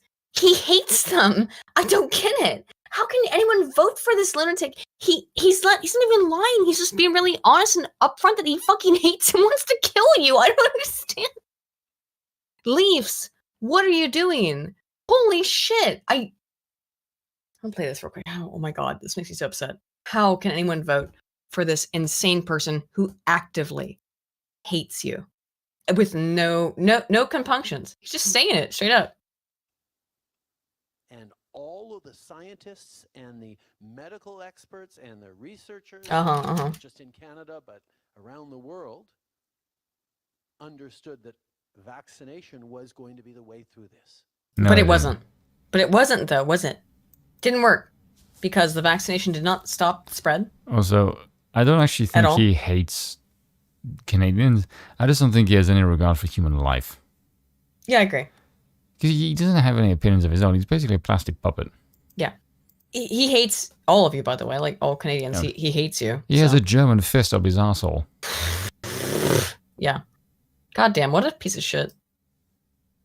And therefore, while not forcing anyone to get vaccinated, But you did. But you did force. You force them through How coercion. you can say that and you don't understand the internet exists is like fucking bizarre to me. No, again, because the people he's talking to are NPCs.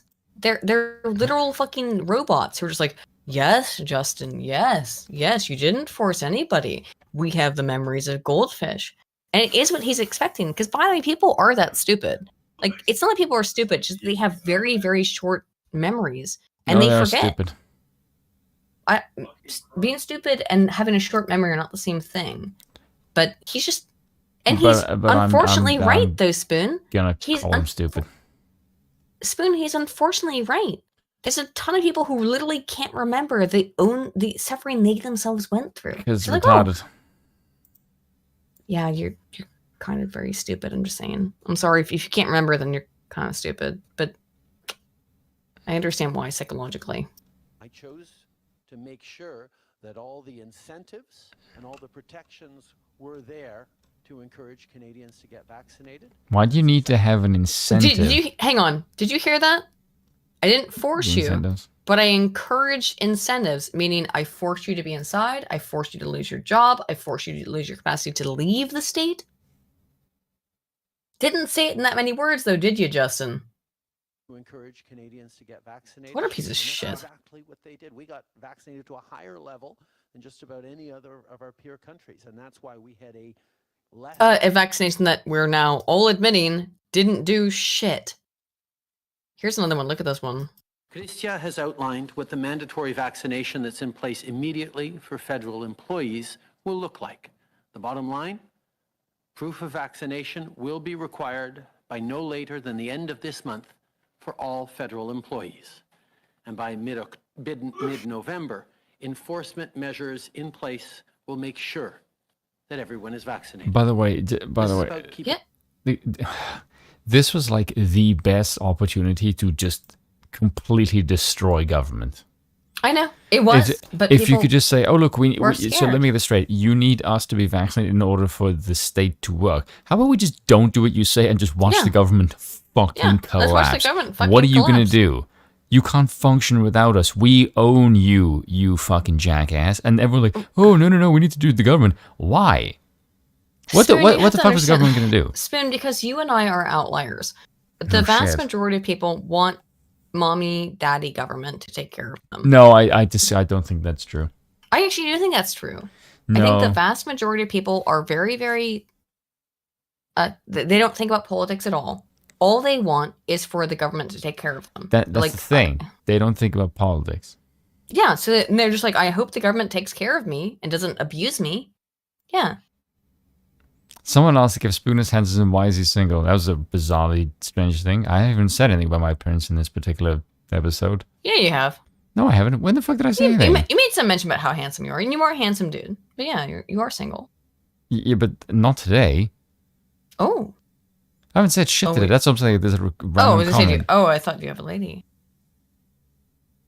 We gotta get Spoon a lady. Oh, hell Permanent no. lady. No. All right.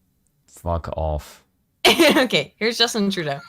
Keeping people safe on the job and in their communities. Play something else. I'm sick and tired of his The face. second commitment we made. Huh? Play something else. I'm sick and tired of his face. He's basically saying the same thing over and over again. Yeah, he's fucking infuriating. Like, okay, one sec. This is another one. Like, listen to this. What? Okay, here we go. Apparently, I have to go on Twitter. You deserve better. You deserve a government that's going to continue to say, get vaccinated. And you know what? If you don't want to get vaccinated, that's your choice. But don't think you can... Was not a choice, though, was it? ...get on a plane or a train besides vaccinated. Okay, so it's not a choice then, is it? You're going to restrict their ability for movement. So you're a liar. ...people and put them at risk. We need to be strong in the decisions we're taking going forward, and we need to put people first, which we have always... No, you need to put your government first. Be clear. That's what you mean. Your government, your power, your elitism first. Done. And I'll be honest, you know, like I do, there's lots of people out there who don't agree with that. And the reality is, that's okay. No, it's not. Democracy. No, it's not. No, your It's not quote a democracy doesn't allow them to disagree. You literally restricted them from being able to move. restricted them from You movement. still do that That's now. not democratic. You did that from your position of power. You did not. No one voted for it. You did that using your governmental power. You did not do that with a vote. You did that with your power.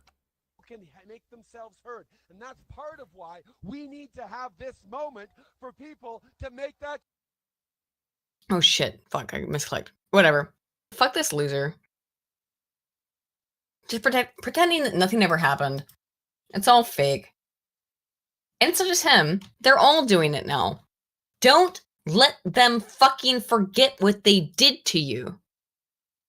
See this Fauci thing? Fauci says, I never shut down schools. I never did it. I never did it ever. I never did it. More smoking. Why does this not work? It's in Looks this like clip. fucking Biden in that clip. I will never take him seriously because he's under 5'5". Yeah. And he looks like a fucking gremlin. It's like click on like 10,000 things to get the fucking clip I'm looking for.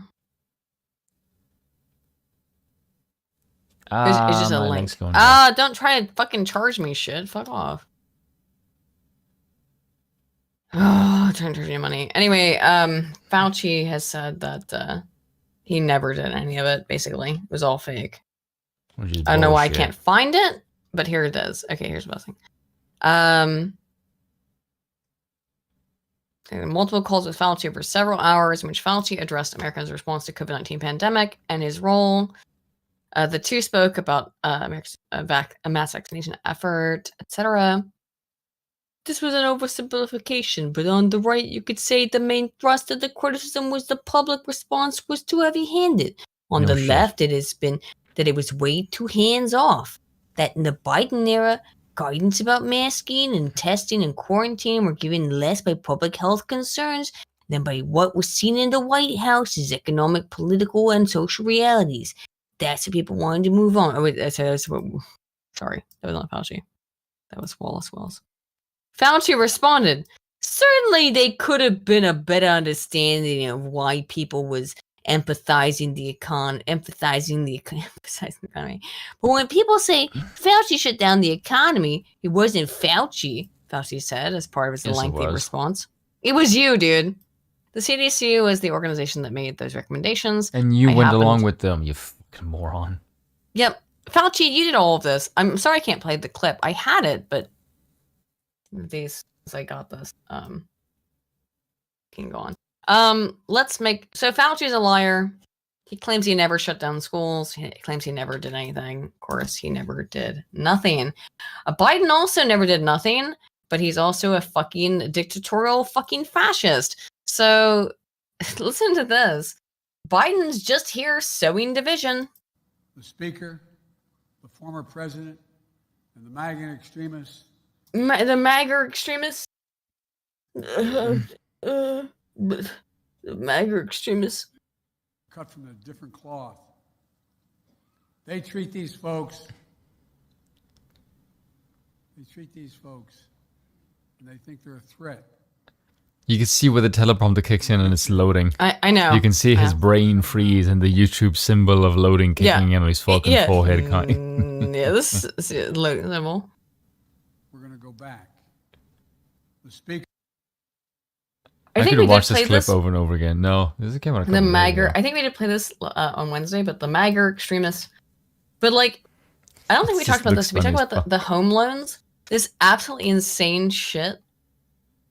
Where Biden's basically going to take. Okay, experts believe that borrowers with a credit score of 680 would have to pay $40 more a month on a $400,000 mortgage under rules from the Federal Housing Finance Agency that will go to effect on May 1st. Costs that will help subsidize people with lower credit ratings looking for a mortgage. So in other words, if you've done good in your life, if you've worked hard, you're fucked. You're going to have to pay more for people who have not worked hard in their lives or who have fucked up in their lives. That's this entire new, I'm not going to go over it, but like this is the entire, go over it if you feel so inclined.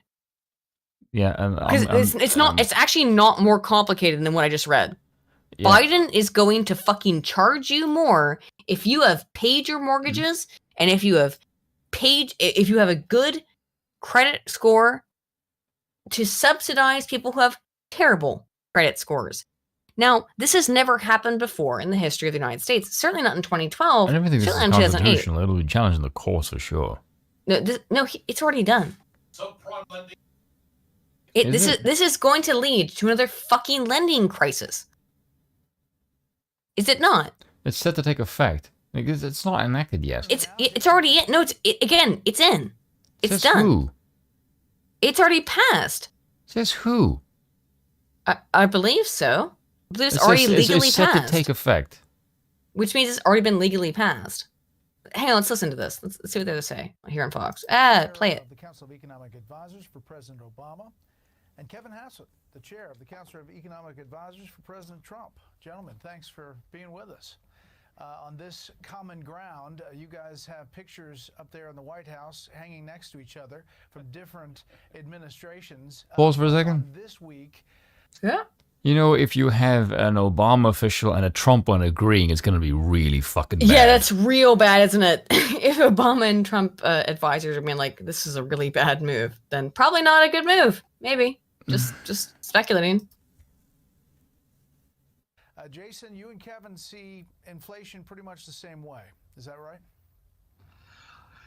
Consumers have gotten some relief in the last 2 months because gasoline prices keep falling. That's good news. Sort of. It's going to help people. But if you look at the underlying inflation rate, the type of inflation that's likely to last and persist, Hang on. that model I use, and sometimes we have a big disagreement. They're talking about other shit. I'm going to get into this fucking thing. Economy as you see it.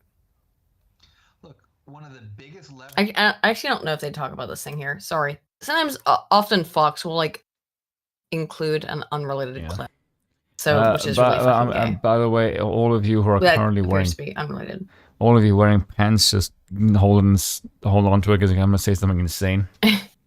Yeah. Anna Kasparian from the Young Turks is a really, really good journalist when she wants to be, because she did a segment on this and she tore the Biden administration the fuck up.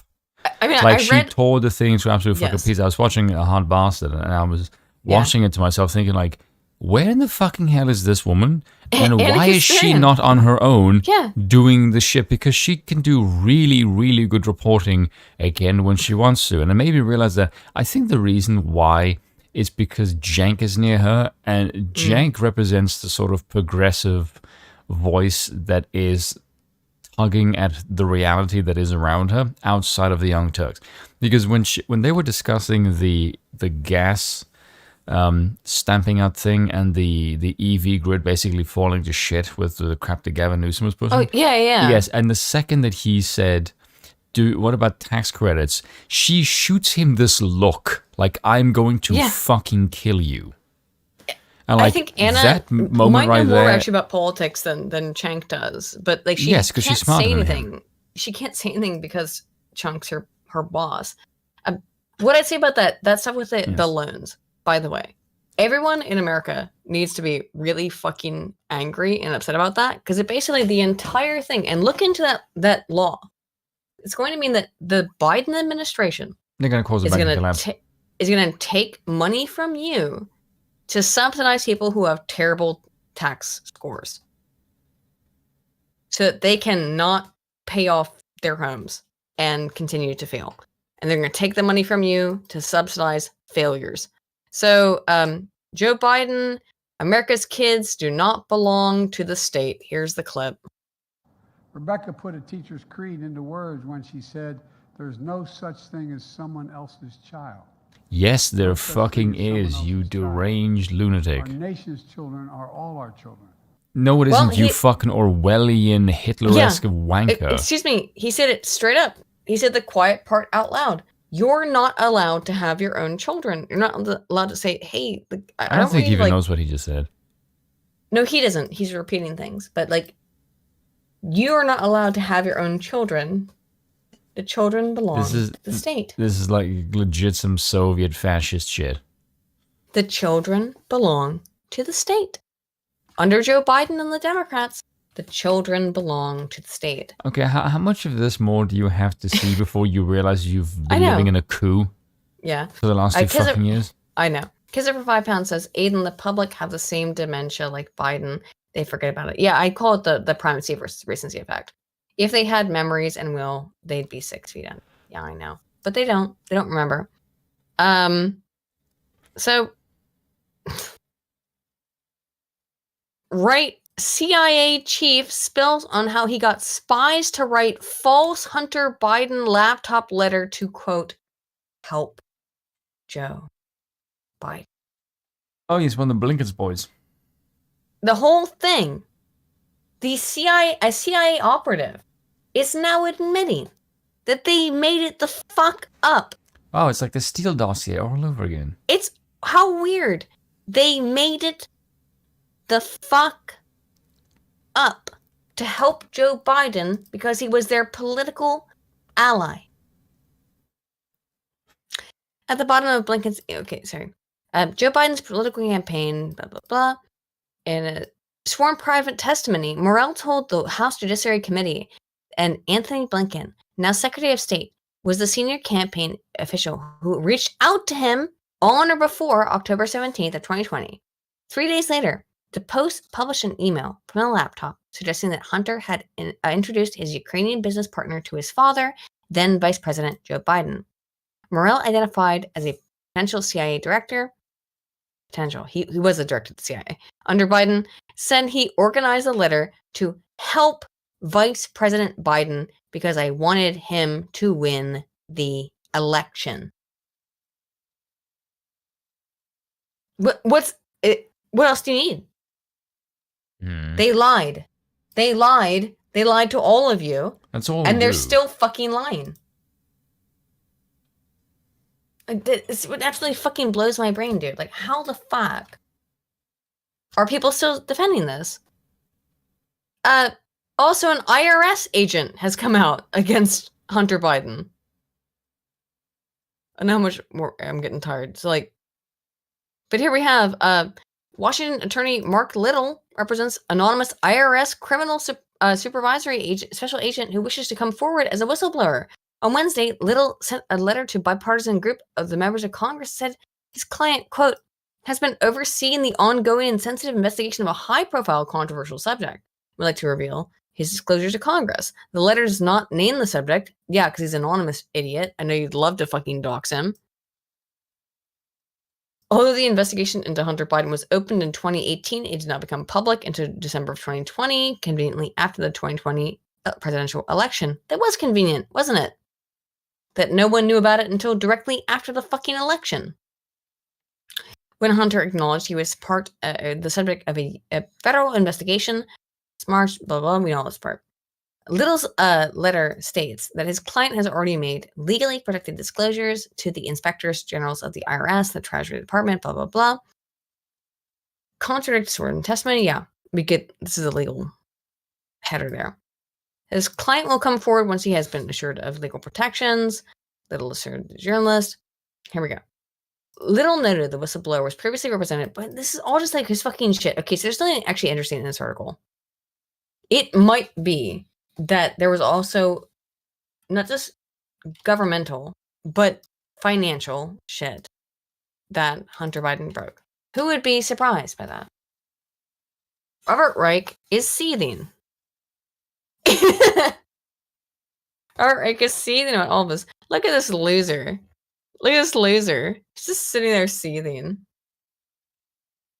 Trump committed treason and will try again. He must be barred from running, says Robert Reich, who's just... I don't want to read this. Robert Reich's just seething. Do you want to read this? Spin? Alright, I guess not. Thanks he did a good bed. Time to talk about Grandpa.